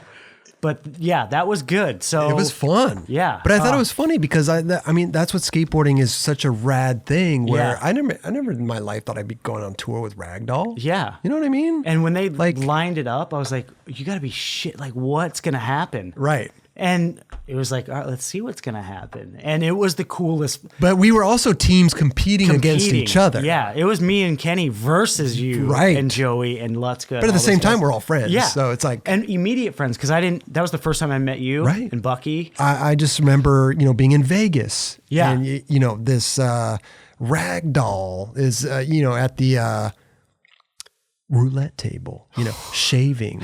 He was shaving with an electric razor at the roulette table and just, hitting the numbers, just snapping. And I was like, I fucking love this guy. I might have had a lot of vodka that That's night. it's fine. Yeah, I don't remember that part. You don't remember? No, I it might was have amazing. taken advantage of, because you remember they made Vegas the last stop. Yeah. Because that's when they're like, these dudes are gonna. Well, I've go never nuts. seen Yeah. anybody shave at a roulette table. So don't it's even know how- amazing. You must have felt comfortable like you were at home. Yeah. You know? or I didn't want to be there, and I just wanted to get kicked out so I can go back to California. I was like, get me out of. I'm just what can I do to get kicked out of here? Yeah. But yeah, that tour was fucking fun, It was good times. dude. This is when I remember you because you got the name Krob.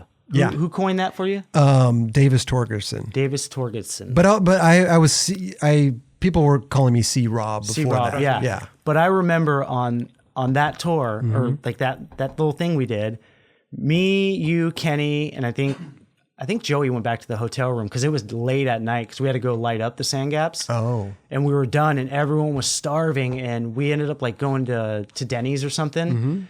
And you're like, oh my God, I'm about to go in. Yeah. And you ordered so much shit. You got like you're like moons over my hand. That just sounds cool. I'll take that. And you got like a short stack. I shit you hungry. not. Carafe It of comes orange out and you're like, I can't fucking do this. You didn't take a bite of anything. And What? Not one thing. And he was just like, I think it had something to do with orange juice too. So here's Dude, because we talked about orange juice a while ago. Let's Yeah. hear this, Chris. Yeah. I want to hear this. okay. Kenny always gives me shit about this. Yeah. Because I said when I was looking at the menu, I said, "Oh, I'm going big. Yeah. I'm going big." Yeah. And I ordered all this shit. Yes. And I ordered a carafe. I had a carafe of orange juice. Now before this, the liquor store vitamins. It's like the a pack. Yeah, It's a with pack of vitamins. Variety. Yeah. Is that like the stuff to make your dick bigger? No. Oh. No. Not admittingly. Okay. I hope not. We're on an all dude tour. Yeah, Why all-dude not? tour, Well, right. Fuck it. That's Live a little. running.com. Yeah. Boing. Boing. But no, I had eaten a pack of these, liquor Vitamins? store vitamins. Trying to win this contest. I Get don't your know. I vitamins don't know in. what the fuck I was doing. It's one of those weird fuck? things. Did you wash it Dude. down with some like strawberry milk? And so, yeah, strawberry milk was my thing too. That's a whole okay. other story. When Kenny Anderson, he's banned from the show. He'll never come on the Oh, show. yeah. Yeah, he's banned. But whole other story there, Ragdoll. We might lift the band one day. Maybe one day. I've heard about his iPod, so I'll figure out about the band. You'll later. figure the band. Yeah. But right when I got the food, the vitamins started in? bubbling my guts and just Yeah. I went outside and threw up. Yeah. It's just bubble guts. Bubble guts. Yep. So don't take store-bought vitamins before you go to Denny's when you're going to go big. Yeah, absolutely. You gotta buy your not. vitamins this Message. regardless. That's what happens. Yeah. Don't buy liquor store vitamins. Yeah, What a great piece of advice. man. Yeah. But okay, Words to live by. so now you put the piece together. Yeah. So when you did that, we were like, what are we? We're like, we can't let all this food. And you're like, I'll just hand it out to people on the way back to the hotel. Okay. And I was like, I don't remember what? that part. And I was like, what? And you're like, yeah, because we're in Venice and there's a lot of Yeah. homeless people and Sure, stuff. And you're like, I'll sure. just hand it out. And I remember I was You saying, get pancakes. You get pancakes. yeah, and I, was, You get a carafe of orange juice. and I remember calling you Robin Hood. Robin Hood. Yeah. And I was like, oh, old Robin Hood over here, gonna go hand out moons over my hammy. Robin And- Hood. I yeah, like and then that. when I heard the name Krob, I was like, I think I kind of coined that a while ago, but great minds think alike. When he mentioned Krob, I was like, I distinctly was saying Robin Hood because I was Wow. like handing out moons over my hand Yeah, to yeah, this guy, yeah. and you got a short stack, and yeah, that's what I remember from the first time we met because that was like the first time we were on the session together. Yeah, yeah. And then we went to there and that happened. I was like, I'll never forget That's this. funny, dude. Robin Hood. Robin Hood. Did you tell him that he's the reason you don't judge people? You taught me a life lesson Ooh. without you even knowing it. Yeah, because I'm just Okay, learning about we were it talking now. about clicks. Remember yeah. clicks, girl, chocolate, the whole thing, the fake bakers, whatever the clicks Yeah. may be, right? And you know, as kids growing up and skating and doing stuff, we would maybe talk shit about somebody, Yeah. without even knowing them, Yeah. right? You talk shit, Everyone's this guilty fucking of that, guy, whatever. yeah. Right? Yeah. I'm guilty. Ragdoll guy. Yeah, I'm guilty of, talking shit about you. Yeah. Saying, "Hey, ragdoll this, whatever." Yeah. Just bullshitting with the friends. Yeah, right? absolutely. That tour taught me a life lesson because the second I got to know you, I fucking loved you. Fuck. And it just showed me that, in life, don't go start judging people, because 9 times out of 10, when you meet that person, you're going to fucking love them. Yeah. And it just taught me that valuable lesson of like, hey, listen, we're all skaters. We're all fucking doing this thing, whatever. Like, there's no reason for me to talk shit about somebody Yeah. without even meeting them. Yep. And everyone has done it. And Yeah. for Yeah, you everyone's to- guilty of Everyone's everyone. guilty. But it took that for me Yeah. to meet you and be like, this guy he's fucking shaving at the fucking roulette table. He's snapping his fingers. Like, I fucking He's love brought this up guy. multiple times. Like, it's told people like I don't judge people anymore because of Ragdoll. Fuck. That means a lot, dude. I didn't want to offend you by No. saying that. No, I like I said, I think you really taught me a lesson And without you even knowing. You learned. it. That's how you learned it. That's how I learned it. Yeah. You know? But that's a heavy compliment to me because that means like what we talked about earlier is just like I was just being myself. Like, Yes. And you're gonna get judged, but people will come around, and if they don't, they're not worth being around. Yeah. Yeah. And you nailed it on the head. I didn't know you, and I was like, I had that thing with Robbie McKinley, and so I'm like, Yeah. and I was like, you know what? I'm gonna give it a shot. And we were best friends. We clicked. We clicked. Me and Kenny made you guys win. We gave you the winning vote. Yeah. Yeah. Yeah. Yeah. Yeah. Yeah. Oh, they got a slot machine. Oh my God. Got like I got 10 it I got it at Gs. my house. Yeah. Do you? A slot machine. Real, for real. Yeah, You I have it. Yeah. Dude, that's amazing. I asked Joey about that. He's like, I don't know where the fuck that thing went. Oh, don't Should've tell brought him. it over. No, Dude. don't tell him. Oh yeah. You want me to bring it over? We could put it right here, Rush. Great for this episode. I know. Oh, man. Fucking thing weighs 200 remember pounds. that. You have a slot machine at your house? Yeah. Yeah, At Red- your, the at your place. The trophy. The trophy was a Red Bull slot machine because it ended in Vegas. Yeah. And, Wow. and I think Chris made it a slot machine because he thought me and Kenny were gonna win. Oh. But the two dudes from Vegas gave you the winning vote. Didn't know how to gamble. We're like, oh fuck. Yeah, Like, well, Joey, He rigged it. He rigged it Joey real rigged good. it. Yeah, he told every team to vote for. He was going to vote. You vote for us, and we'll vote for you. He told every team that, and then every team voted for us. Yeah. Yeah, so we won.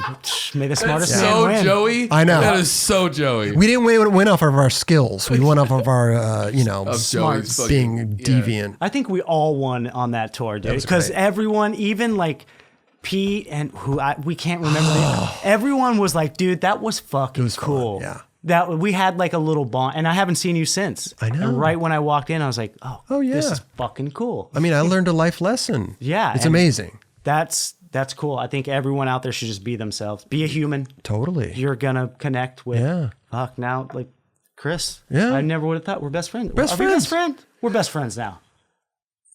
We need to go have a meal or something. Yeah, all right. Robin Hood. We already had a meal. Robin Hood gave it away. I missed that meal. I missed the Denny's meal. right now. I missed Yeah, the go meal. to Denny's. Oh shit! But anytime you come into town, bro, Yeah. give us a call, man. Absolutely. Dude, come on the experience show. Oh. Dude, I would love to do that. How often do you get out of Arizona and come over here? How often? I have a new reason now. Honestly. Okay. I'm gonna be For gone a real. lot. So the next couple of months, I'll be gone a You're lot. gone this weekend, right? No, I'm here. But the next couple of months, I can keep you posted. Dude, Yeah. absolutely. I'll send you a text. We'll line it up. Yeah. You can come sit in for. But listen, Dude. show or no show, give us a call. Absolutely. We'll kick it, hang out. Yeah. Fucking. Give you guys my numbers for anything. Come to Yeah. Arizona. Come Yeah. to Tucson. Like it's I don't know when I'll be amazing. in Tucson, but yeah. You'd be if I surprised. do, You'd be surprised. Really? Yeah. It's- Tucson's got I spots, actually would be dude. surprised if I ended up in Dude. Tucson. Oh yeah. Yeah. You said there was a skate spot, Blocks. Blocks. Yeah. Isn't there a skate shop there, Blocks? Yes, That and- shop is awesome. The guys that means a lot. They're gonna be hyped. I love dude. those dudes. They are such fans. Oh, I sick. only told 3 people that I was doing this. Oh, wow. And the first, Kenzo and Zen are the owners of the Blocks, Dope. and these are the guys I first started skating with that I talked about in Tucson. Like going, I remember you mentioned their names, yeah. they're still holding it down, and Amazing. it's the coolest skate shop. Like there's, like I just love skateboarding enough. Like all my friends are doing cool shit. Mm-hmm. They have the Blocks. Melcher has Kingswell, so I'm like. Yeah. They're doing the coolest shit like in Arizona. Like it's one of the cool like The coolest videos shops are around. awesome, dude. Yeah, Dude. and that's the dude. I call him. His last name's Cox. I call him the Ox. He's just built like an ox, and he is a skate rat. VX goes out Sick. and Zen and Kenzo. Like it's crazy to see. Like we all stayed in skateboarding somehow, and now they're running the Blocks out there and. Yeah, just and they gave the homage to where we like grew up skating, like where it all like we all fell in love with skateboarding, Yeah. and they're still doing it. And yeah, I told them that I was getting. They gave me some gifts to give to you guys. Oh, no way. Please. Yeah. No way. Oh yeah. You were a tough one. You wanna- You were a tough one. Why? Because you wear such simple stuff. Oh. You'll get it. So we made Okay. you something You re- special. Yeah, from the shop. It's. I don't want to like. No. This is Build insane. it I up. actually just Bro. asked that, and that's really where it's coming from. Is the Yeah. block. That's block. insane. I shit you not. I amazing. This is meant to be. Well, let's do some gifts exchange. Okay. Can we gift you some 9 Club stuff? I'd be honored to wear it, dude. Proud moment. I'm Love gonna that. pass whatever I outgrow. My son's gonna grow Just- into. it's- Keeping it in the family. We don't have anything in cheetah though. No, it's all right. It's not what you wear. It's how you wear it. That's it. So Listen, bro. I'll wear it This proudly. is going to become a heirloom in the family Oh, yeah. of Ragdoll. Heirloom. Heirloom. Heirloom. Boing. Kelly, will you grab Ragdoll some stuff? What do you Schmedium. Schmedium? Yeah, I'm Give him gonna a go little schmedium. go small. Yeah. And if there's a hat, I mentioned it. Don't yeah. don't put it on the table. We won't put it on. What if it's on top of something that's I'll just okay. Yeah. Are you still rolling around, bro? You still skating? and stuff? We didn't Yeah? touch on a lot of stuff, but I think you don't need to know everything about Sure. But to lightly touch on it, I've been trying to get back into skateboarding. Right. And, you know, with all the like injuries I had a gnarly injury with, it's called a hydrocele. If anyone like really wants to know the story, they can look it up. Mm-hmm. But I had that and I was out for 4 years because I didn't have insurance. And then I got it. Is And that the stomach thing or the no, groin? it's the it's the swelling of your like testicle. It's around your testicle. crazy. Like bull riders get You did it. that for 4 years, bro? Yeah, and it was fucking crazy because I didn't have insurance and I was like self-diagnosed. I thought I had like cancer or something. Like Gotta go. Listen, Yeah. if we learned a lot today, And I did. but go see a doctor if And something's I wrong. no, but the bad thing about that is they kept telling me what it was, but they wouldn't fix it. What? They're like, They're it's doctors. called a hydrocele. I didn't have insurance. Oh, a lot of money. So all they kept doing was giving me pills. And I'm like, dude, I don't need it, whatever. So I was out I didn't tell anybody about it for a while. I told certain people, I opened up to my friend John Herta about it. And he's like, dude, just, like check it out. Like opened up finally, like And from there, found out what it was. But long story short is I had it for almost 4 years. So I was like trying to hide the fact that I was skating or not skating. Like, and finally, I finally got the surgery done. And from that, being off my board, having a baby, the left side of my body, my leg, because like I would have to walk, like it was like swelled up. Like it was How bad. big are we talking? We're A grapefruit. like, yeah, it was big. Your balls were the size of a testicle. grapefruit. It's not your actual testicle. It's around it. It causes like a water balloon around it. Thank you, Kim. Okay. So, and He had big balls. Is a Yeah. is a beanie okay on the table, or is it not on? that's okay on fine. the table? Whatever. Beanie's okay on the if you table. bless it. There we go. We're good. It's got the 9 Club blessing. Continue though. Oh, What is okay, that? but yeah, it's it's a sac that forms around it. Okay. Yeah, and it happened from a fall. I guess I slapped my legs. From what the doctor told me, they're like, yeah, BMX people get it, bull riders get it. It's like from Okay. a abrupt force. Sack taps. But it's Yeah. also like an Yeah. infant thing, right? Infants get Infants it as get well. it too when they're born with Yeah. it. Yeah. So that happened. So I got it and then got the surgery. But me babying that side, like, just I lost all muscle memory in it, and like yeah. I guess I've been going to the gym a lot, and one of the trainers was saying like muscle atrophy or Atrophy. Yeah, atrophy. Yeah. So that I have a lot of that in my left leg, and I guess when they did the surgery, it caused like I don't know if it was from before like having it for so long, it caused like nerve damage. So anytime I like try and ollie, you know when you put two magnets together like on opposite, it has that weird force bubble. Yep. Push the button. Yeah. So when I try and like ollie down, my leg goes up. It's so like I'm trying to go and my What about legs just switch? switch. It's my back foot. So it's my power foot that I'm trying to pop off of. yeah. And switch, it's kind of comfortable where when I try and flick, it just I'm having to relearn how to skate again. Interesting. It's Sounds like you need crazy. to learn how to do slappies. And yeah, someone was, I think me and Melcher were talking about that today. I was like, I should learn. And there's no better time to just learn a new trick. Dude, you don't have to click your tail. Dude. Yeah. Go ahead. And then it was that, like I'm saying, life, like going through all that dark shit, life keeps hitting me on the chin. I'm Yeah. like, whatever, dealt with it. And then I got diagnosed with Meniere's disease, which is an inner ear disorder. Oh. And I was having episodes of vertigo and not knowing what's going on. I had to go get a CAT scan where you go in that big crazy thing and thinking Was the it worst. MRI? What's up? MRI, yeah. Okay. So I did the MRI and they're like pointing out stuff and went to a ETN, ear, throat, and nose doctor and told him the symptoms. ENT? Yeah. Yeah. Ear, Okay. nose, throat. ETN's out of business. Oh yeah. Yeah. Bom, bom, bom. Right now, Bragg's dying laughing at Yes. home. Wait, so are you okay though? You got the inner ear? So before I got diagnosed with it, I had it for like almost a year off and on, and I didn't know what was going on. And again, no insurance. So, and I was living in LA at the time, and I was living in a skate house, and it was like debilitating where I had to hold up like the wall to like walk, like spinning, dizzy. Then I finally got it all figured out, and they told me I had like, because I was going to the regular doctor, like emergency room, and they're like, oh, you have an ear infection, giving me antibiotics.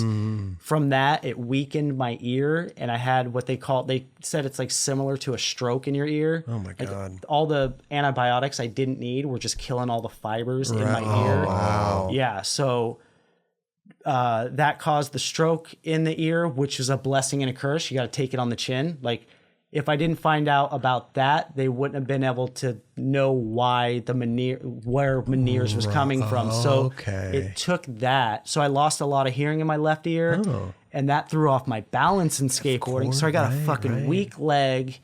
My balance is fucked. I'm like learning, but I love it. Yeah, and yeah. I just I'm doing what I can. And for me, like, I want to put out another part, and I've already swallowed the pill. Like, I can't do what I used to. Yeah. I just am waiting for other people to swallow the pill and be like, this is who I am now. Like, if you want to see the blackout shit, I already did it for you. Go guys. watch that YouTube. Yeah, I already did it for you. Go watch it again. So I'm on this journey of just, I want to just do what makes me happy. And when people see me on my board, and after seeing this, just know when you see me on my board, I don't have to be doing it. It's something I want to be doing. Right. And it's what I naturally, be happy for me, because you go through a lot of shit just to end up back on your skateboard when I could have just wiped that out the fucking window. For And sure. it's just, it just makes me happy. So just going through all that shit and finding out your problems,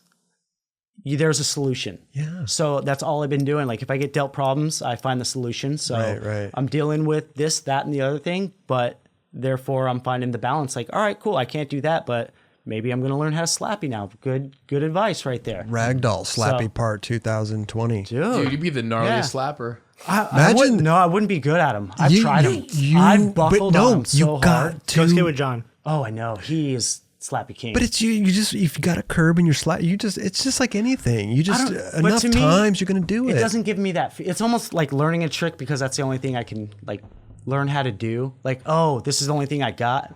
Now I'm on a mission to be like finding something like I could do that. I've already got some shit lined up. Oh, you do? Okay. Oh yeah. Oh well, then shit. Don't let us tell you how to fucking skate, bro. I'll throw for you guys. I'll throw in a slappy. Throw in a I will slappy. definitely learn it for you. Slappy firecracker. Yeah, I thought I was gonna say, dude. Cut Look that at out. that. Cut It's- that out. Listen, first of all, bro, Oh. Ragdoll. Dude. much Thank you love. so much for Much coming love, in, dude. bro. I appreciate this is you guys. incredible. Yes. Kelly, I'm Thank coming you. over there. Yeah, dude. Hug Go ahead. time. He's gonna come over. I forgot, Raj. We haven't even got our presents yet, bro. Yes. Glad we made this happen, dude. Absolutely. Look at that, bro. Hugs all around. Oh, yeah. Lots of love in the room. Should we go first? Should we gift and then you can go and then? No, because you want to go? I've been having like just nervous about. Okay. Yeah. Yeah, Please. I've been thinking hard and long about this stuff. From the day he told me you're coming on the show is the next day I was like, I got to get these guys some gifts. well, just the fact that mine's specially made. Yeah. Let's see No, this. yours is all the one by the blocks. We had to specially make you. Okay. It'll all okay. make sense in a minute. Okay. Yeah. Okay. So, Guy's bag over there. He's. and I didn't leave anyone out. So the next experience when LD's here, I got something for him. I got something for Steve. Oh wow. Wow. I have something for Jerron, but I forgot it. So you got to give me the Okay. address, and I'll send it here. Perfect. Have them open it on the show. Okay. Okay. Yeah. I'm that proud of it. For sure. Wow. If you guys want to have like a good reaction, like you can look at and see what it is, but Yeah. if you want to have like a natural reaction, wait Okay. for them to open it. I'm pretty sick. proud of this shit. Wow. It's amazing. Who could this be? Oh, he's got a Kelly with the Hart. heart on it. Kelly Hart. Look at that. So we got Kelly right there. Got a bag with a Kelly and a heart drawn on it. All right. There's L. Oh, that's for LD. LD. LD. Okay. Who we We'll got put that on here? the shelf back here. All Yeah, right. put that on the All right, shelf. see if you get this one. Oh, Roger with the LY with arrows. Any guesses, Kelly? Roger Lee. Roger. Any see it again? guesses? Bagley. Yeah. Bag. Oh. Wow. Yeah, so Roger that's you. It's L-E-Y, but yeah. Bag. Oh, is it? I'm not a good speller, obviously. It's all good. Roger Bagley. Okay, that's LD. LD. Put L-E on the shelf back here. Got Yeah, that on the wherever. shelf. Put that right there. He's digging in his bag. for LD's more waiting for you stuff. back here. Oh, you know what? got a bit- let me Whoa. do the shots real quick. Okay. From the Please blocks do. guys. Please do. So, Kelly, we thought you'd be hyped on this one. So this is the blocks. Oh, alphanumeric. Alphanumeric team. Wow. And it's yellow, dude. Yep. Hard. So that's you. Thank you Yeah. so much. That's Andy Zen, McNarrick. Zen and Kenzo. Hook that up. Tell them thank you guys. Yeah, they're watching. They're I hyped. love We got that a little crew. throwback for you. We figure you like Fuck that yes. out of all the graphics. Oh, the block. Oh, he's got a toy machine. The blocks with What? the fists. And then this one we had to just Yeah. go simple. Okay. So we Oh, look at stitched that, it in for bro. you. It's a one of one. I love one that. of a kind. Look at that. And you guys are all larges, right? Yeah. Okay. Perfect. Cool. Look at that. Dude, thank you. This is So I got sick. the the only block shirt that doesn't exist. Yep, that's the only one. That's the Only one in existence. Robin Hood special. Thank you. Robin Hood. Robin This Hood. one's Steezus. Oh, we can't read the note. Well, yeah, you I can. can't We'll leave read that it. over there for Jesus. Yeah, I'll leave it next to me All with my. What is that? What is that in there? Is that an autographed picture of you? Oh, it's something It's a bath special. bomb. That would be amazing. It's something special. Yeah. Oh, I forgot yours, Chris. Whoa, Just bro. kidding. But I do have to. He's got to put it together. Gotta put it Thank you, together. bro. It didn't fit in You here. got a puzzle for me? Dude, I'm so hyped on the alphanumeric looking tee. So It's a fancy bag. that's for you. Le Crob Club. Le Crob Club. But I turned the O into a 9. I like- 9 Club, the very- Club look 9 at Club. that. It's very sparkly, that bag. All right, so I'm trying to open this one. There's kind of directions on this one. You gotta read it out loud because Okay. when you're looking at it like this, you can read it. So you gotta Yeah. read it out loud Okay. and then open it. Yeah. But that's like, yeah, we'll do it that way. So that's just the instructions on that. It's the intro. Yeah. So this is for you guys. That. So Who now wants I'm to just go gonna. First? I'm just gonna. You're gonna go I'll first. Go first. All right, cool. Yeah. Let's see it. Or Bagley, you want to go first? I'll go first. Go ahead, Bagley. First time you ever called him And his I- last name. Well, because it's fucking, it's on the bag. Go ahead, Bagley. I hope I got. These are just some socks I made. I made these are. Oh, you made Yeah. socks. It's called Haha. Ha ha. I'm not starting that a your brand? company. Yeah. Oh. I just wanted I love something. that. Yeah. You've been writing on your grip tape for a while, right? Yeah. And Sick. acronym like happy and healthy again. Awesome. Haha. at So I just made some socks. Everyone's gifted some Keep socks. Rogers. Sick. And I Tootsies hope I got this warm. right. I hope I got this right. Let's see. Shove it It's flips, a right? shirt. Shove it Oh flips. gosh. Varial. Varial. Just shove it flip, right? Yeah. Shove it kick flip? Yeah. Yeah. Not varial. So That's yeah. Kick will shove it. fucking Yep. amazing. He's got it. He's got Cool. Calvin pissing on Yes. the varial. Yes. That's fucking amazing. All right. I was I will worried be about rocking that. that on the next experience. Nice. Amazing, bro. Nice. Amazing. Go ahead, Kelly. What do you got? Go in ahead, there? Kelly. Bro. Oh, okay, so we got the haha socks. Got I the can see Haha that. socks. Thank you. Yeah. It's for the boys. Very sick. They're comfy too. And then They're let not me on see. sale yet. What else, bro? I What do else you like got I in do there? like this bag. That's all yours.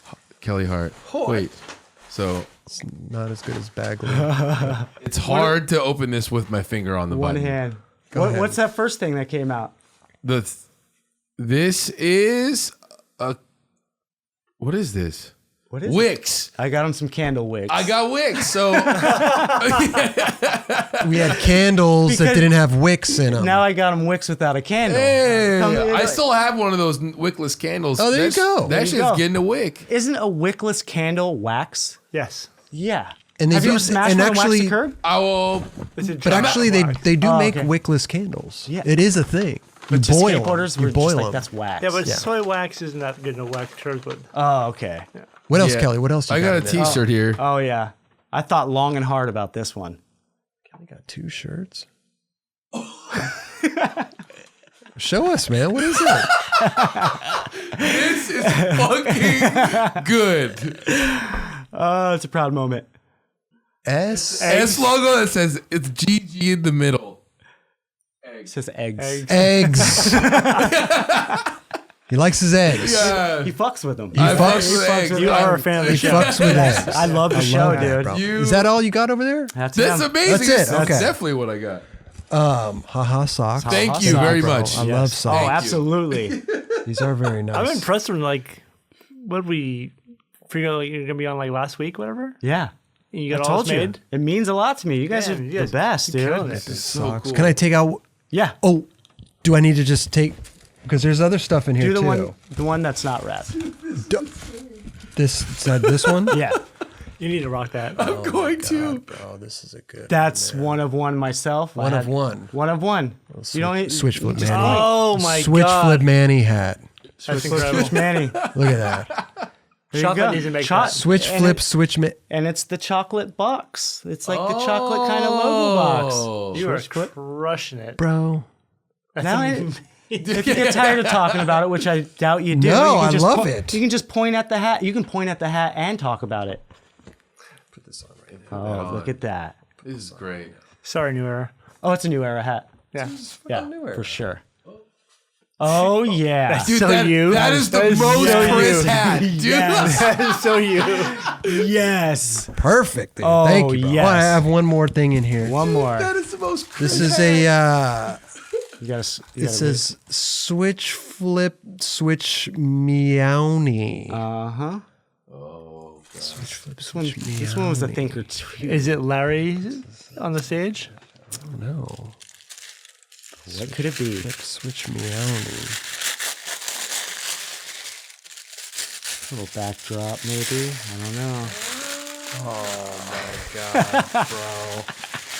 Look at that. That's Oh, Larry Oh, with the switch flip Manny going up This is Dude. priceless. Wow. You took that from my Instagram. Yeah, absolutely. I did my research. Oh my God, bro. Incredible. And this is my own little Photoshop too. That's for you. I like that. Dude. And I took pride in doing all like it was so fun to You go out fucking and do killed this it. shit. You did an incredible job. Yeah. This show means a lot to me, dude. Like, and it Thank means a you, lot bro. to a lot of. People should take like a privilege of being. It's a fucking cool I thing, appreciate that. and Thank it brings you out so the best of much. people. Like, I had the best time being here. Amazing. The best time before I got here, doing all this shit. I was like, this is the fucking like so That's cool, so cool dude. here, dude. I So love rad. that, It's bro. so Thank fucking you, man. cool. Amazing to hear, somebody like you saying such nice things about Dude, the and show. for how it's amazing. like seeing the whole setup and coming here and Yeah. seeing how much work you guys deserve a break every once in a while. Oh, thank you, bro. Yeah. That's a lot of stuff know. that goes into it. It's insane. Like, Yeah. and I think, if people I think they would appreciate it more, but they don't have, because you guys are loved. Like, this Thank is you. such a cool thing. Yeah. Across man. the board, like, it's a cool thing. I love it, bro. And I mean, I look forward to every Monday. It's incredible. I don't know if I'll watch this one though. You'll watch it. People are gonna You're love gonna this watch one. it. You're gonna watch it. The only one you don't watch. Yeah. Skip. Let me return the favor with the Switch Flip Manny mug. Oh yes. Look at that. Yes. I know you're off the caffeine and all that Tea, stuff, yeah. but you water. herbal tea. You got Caffeine that? Pellegrino tea. in there. Yeah. Okay. Pellegrino. Well, yeah. listen. Have your Almond herbal. milk. Almond milk. Put your almond milk in Yep. there, and then put your herbal tea in the crab mug. Just double fisted. You know what? This is. It's so much cooler in person too. You see it like given away at the shows, and you're like, "Oh my god, that's really fucking. This shit's cool." It's nice, Yeah. right? It's good stuff, Fuck, bro. Dude. Here's our 9 Club New Era beanie. That I think we're sold out on this, Raj. you should. That's or a maybe hot we have a ticket. couple left. We have a But couple. That's a hot ticket bro, right there. here you I'm go. gonna wear this Put it on proudly. the table. listen, Don't put it on the table. here's some 9 Club stickers for your board, Yes. bro. When you get your We got more, too. Yeah. video part going. Yeah. Slappies. Photo incentive. There you go. Photo. there. Oh, and a Switch Flip Manny shirt. Yep. It's a theme. I'd love will to see Ragdoll wearing a Switch Flip Manny shirt. It'd be amazing. With a smile. Watch, Yeah, dude. It's yeah. gonna happen. Bro, It's gonna happen. you've been through a lot. You've been through, with the stuff that happens to your body, the inner ear thing, Yeah. the depression, but you have such a good outlook on life right now, bro. I feel like you're in such a good place. I feel like it. amazing. And like you said, everyone's got a lot going on. Like, Totally. and just be Yeah, at no ease with idea. it. You know what I mean? Yeah. It's free to be positive. It doesn't cost anything to be positive. It's free. Just do it. I love it. And it causes other people. It's like a chain reaction. Because if someone infectious. else, if someone's like, what is it? Misery loves company. Yeah. It's and positivity. loves company too. Yeah. It'll go a long way Bro. in a short time. Like it'll spark a room up. Yeah. Yeah. That's awesome. Dude, that's cool. Here's another positive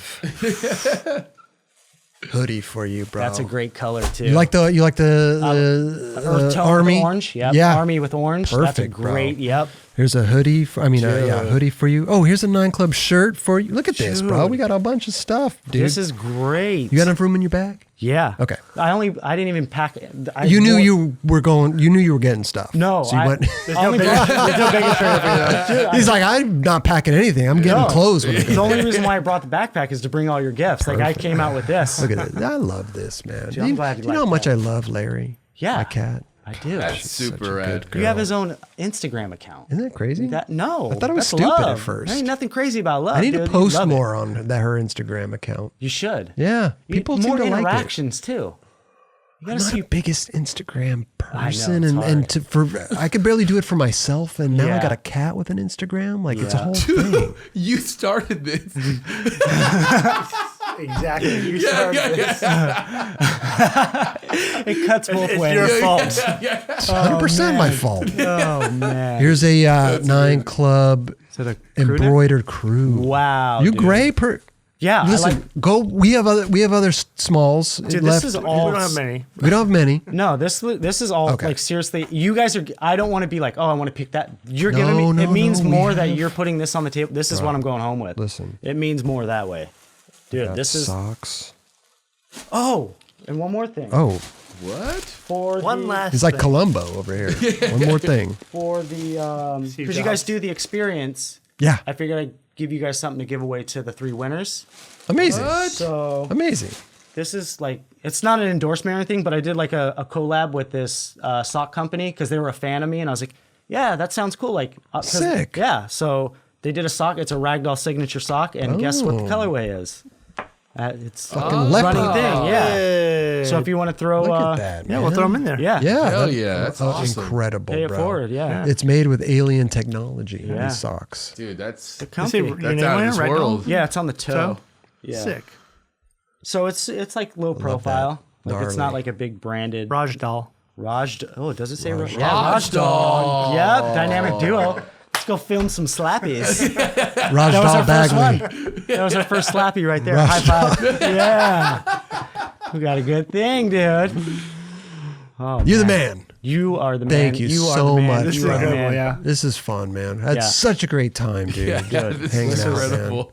Best gifts, dude. I might take this home. I don't know. That's I up might to put you. it in the background, but it's That's You yours. should show Larry at least, or post it on Larry's Instagram.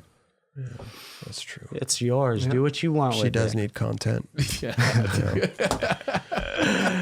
Oh, dude. dude. Thank you so Thank much, you guys. Ragdoll, bro. Thank you.